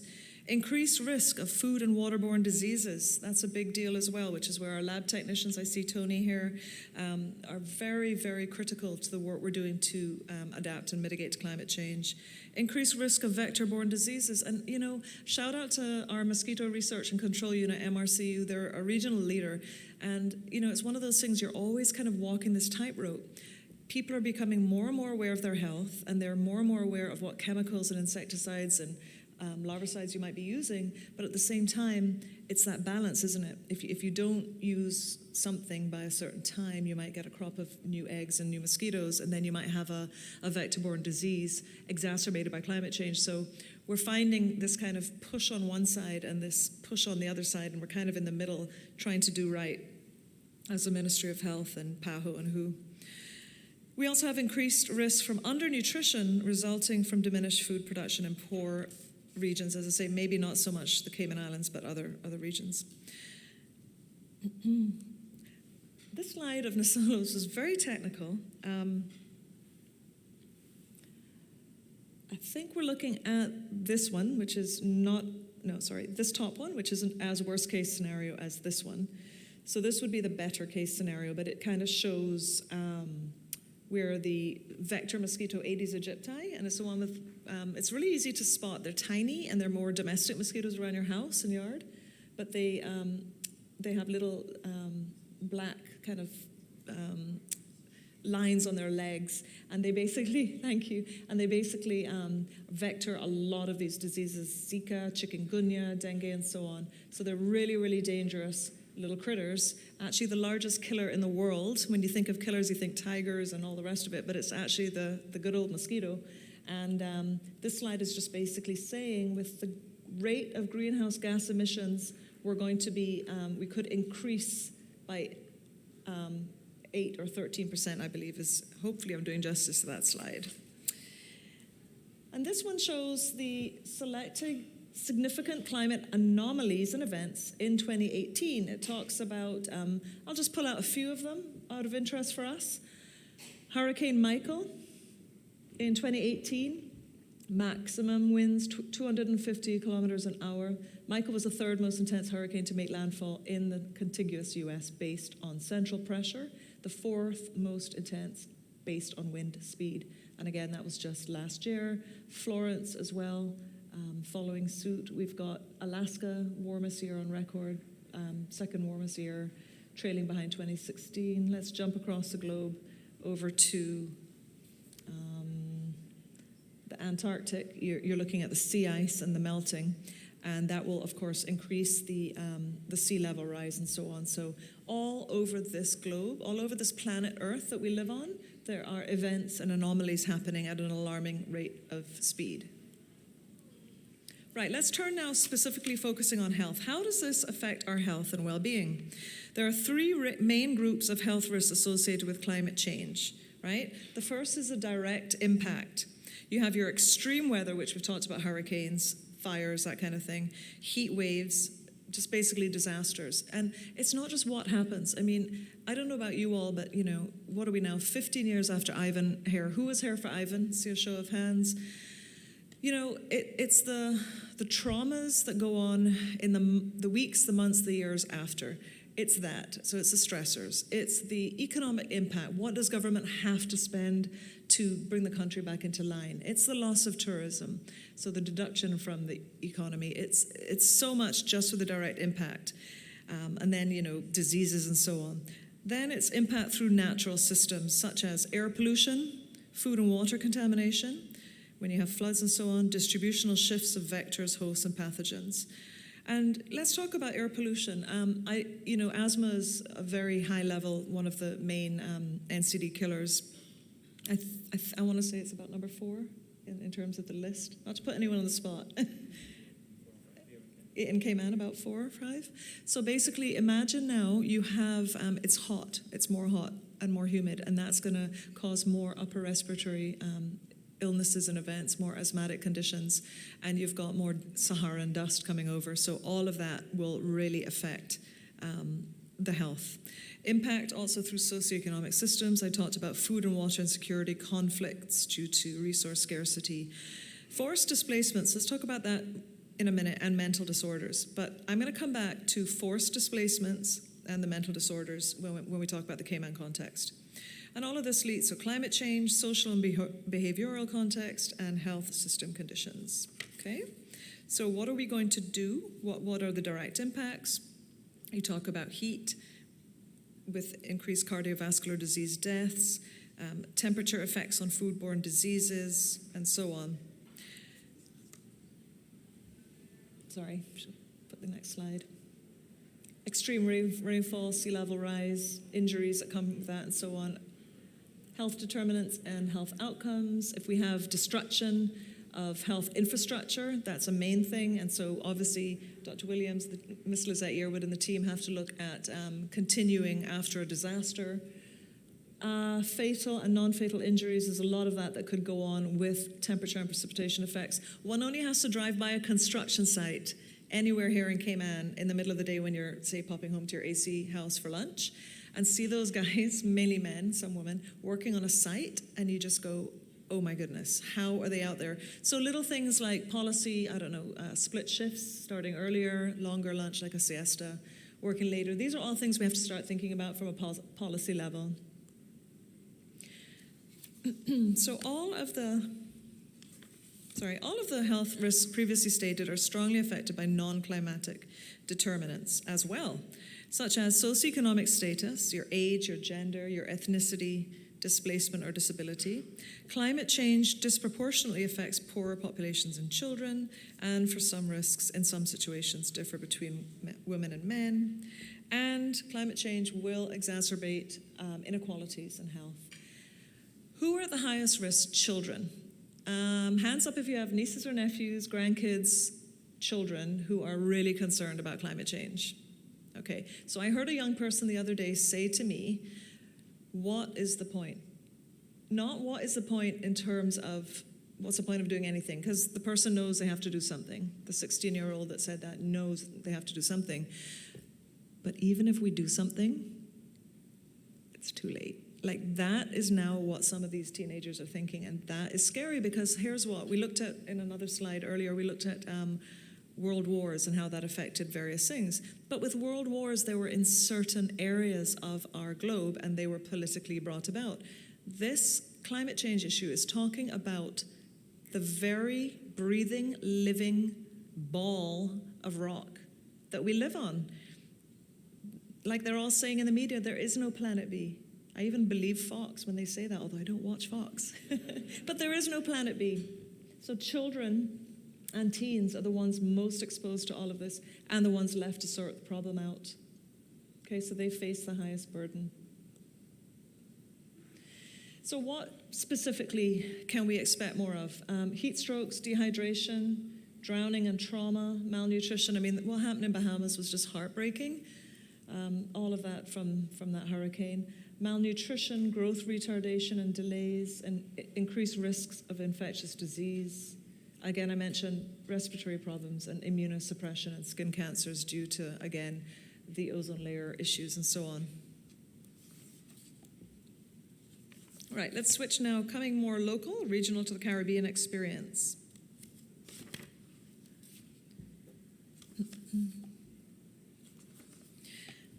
Sorry.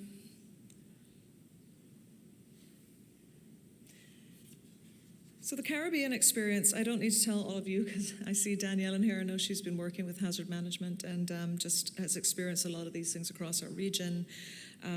You know, we're all really experiencing this in this region if we've lived here for even a year.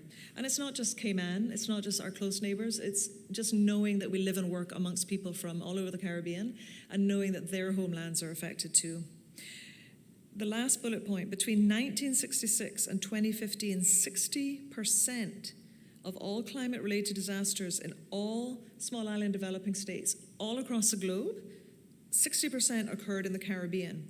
So other SIDS, like the Maldives, are experiencing a lot worse when it comes to sea level rise and disappearing land, more so than perhaps we are right now. But we in the Caribbean are facing more of the disasters and related disasters.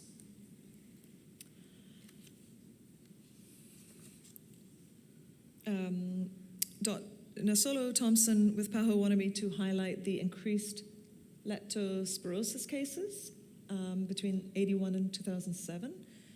And that's an increase that is directly, apparently, attributed to climate change. And she also wanted me to point out these, you know, I've mentioned the storms and what's happening with the warmed climate. So I kind of think just knowing they might be coming more and more often and stronger causes a lot of undue hardship and stress when you're planning for everything. Our region accounted for 90% of all deaths, 79% of all affected persons, and almost 90% of all damage costs within that period, despite our island's small carbon footprint and emissions. And again, they're talking about small island developing states. So again, it's much more so a threat to us and other SIDS as opposed to the larger countries that are contributing most to the issue.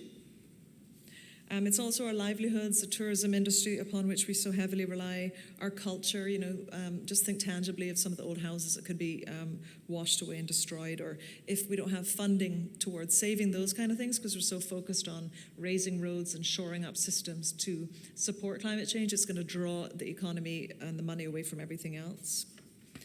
Right, so here are, I'm a bit midway point, we're soon going to get into the Cayman context. But let's look at what 2 meters sea level rise on Caribbean countries will do. I just want to again remind you that I am not a scientific expert in this. This is somebody else's slides. Very important though, because 2 meters sea level rise is not outside of the realms of possibility at about 2100. So again, it's more our probably grandkids, grandnieces, and nephews that will be affected, but a couple generations, not that far. They're saying that basically, the experts are saying over 3,000 kilometers square of land lost could be lost in low-lying places such as the Bahamas and so on. Remember we talked about displacement? Who will have to leave because they're living in low-lying areas and go, not just move within their country, but move to another country and become refugees, climate change refugees. Look at all the tourism, multi-million dollars of tourism income lost. Some of these are really alarming. CARICOM, right, and we're an associate member state, but the main CARICOM states, they think they may lose, if they had the 2 meter sea level rise in a generation or two, they think they may lose 31 airports. That's 42% of our region's airports. So what's that going to do to us living and working and enjoying life here? And then they talk about seaports as well and the loss of those. So sorry, it's not the most, it's very sobering, but it's important to kind of have it come home to us. So where are we, our health community, you all here? You have a critical role in the response, okay? We need a broad public health approach, which is what Dr. Williams and his team, Timothy and the rest are leading, which not only looks at preventive and curative that are under direct control, but also we really need to lean on our leaders. It needs to come from the very top. I'm not going to call his name, but there's somebody in the Cabinet Office who deals with policy, and we really, really need to make sure this is seen as front and center of, he's here in the room, of the government priorities. Because as I say, at the end of the day, this is one globe that we're on, and, this is the actual, this is kind of survival of the species. This is very big stuff. There's no way to minimize this stuff. And more scientists and health practitioners are coming online with this.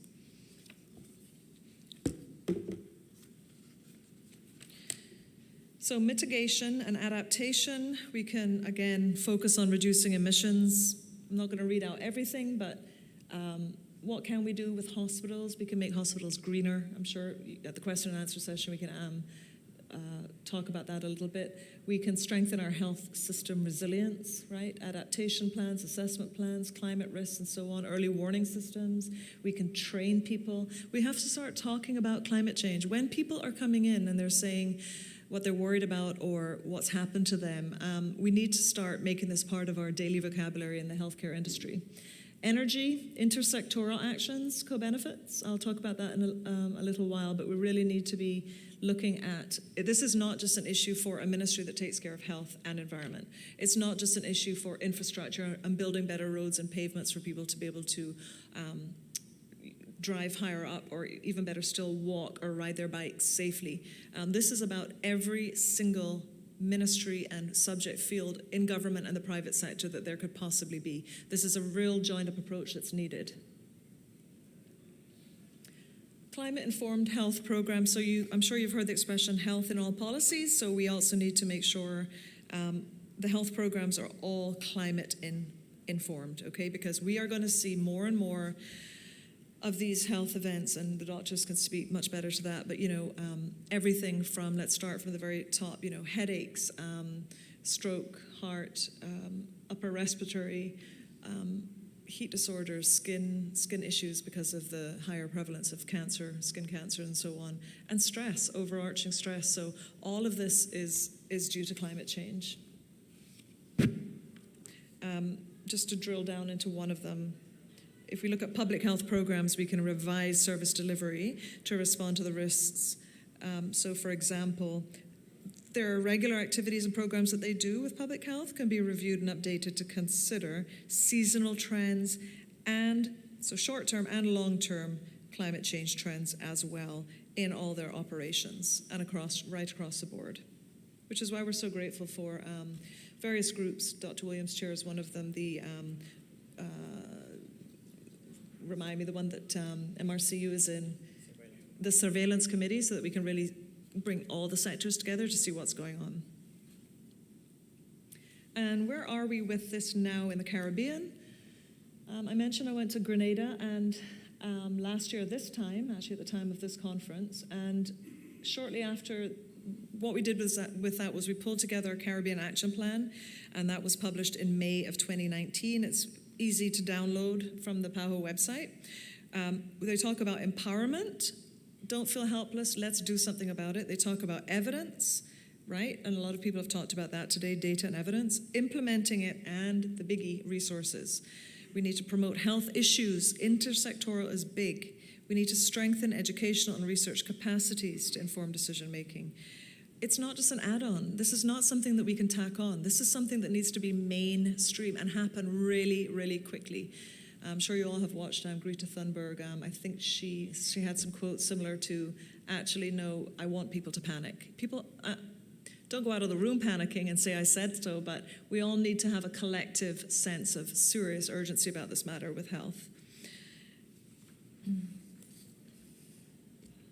So empowerment, evidence, implementation, and resources. We need to look at national and local actions, regional and global actions, and what are the indicators. And to this end, I'm pleased to say we've made a lot of progress in the Cayman Islands both before and after this was launched, which is available on the website in St. Lucia.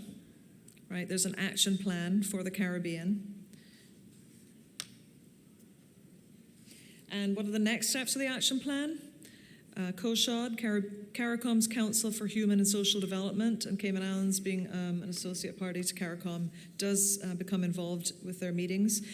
The 25th Conference of Parties for the UN's Framework Convention on Climate Change, very long acronyms here, pre-COP meeting in Costa Rica in October, and also one in Chile from the 3rd to the 12th of December. Ironically, you have to take jet fuel to get there, so we're trying more and more to do like attend remotely and so on.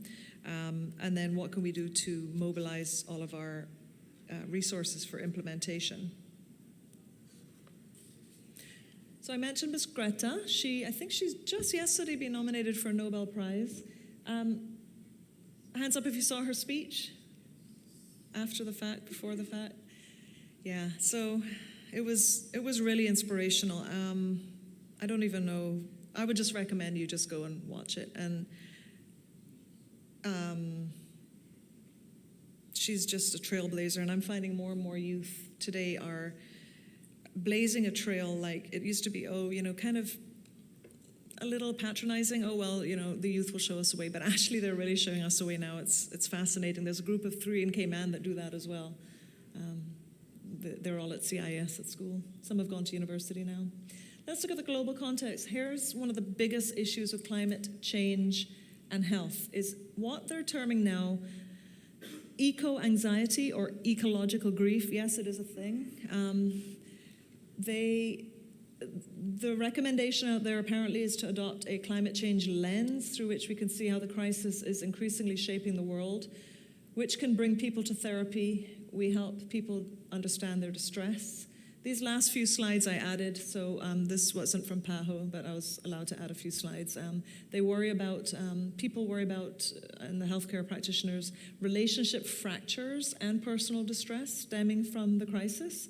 For example, teenagers might think, well, gosh, thanks you guys, I get to inherit this and you all did it, and aren't you worried that the biodiversity is doing this and that maybe my grandchildren can't grow up in Cayman like you did because of sea level rise and whatever. So there's all this stress, and it's actually got a name. I didn't know that till a few months ago, eco-anxiety or ecological grief. I mean, you just don't want people to feel helpless. You want them to feel, okay, this is a major problem, but let's do this about it. So I imagine a lot of people will be looking at this in university courses and so on, what to do to adapt. So now let's switch to the Cayman context. There was a study, I've put a link to it there, and all these slides are available on the website. In 2017, that's the one I'm going to go by, although there have been recent ones going around on Facebook, but as I say, I couldn't really track where the study was coming from, so I didn't include them. Those ones were a little more alarming. That was this week. But the one study in 2017 showed that assuming the fossil fuel use for combustion keeps going, right, the way it has been, and they're not urgent changes made, that it projects sea level rise up to, I'm going to take the meters, okay, 1.3 meters on average, and an extreme scenario with as much as 1.8 meters by 2100. So again, that's 2 generations down, and they're saying best case scenario 1.3, extreme 1.8 meters of sea level rise, okay? So just call it under 2. So the worst case scenario would be, which we're not hoping for, we're hoping for the 1.3 or even mitigating that further down. It could mean rapid sea level rise of up to 0.75 inches per year by the end of the century. This particular study also concluded that the Paris Climate Agreement emissions scenario, if met, would result in a median 20 inches of sea level rise by 2100. So they're saying even if we can keep global warming to a certain degree by reducing these emissions and so on, that there still will be this 20 inches of sea level rise, and that is referred to Mooney. So this next slide, again, please do not be alarmed with this, because this is taking the worst case scenario. I gave you 2 scenarios before. One best case, one more alarming. This is out there. This is on a reputable, I don't know how reputable it is, but it's ArcGIS, sea level rise projection for the Caribbean. This is their projection for if there was a 5-meter sea level rise. This is very much a worst case scenario, and I'm not going to say anything one way or the other about it. It's out there on a website. Extreme scenario, worst case scenario, shows most of the Cayman Islands except for the Brac, which of course has a bluff, the little island on the right, shows most of us inundated with water. So obviously we don't want to get there, and that's obviously one person's interpretation of the very worst case scenario, not even the extreme or the best case. But it's just to kind of show, how much it brings it home. Also in the Cayman Islands earlier this year, we had Nasolo Thompson come with these colleagues, Dr. Daniel Bus and Adrianus Vlugman, and they came to talk with Evelyn Porter and about 50 practitioners from relevant authorities, departments, units, but also the private sector and advocacy groups and just people who were really keen on this, the National Trust and so on, to talk about this, to talk about climate change and health. And that was a real eye-opener. As I said, we've had other things in our context. We've had advocacy, we've had activism. This was just, I think, earlier this week or last week. Kids talking about climate change, and we've had a few of them now. So they're really getting activated on that. Earlier this week, we had National Trust had a speaker series, and they focused on climate change. So again, it's very, very topical here. And finally, last but not least, in our context, right, we talk about what we're going to do for Cayman. So yes, we have global issues, regional issues, and national issues. And to the credit of the Department of Environment, they went about looking with a large group of stakeholders at what they called achieving a low-carbon, climate-resilient economy, the Cayman Islands climate change policy. You probably can't see it, no, it's not on there, but this was actually drafted and they invited all stakeholders. But again, back in 2011 when this was drafted, it was perceived as an environment thing. Oh, the birds will suffer, mangroves are going to suffer, whatever's going to suffer. By the way, mangroves make amazing buffers for shoring up our land, so we really need to save those as an aside. But that stalled. That wasn't seen as super important those days, and hardly anyone contributed to it except for the environmental side, the health a little bit. So now, to the credit of Gina Petrie-Banks, the director of DOE, and her team and others, we're going to reconvene as a group and really make a go at making a national plan with all the various stakeholders involved. So thank you very much for your attention, and hopefully we can all do our part to spread the word on this important matter and make sure that we can leave things better than we find them and become just a little bit more alarmed so that we can do better for the Cayman Islands. Thank you.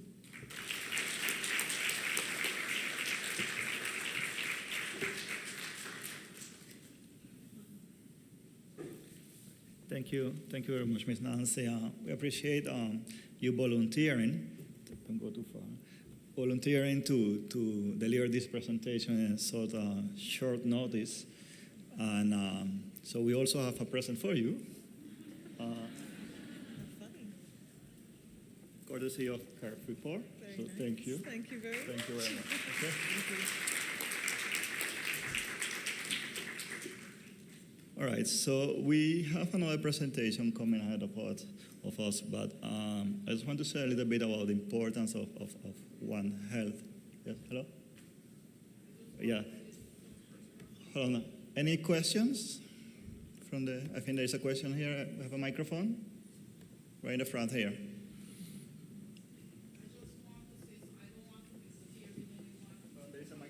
There's a microphone coming for you.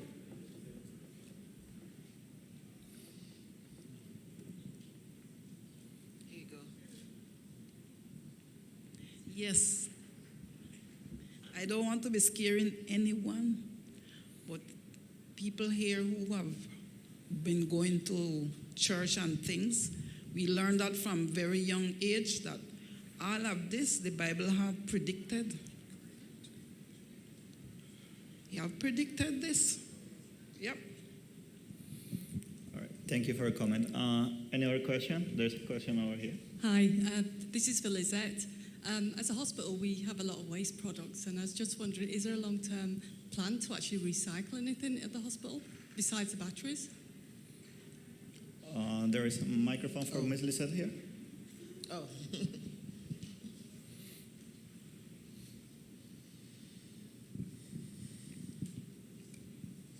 Yes, actually, the health services has started in a phased program to do recycling. It is actually part of our strategic plan. So we too need to do our part. Thank you, Ms. Lisette. Any other question on this? Well, I'm just hoping that we're going to be scheduling more days where everyone can get involved on the island without, maybe going without driving a car, carpooling, whatever we can do, even how small it is, just so that we can feel like we're doing something besides what we're already doing, of course. Yeah, I agree. I think all of us need to do a lot more when it comes. We sometimes have the sense because we're a small island, we don't contribute to climate change, but we do. So we all have to put our effort together in order to do that. Any other question? No? Okay, if there is no other question at this moment, before the presentation from Dr. Rood, I just want to make a few comments on One Health. There is a few people here who have shirts looking like this. All of these are members of the One Health group. One Health is a new concept of how to approach health. And I'm sure Dr. Rood will talk a lot more about that and give more details. But if you have any queries about One Health, you can ask any of the people here in the public with this type of shirt on.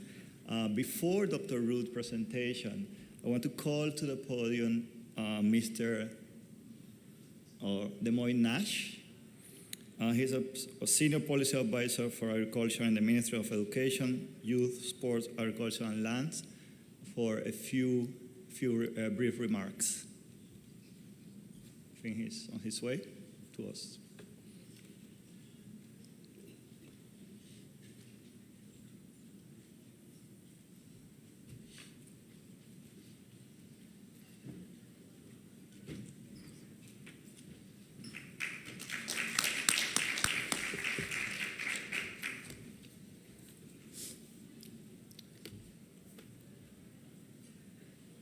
To members of the Ed table, to the conference organizers, to everyone present, pleasant afternoon.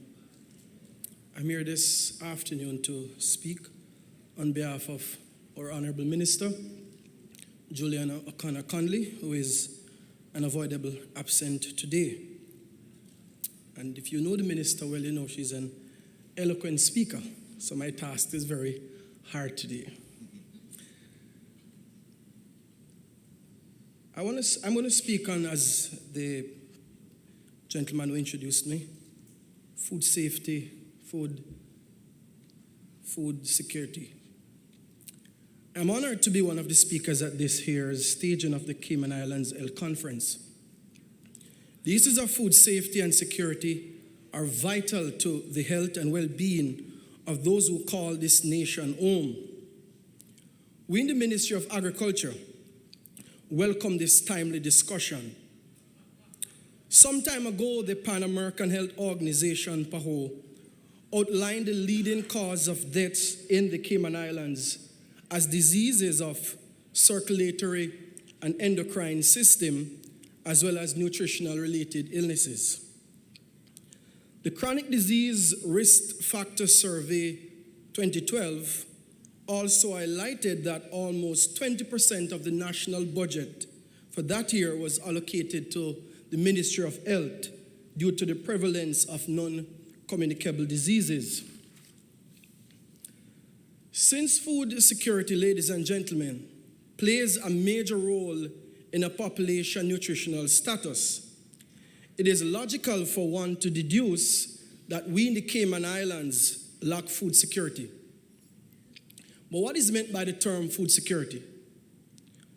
Food security, ladies and gentlemen, refers to the availability of residents access to sufficient quantities of foods of appropriate quality. It also refers to the adequate utilization and consumption of these foods and the stability of one's food supply. In essence, food security in any nation is only achieved once the majority of its population is fit and healthy due to easy physical and economic access to safe and nutritious food. We in the Cayman Islands are blessed to live in a verdant tropical paradise. Our soil is teeming with nutrients and is ideal for the cultivation of numerous crops. Despite our optimal conditions, the diets of the majority of our population consist mainly of processed meats and foods with high calorific value, significant amount of salts, sugars, and fats. These poor consumers' preferences have resulted in prevalence of obesity and increased incidence of nutritional-related non-communicable diseases such as diabetes, hypertension, stroke, heart diseases, and some forms of cancer. Not only are these diseases costly to the affected individuals, they also constitute one of the main national public health problems here in the Cayman Islands. The impact of poor consumer preferences became most evident in 2014, when the Cayman Islands saw its food export bill jump from CI 138 million.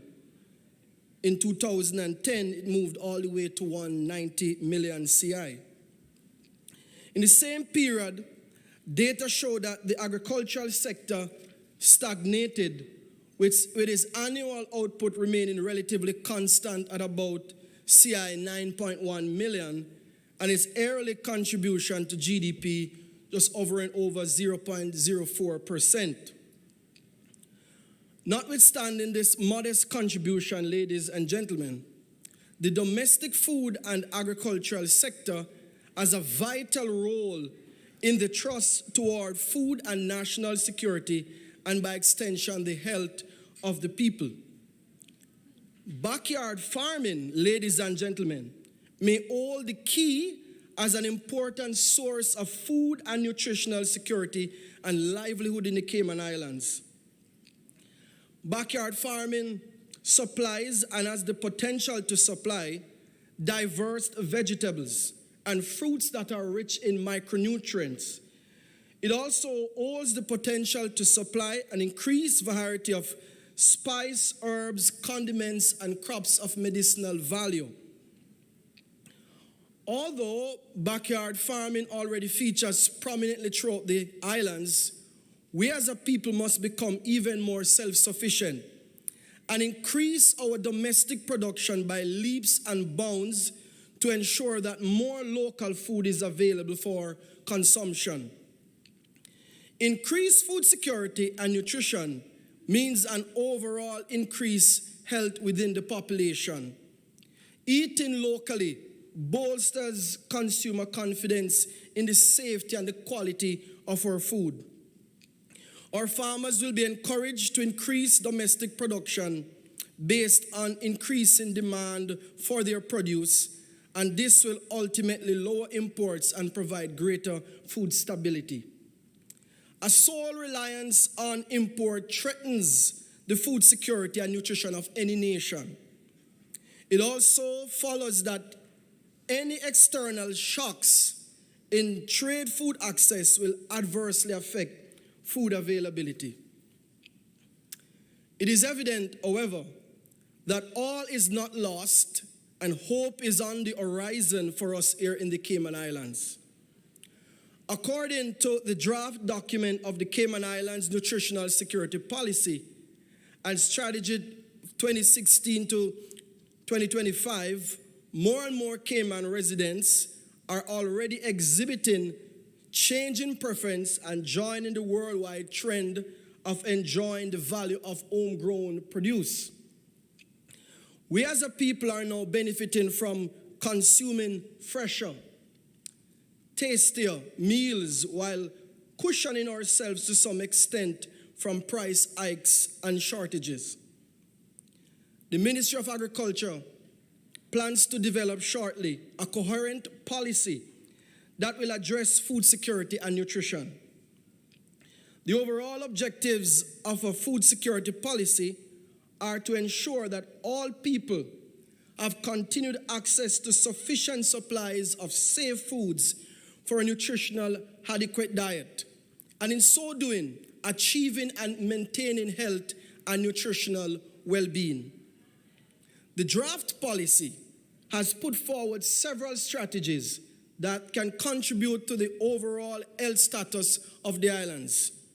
Prominent among these are the promotion of a healthy diet and lifestyle practices, and the adoption of a nutrition approach in estimating requirements and planning programs for meeting national food needs, affording domestic production opportunities to influence taste.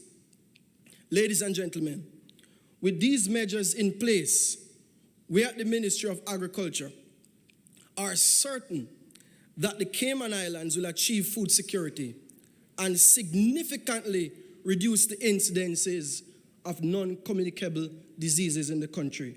I thank you for listening.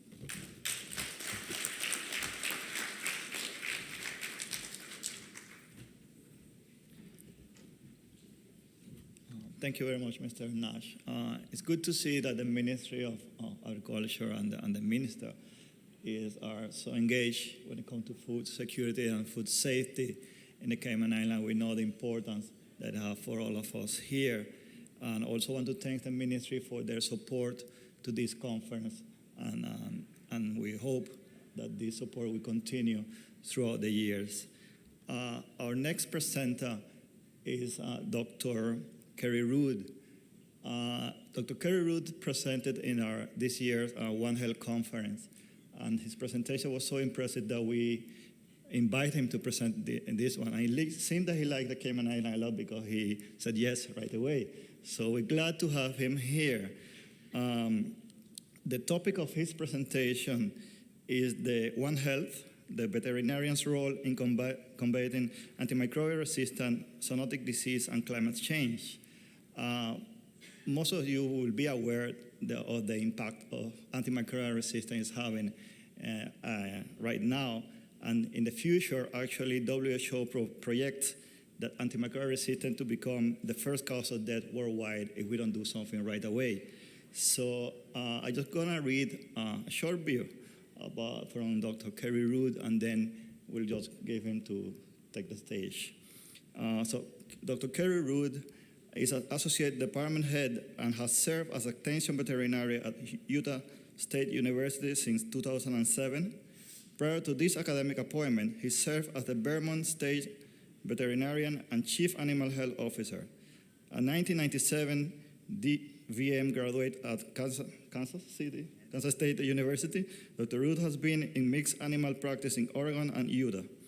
Kerry has received a number of awards, including Undergraduate Advisor of the Year, Utah Veterinarian of the Year, Teacher of the Year, and President of the Utah Veterinary Medical Association. As part of a team, Dr. Rood was instrumental in garnering professional, public, and legislative support for the USU School of Veterinary Medicine, a joint regional program between Washington, Idaho, Montana, and Utah.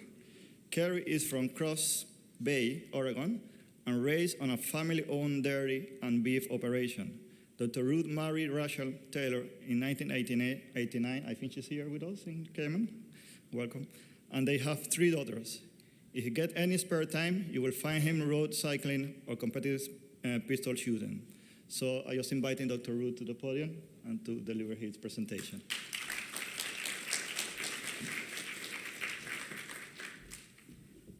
Thank you. I appreciate that. I'm honored to be here, and what a wonderful conference. A really well organized, runs like a top. I really appreciate the effort that's been put in here, and you're taking health seriously here in the Caymans, and we really appreciate that. And it's recognized, I think, globally with the content of this program, as well as the expertise of some of the speakers excluding me. I will tell you, however, that when we talk about climate change, one of my hobbies, and it's not easily recognizable when you look at me, is road cycling. So I like to get on my bicycle and ride around, and I've got the whole gear, the helmet, you name it, I've got it. And I was in a race it was actually about a year and a half ago. And during the race, we're in this group of riders, and there's a little competitive tension. It was supposed to be sort of a friendly race. And we were arguing or discussing how many grams our axles weighed on our bikes and how much faster we could go. And then it just hit me.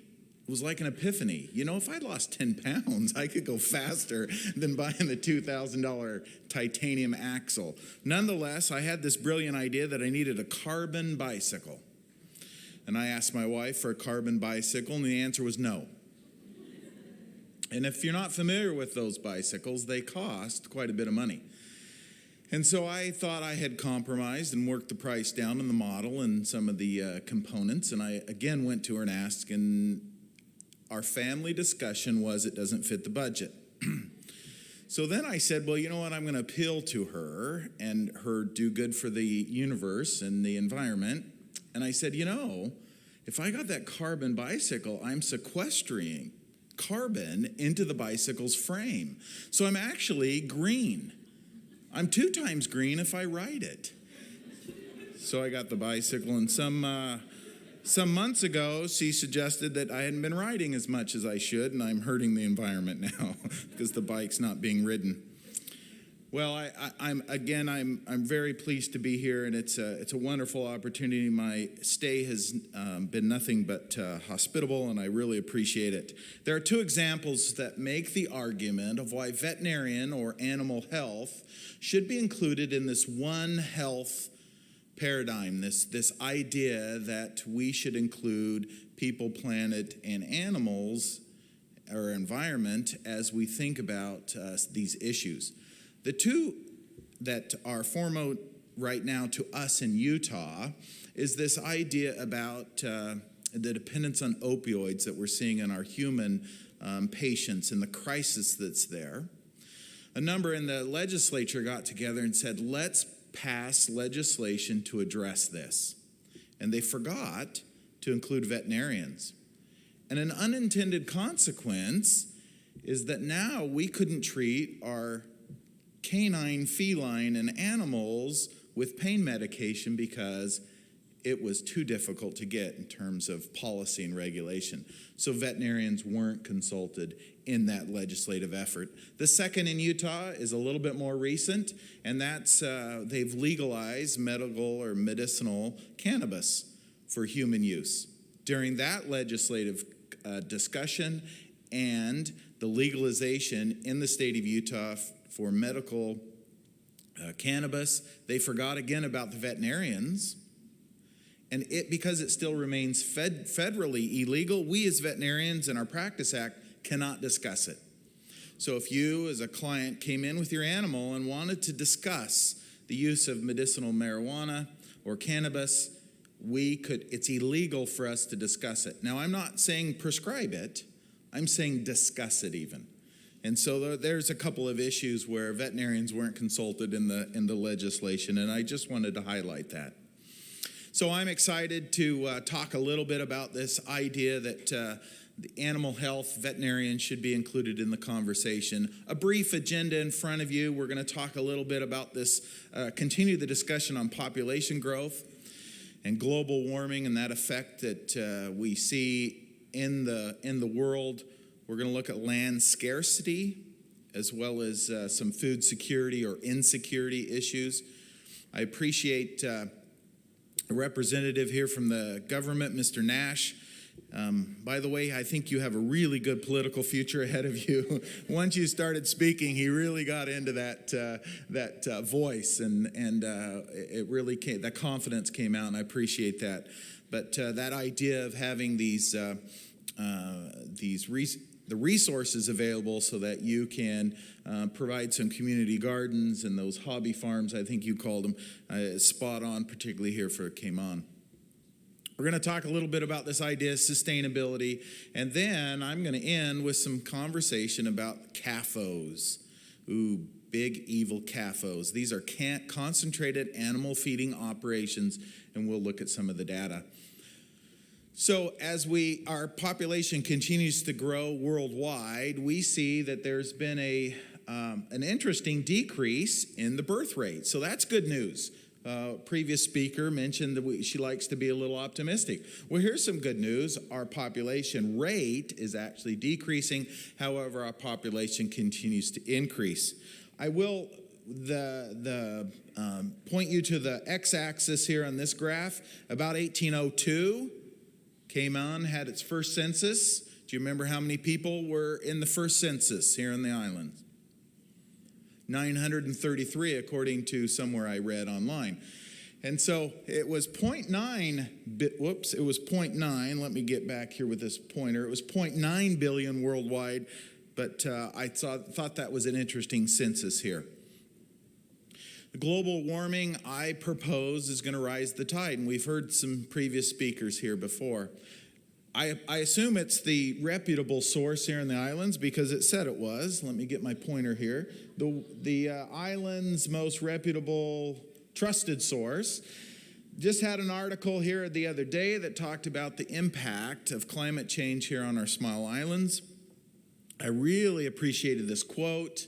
And it said, while small island developing states contribute less than 1% of the global greenhouse gas emissions, you're going to take the brunt of it, is basically what she's saying.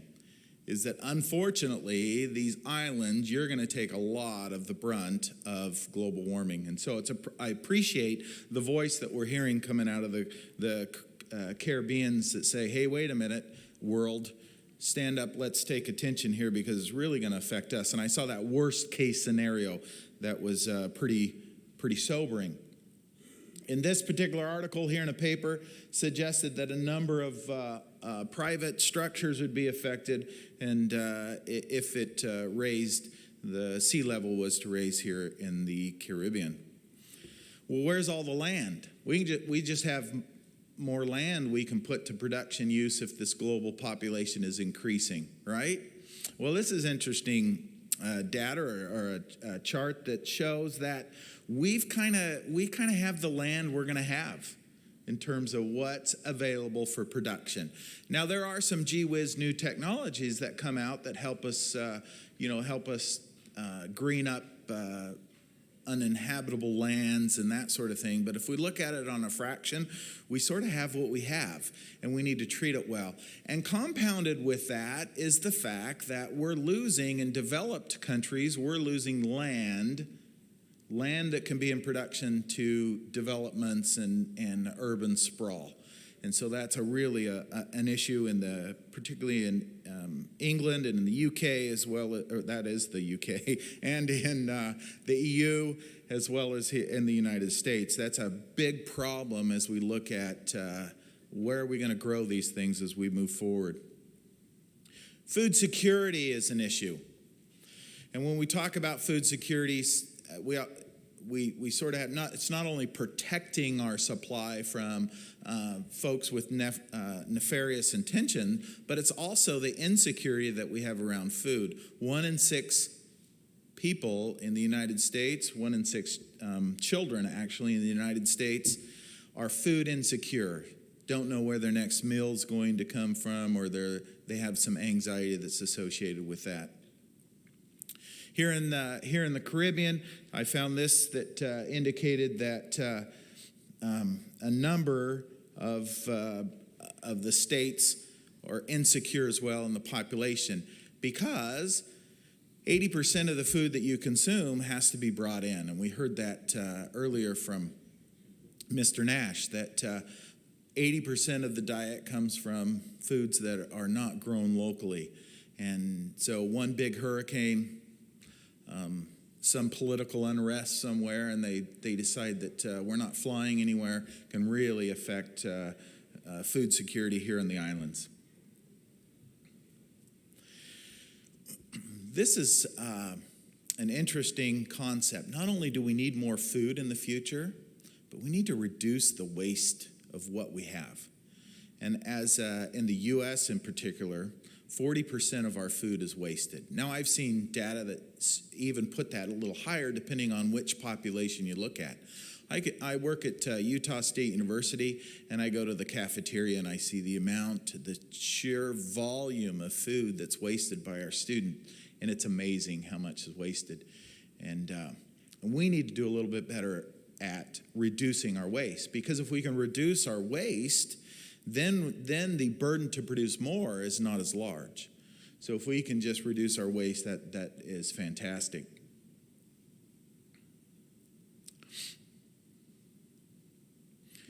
Now, what is healthy and sustainable food production? We have to use this triple bottom line. I think you've probably heard that in some of your public health type conferences. And this is where we look at the environment, we look at human involvement in the environment, and we look at our the economic viability or vitality of our economy or of the environment as well.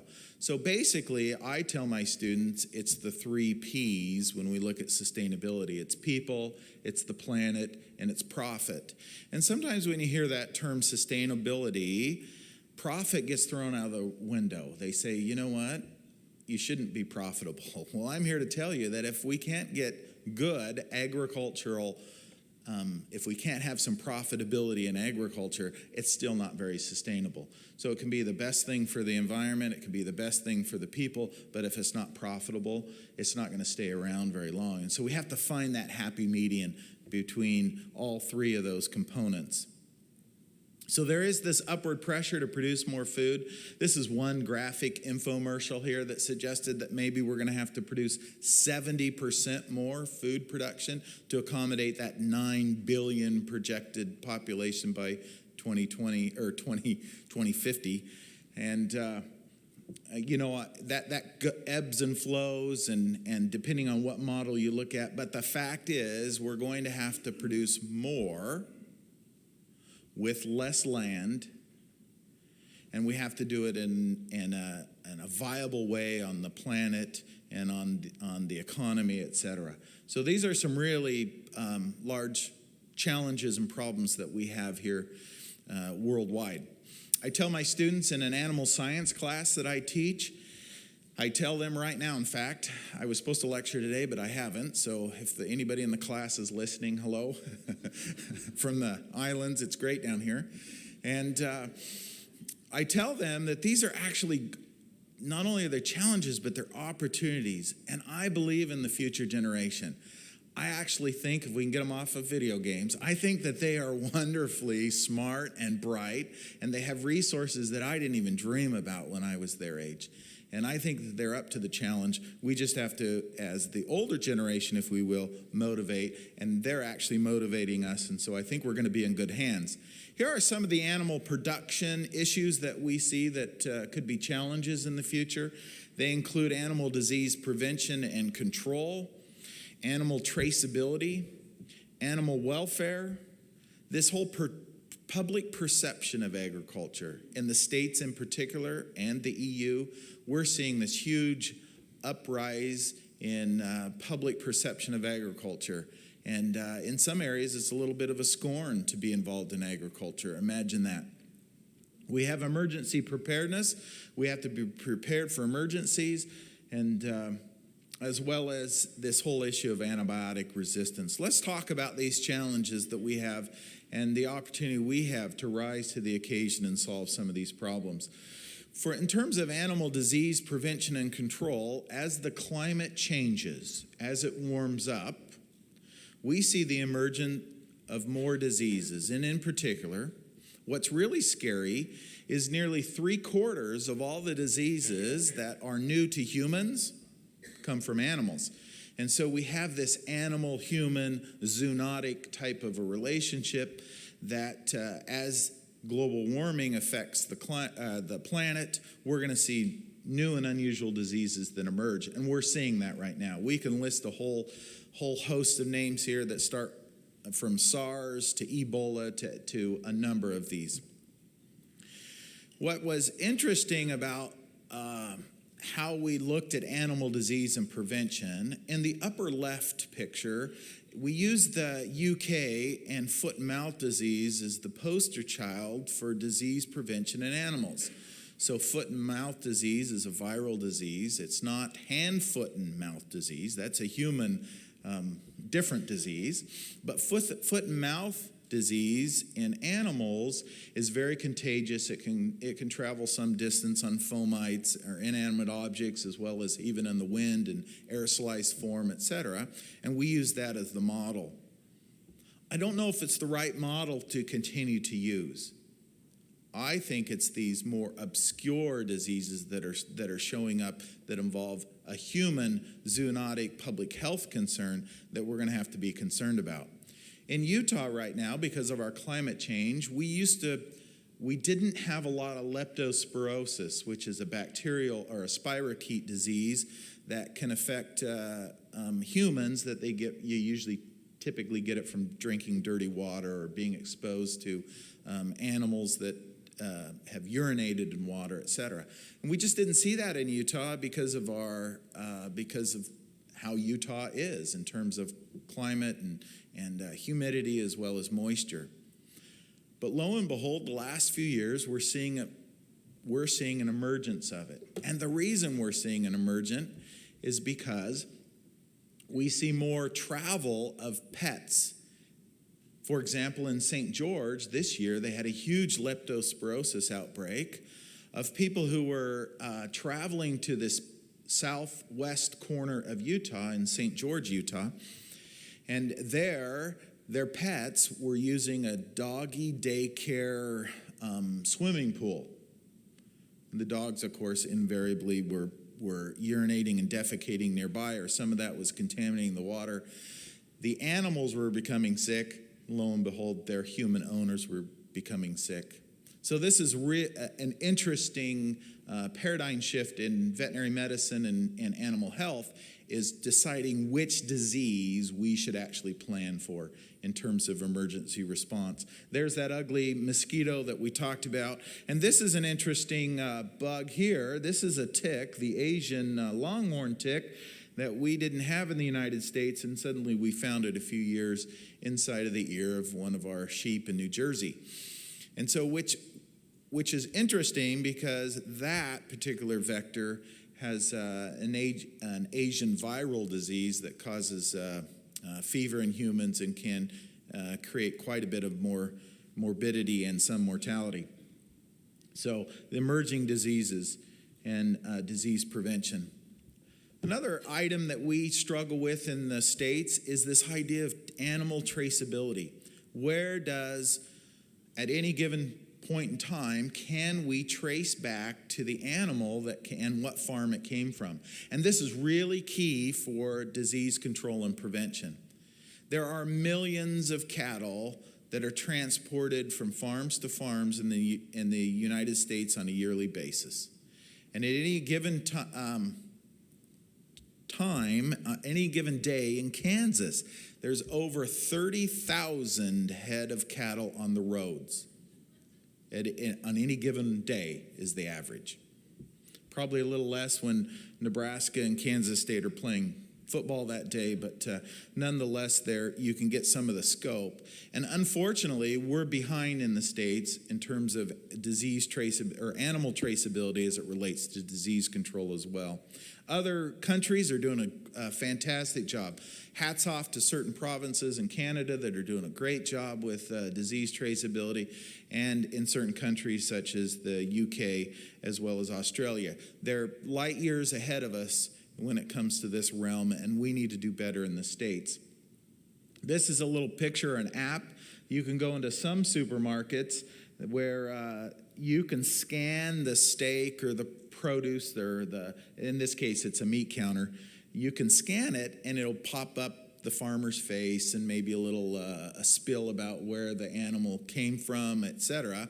And people really get into that. It's this whole farm to fork continuum that they like to be a part of and to know where their food comes from. And I think that's important as well. We're a little bit behind in the States when it comes to that realm. Now, animal welfare. Animal welfare is something that we're all passionate about, and I believe that we all feel strongly about treating animals humanely and in a welfare way. Unfortunately, sometimes livestock industries get an exemption so that we can produce less expensive protein and food supplies for the people. And we're seeing more and more public backlash from that. On the lower left-hand side, this is the ewes that were culled in Australia were put on these transport ships to take them up to Southeast Asia, and more regulations are being passed for animal welfare, et cetera. And that's only continuing to develop, increasing regulations when it talks to humane welfare of animals. This is not a small issue, because anytime the news has this type of a picture that shows up, that's really not very appetizing for the public, and they don't like to see that mass die-off of animals. And so in veterinary medicine and animal health, that's really something that we're on the that we need to watch out for and be ready for. Public perception of production agriculture is also strained. We see groups that don't understand, number one, what GMO is, a genetically modified organism. And most of the papaya you eat in the world is actually comes from a GMO plant. So that's an interesting fact. But we see more and more of this public upswell, and they're raising a voice in terms of the perception of agricultural practices, and we need to be cognizant of that. Agriculture does produce global greenhouse gas. Now, we can argue over what percentage of that is there, but I tell my students it's undeniable that greenhouse gas is emitted from the production of agriculture. And I'll show you in just a minute why that's the case. And emergency preparedness, I showed this last spring. What's interesting about this is we have some wonderful emergency things that can protect the animals. So here is a hog shed in North Carolina, and some flooding took place, and we saved the hogs. But does anybody know what that pit is that's underwater right now? That's the waste lagoon. So we didn't save the E. coli and the waste from running into the water. So this was breached, yet we saved the animals, which is great, but it's one of those interesting things about emergency preparedness that when I was a state veterinarian in the state of Vermont, it's not something that we thought about. We thought about protecting the animals. If the waste gets dumped, the waste gets dumped, et cetera. And so that's an interesting switch, or an interesting thing to think about when we look at emergency planning. All right, I want to spend a minute or two on antibiotic resistance, because this is really an emerging issue that I think affects both human and animal realm. In fact, I know it does. CDC in the States feels that this is going to be our biggest health concern. In fact, it'll kill more people than diabetes by 2050. Antibiotic resistance is going to be huge in terms of the impact on humanity going forward as predicted by the CDC. You've probably seen some of these diagrams before, and what I really want to highlight today is this picture here of this chicken. Why in the world is a chicken on a diagram about antibiotic resistance? And so let's talk a little bit about that. This graph here shows it shows up a little better on the thing than on my TV up here, and it's all there. This shows the number of the number of antibiotics that have been approved in the United States from about 1992 to 2015. Those that are in blue or some shade of blue are what we call the medically important classes of antibiotics. Medically important classes are that class are drugs that have human importance in them as well. So Some of those we would include our tetracyclines and our penicillin and our cephalosporins, etc. Those that show up to me as salmon color or red are the non-medically important antibiotics. So there are antibiotics that have no human use, but yet we might use them in animals. And so as you can see, medically important antibiotics, both non-generic and generic, have made up a large portion of those antibiotics that have been approved for animals. And that just makes sense because they're effective. We know that they go through a lot of research and development, and often antibiotics that went through a human approval process also then could make it through an animal process as well. I mean, you have to repeat some of the data and some of the trials, et cetera, but yet if it's efficacious in humans, why wouldn't it be in some animal species, et cetera? So that just seems like a common pipeline. However, it's concerning because this is how resistance could take place. Our federal government recognized this issue, and the FDA came out in 2017 with our veterinary feed directive. And what the veterinary feed directive stated is that no longer could you use medically important classes of antibiotics for growth promotion or efficiency in food production. So we could no longer use those classes of antibiotics to increase growth promotion or increase efficiency in production. You still, however, could use those antibiotics if there was a disease or a health concern or outbreak. So what it did, and their stated goal was that they wanted to reduce the total tonnage or the amount of antibiotics that were delivered to animals via feed. And that's a common way to deliver antibiotics to animals is via feed, because it's much easier to do that on a mass scale than to bring in individually and give them pills or give them a shot, etc. So feed is a common delivery mechanism. So FDA, well, what did it do? Did their stated goal happen? Well, the jury's still out, but we have seen an overall decrease in the amount of antibiotics that's given to animals. And this is the latest statistics since the rule came out. But we've had a 28% decrease between 2009 and 2017, and which includes between 2016 and 2017, a 33% decrease. So we've had an overall decrease in the amount of antibiotics that are fed to animals. And the mechanisms of resistance, we know that constant exposure to an antibiotic can lead to resistance. And there's different mechanisms that go into that, but the bottom line is the microbes have to be exposed to the antibiotic, or several of the mechanisms have to be exposed, and general selection pressures will present with a resistance population of microbes. Well, are animals the only problem here?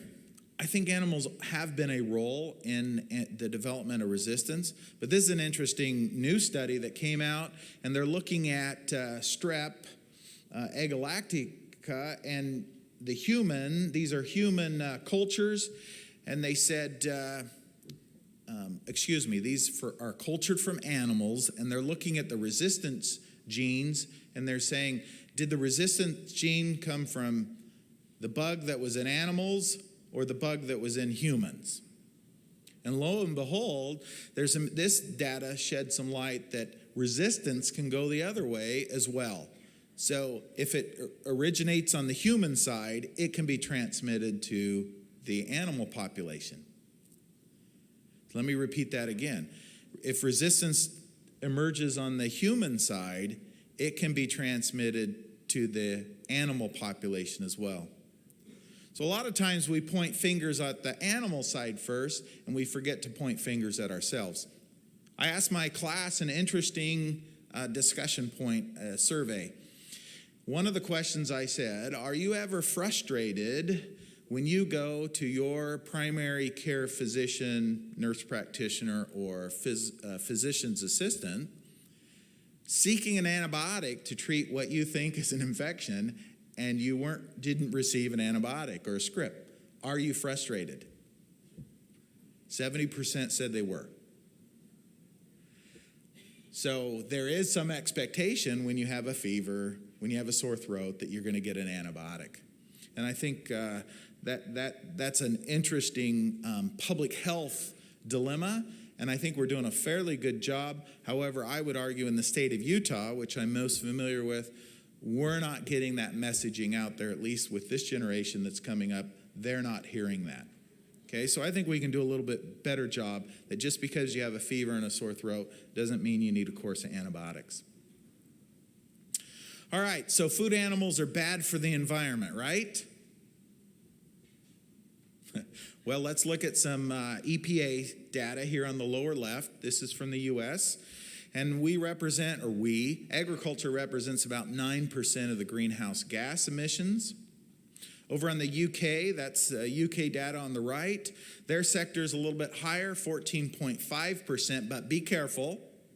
The states aren't necessarily better than the UK. It's how they sort of calculate some of that data, and particularly when we look at transportation as it relates to agriculture transportation or transportation, right? So you have to be a little bit careful when we compare countries. We got to make sure we're comparing apples to apples or methane to methane here. And so what's interesting, though, about the UK data is they do a better job of putting out which animal and what percent is contribution by the species of animal. And so you can see pigs and buffalo and chickens, etc. down there. Now, we need to talk a little bit about anatomy here today. So before you start yawning, let's talk about some anatomy on the digestive system and explain why this may be so. We know that because of God or Darwin, however you believe, the animals, that was a joke, by the way, animals have evolved or adapted with some unique digestion systems. So different classes of animals have some different digestive systems. You as a human, this lower left diagram is your digestive system. So you're a monogastric, meaning you have a stomach, and then you have small intestine that proceeds down to the large intestine, etc. And you have a very rudimentary, if even present, cecum. My wife claims I have a very large colon and cecum, but that's a discussion for this evening. So here are different digestive systems, and we've got monogastrics, we've got ruminants, and we've got what we call hindgut fermenters. What in the world is a hindgut fermenter?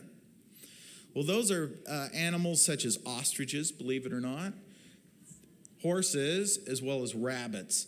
Their cecum and large colon has been adapted or developed to be able to ferment plant material. And so their fermentation vat, if you will, is distal to the stomach, or the true stomach, or where there's low pH. Ruminants, on the other hand, they've developed a 4-compartment or 4-chambered stomach. And I have to be careful when I use the term stomach, but those compartments include the rumen, the reticulum, the omasum, and the abomasum. The abomasum in the ruminant is what we would say the true stomach. So it's the organ that has low pH around 3, just like your stomach. Right now, my pH is really low in my stomach right now. Hydrochloric acid is being pumped out by the gallons right now. Well, during that fermentation process, these vats, this rumen in the ruminants, we have 4 things that are created. We have bacteria, and the animal actually lives on the bacteria. We have volatile fatty acids, which are absorbed and utilized through the Krebs cycle and and other cycles. And then we have gas and heat, and the gas that's produced is methane. All right, so here's a question. I'll just have you think about it. If a ruminant, here I've got a picture of a cow, if a ruminant is to get rid of that gas, does it use flatulence or flatus? Does it fart? Or does it burp or eructate? So the cow eructates. So it's burping. So in the press you might hear cows are burping, causing global warming, right? And that's where this that's where that root of the problem is because that rumen is producing during the fermentation cycle, producing some gas. How do horses get rid of the gas? Yeah, when I was in a country called Azerbaijan, I was giving a talk very similar to this. It's a Muslim country on the Caspian Sea, north of Iran. And the interpreter would not say the slang word for flatulence. She would not. Evidently, it's not there, it's not proper, or whatever. Maybe I shouldn't be using that term, right? But the gas is emitted through flatus or through flatulence in a horse. All right. Whenever we hear about emissions of gas or greenhouse gas from animals, we've heard that before. Does anybody blame horses? But why not? You know, in the States, we have our lowest cow numbers since the 1950s. We have the lowest cow numbers since the 1950s. Yet, we have highest horse numbers not since the 1800s, right? But we have the highest horse populations we've had since the 50s. But yet the horses are never blamed. It's an interesting thing to talk about when you go to dinner tonight. All right. Well, let's talk about then some efficiencies in livestock production. Here are two graphs for you. They're basically telling you the same message. One is from National Geographic. The other one is from another source that I found. And it looks at what is that ratio of amount of feed to amount of gain. So the one on the right is edible protein in essence. It's kilograms of edible protein. So the units on the right are in kilograms. The units on the left are in pounds. It's essentially the same message that says, in essence, to get a pound of meat from a cow, we've got to feed it about 6.8 pounds of food. Not very efficient. Okay? But look at a fish. We can feed it almost a pound of food for a pound of gain. That's like me at Thanksgiving, right? I'm trying to think of the holiday down here in the Caribbean. I don't know if you have a Thanksgiving. There's probably something. Okay, they celebrate something. All right? I thought only I could gain for a pound of food, a pound of weight. Fish are very efficient. Does anybody want to blurt out why fish are so efficient? They're monogastrics. But why are they so efficient? Pigs are monogastrics. Why are fish so efficient? They don't have to regulate their body temperature. That takes a lot of energy to regulate your body temperature, and that's why they're efficient. They're more efficient.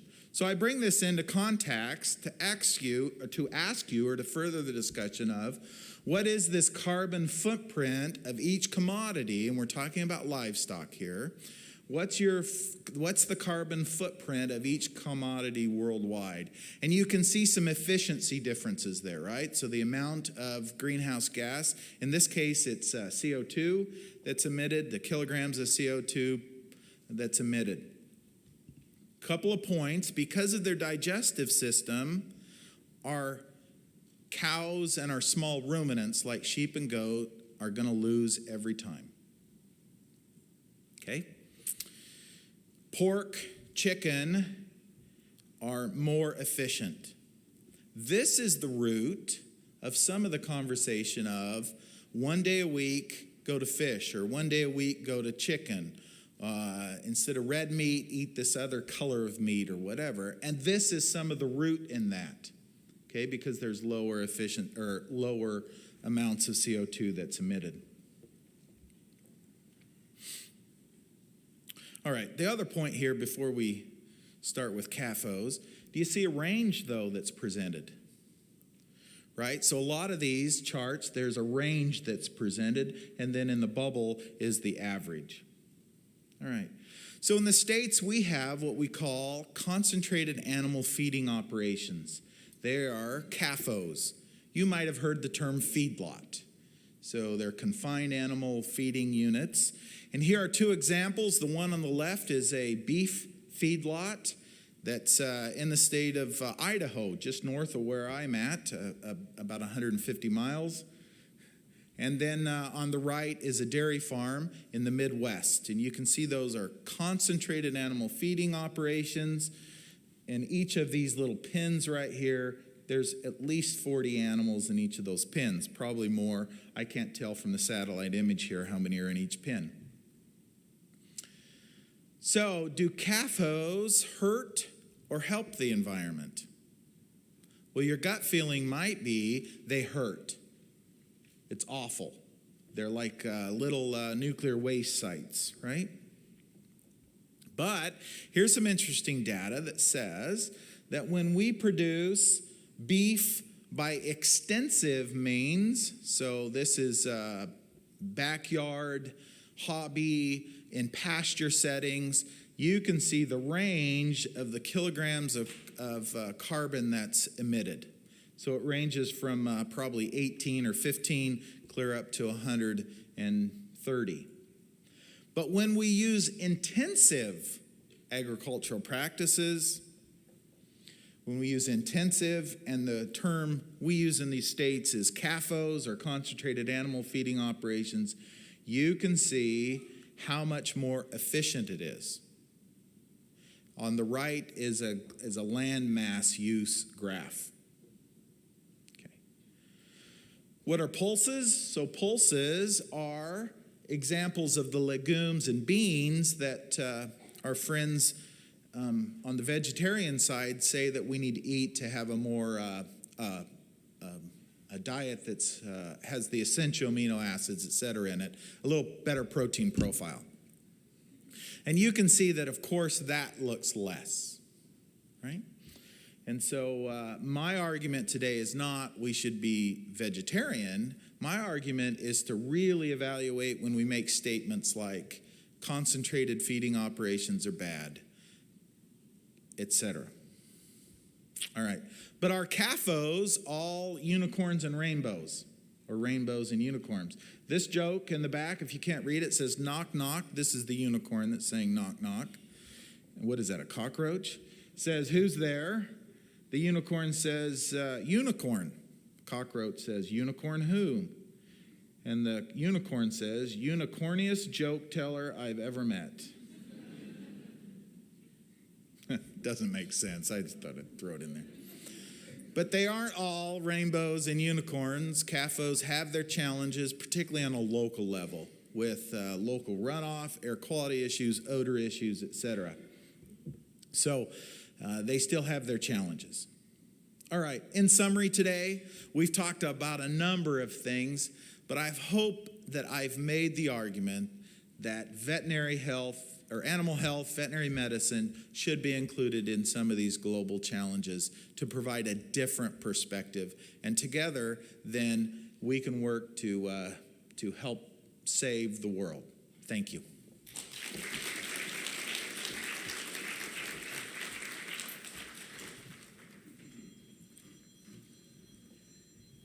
Thank you, Dr. Wood. Any question for the answer? Any question for the public?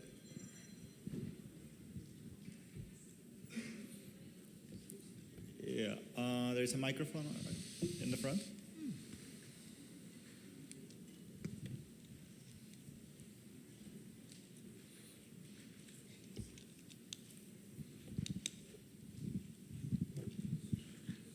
I just want to ask, when they sell chicken here or in the States?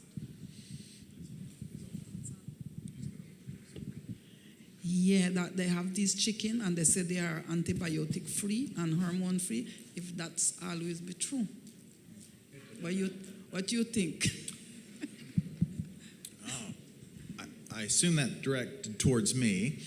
So it depends. In the United States, if they have some specific labels that say that they're antibiotic free and they're hormone free, then that means the FSIS, the Food Safety Inspection Service, ensures that that's the case. So they're doing some testing, but they can't use antibiotics or hormones in the production of this chicken, I assume was your example.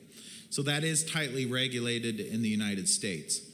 I will tell you, after the veterinary feed directive, there is a lot, the quantity of antibiotics that are fed to chickens, it's much less because we no longer can feed antibiotics for feed efficiency reasons or for production efficiency reasons. Oh, now in terms of hormone free, I don't know if you can have an animal product that's hormone free, right? Because they naturally produce hormones, okay? And in fact, there are hormones in plant products as well. So I think what the point here is it's not added hormones or added antibiotics. Dr. Ruth, thank you for that very interesting presentation. And I just have a question. When you talked about the different parameters of what various different animal types have an effect on the environment, both with the land use and, I guess, fossil fuels contribution to the globe. You know, I understand, yes, if you consolidate the animals in a small area, is that CAFO? That would be more beneficial on various levels. But what about on the actual humane treatment or welfare? Can it be that we have CAFO as well as not marginalizing the animals' welfare? Because, you know, you see those videos about dairy farming and, you know, caged up chickens, and you just want to make sure their lives are a little happier before they're used to consume as food. So I was just curious, can you have them both? So as I understood your question, can you have these larger size animal production units but still maintain welfare for the animal in terms of needs, shelter, et cetera, and then not abuse, obviously? And I would argue that you can, and I would argue that, or I would state that those that are caught doing those horrible things that we see, they are condemned by the producer groups, they're condemned by the veterinarian groups, etc. The fact that we don't have more of those videos attests to the fact now that the commodity groups have third-party verification programs that will help them with best practices. So, for example, on the beef side, we have beef quality assurance. Surprise, surprise, on the pork side, it's called pork quality assurance. On the dairy side, it's called FARM, F-A-R-M now. And these are all standards then with third-party auditors that come in and make sure that they're using best practices, et cetera. Do we have a few rotten apples that emerge? Yes. And unfortunately, or fortunately, it's few and far between. I mean, it's not every day we see the video. They do pop up and we remember them, but fortunately, it's the exception. Good afternoon. Thank you both for the presentation. I had a question, Mr. Nash. Has the government thought of, or is there any kind of plan in place? For example, in the U.S., I know especially in southern states, if you have cattle or livestock on your property, you get a tax deduction or perhaps even an incentive. While we don't have direct taxation, there's duties and so forth. Has the government thought of any sort of plan for agricultural usage of property or land here in the islands where you can get some sort of credit or benefit out of such an endeavor?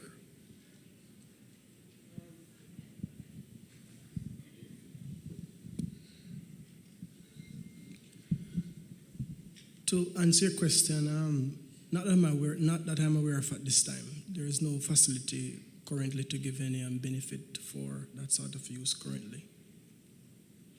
What I know that the ministry is looking into is to find more agricultural lands for the farmers in the island.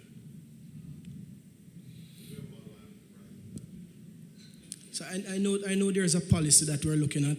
Can't speak much to it since it's in its infant stage, but the plan is afoot to have a, whether we're going to call it an agro park or but some farm lease program where farmers can benefit. Any other questions? No. So thanks everyone thanks again, Dr. Rood.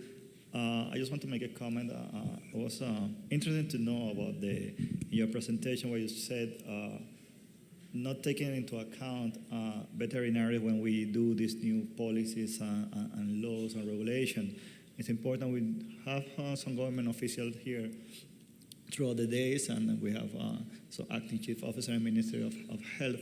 So it would be good to keep in mind that we have to include members of the veterinary team and also from the environment when we're doing all these different policies. I think a good example of that is you mentioned Ms. Nancy had mentioned the Communicable Disease Surveillance Committee in the Cayman Islands, where it's a multidisciplinary committee which also do have a member of the Department of Agriculture, specifically a veterinary officer who's here with us today. So I want to thank you again for that presentation. I think it was really interesting.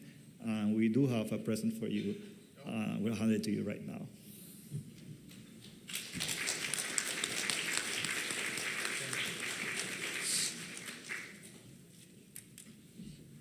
Now Ms. Nancy gonna just give you some guidance on what is next. Thank you very much, both Dr. Rood and my colleague from the Ministry of Agriculture. It's nice to know that these things are progressing within that ministry, as it's also multi-sectoral, all needs to come together. We're a little bit ahead of schedule, which is different to this morning. We were a little bit behind schedule. So I just want to add one thing that, just food for thought, which is one of the things that came out of the workshop we did for climate change and health, which is basically that we would like to do some sort of overlay. I don't know how the medical professionals and the lab technicians feel about this, and I know it's really, really complicated. It sounds easier than when you actually do it, but it's an overlay so that we can see where the health events, such as heart attack, stroke, heat exhaustion, cancer, and so on, where that merges is overlaid with the climate issues. So, for instance, I'm not quite sure how you're going to do it, but it's going to be very complicated, but somehow our weather meteorological office has to mesh up with the health service providers and data people and figure out, okay, did this one heat wave cause that intake of patients? Did this one event cause these other certain things to happen? So that we can really match and see how much that's happening in Cayman. So that's quite interesting. Backyard gardening is a huge thing here in Cayman. I'm really interested in seeing that progress, and our agriculture background is super interesting too. And Dr. Rood, I appreciate that you weren't polarizing in your message, because sometimes it's like the vegetarians kind of going against everybody else or vice versa. And we have jokes in our family because my husband's South African and he's a big meat eater, and my daughter and I went vegetarian for a year. But you can find a happy medium. You can eat, live lighter on the earth, eat red meat once a week, and eat the chicken and more veggies other times, and so on. So there's ways to meet in the middle with everything. So thank you. And now we're going to break for the afternoon workshops. These are interactive workshops where delegates and panel members will be interacting quite heavily with each other, which is going to be more exciting in terms of the intimacy that provides and the really direct contact. So at that point, I would ask those that are staying in this room to move up. The first one is called One Health, People, Animals, and Our Shared Environment. That will be taking place next door in the Grand Cayman Room and is sponsored by Jackson International. And when you go through there, just try and sit as close as you can to where the speakers are going to be sitting so that it can be quite intimate. The Living with Invisible Illnesses workshop, sponsored by Baptist Health of South Florida, will be taking place in this room. And if you're going to remain in this room to hear that, I would just invite you all to come more to the center and front where you're able to. These sessions will end at approximately 5:15, and somewhere in the middle there'll also be a coffee break sponsored by Hope Academy. I want to thank all of you for coming today and also yesterday. It's been an amazing day, and we have these really interactive workshops coming up after. I hope you've all thoroughly enjoyed yourself. Thank you to our Premium Plus sponsor, Ironshore Pharmaceuticals, all of our conference sponsors, so many, and all of our exhibitors for contributing everything that you have over the last day and a half. Tomorrow morning we'll get started at 8:15 a.m. with a breakfast sponsored by Marsh. And Dr. Anna Shetty will be opening with his presentation on the topic, The Digital Future of Healthcare and User Innovation at 9 a.m. sharp here.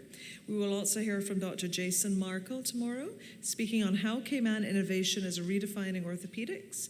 And tomorrow, our final presentation of the conference is going to look at disaster risk management through a health lens, very much on topic with what we've been talking about today. That's by Professor Virginia Murray. And then in closing, a few remarks by our very own Minister, Honourable Dwayne Seymour. Now, if you're not planning to be with us tomorrow, on that recycling question we had from over there from Ms. Lizette, we can only recycle plastics 1 and 2 in Cayman, although plastics go all the way up to number 7. These, I understand, are recyclable, so if you're not coming tomorrow and after tomorrow, you can drop them in the recycling box that's here. And also remember to fill out your evaluation form.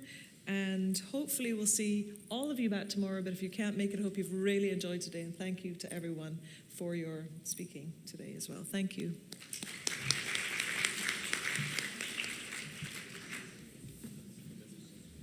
It's yours? Okay. Ooh, that's so nice. You all have money.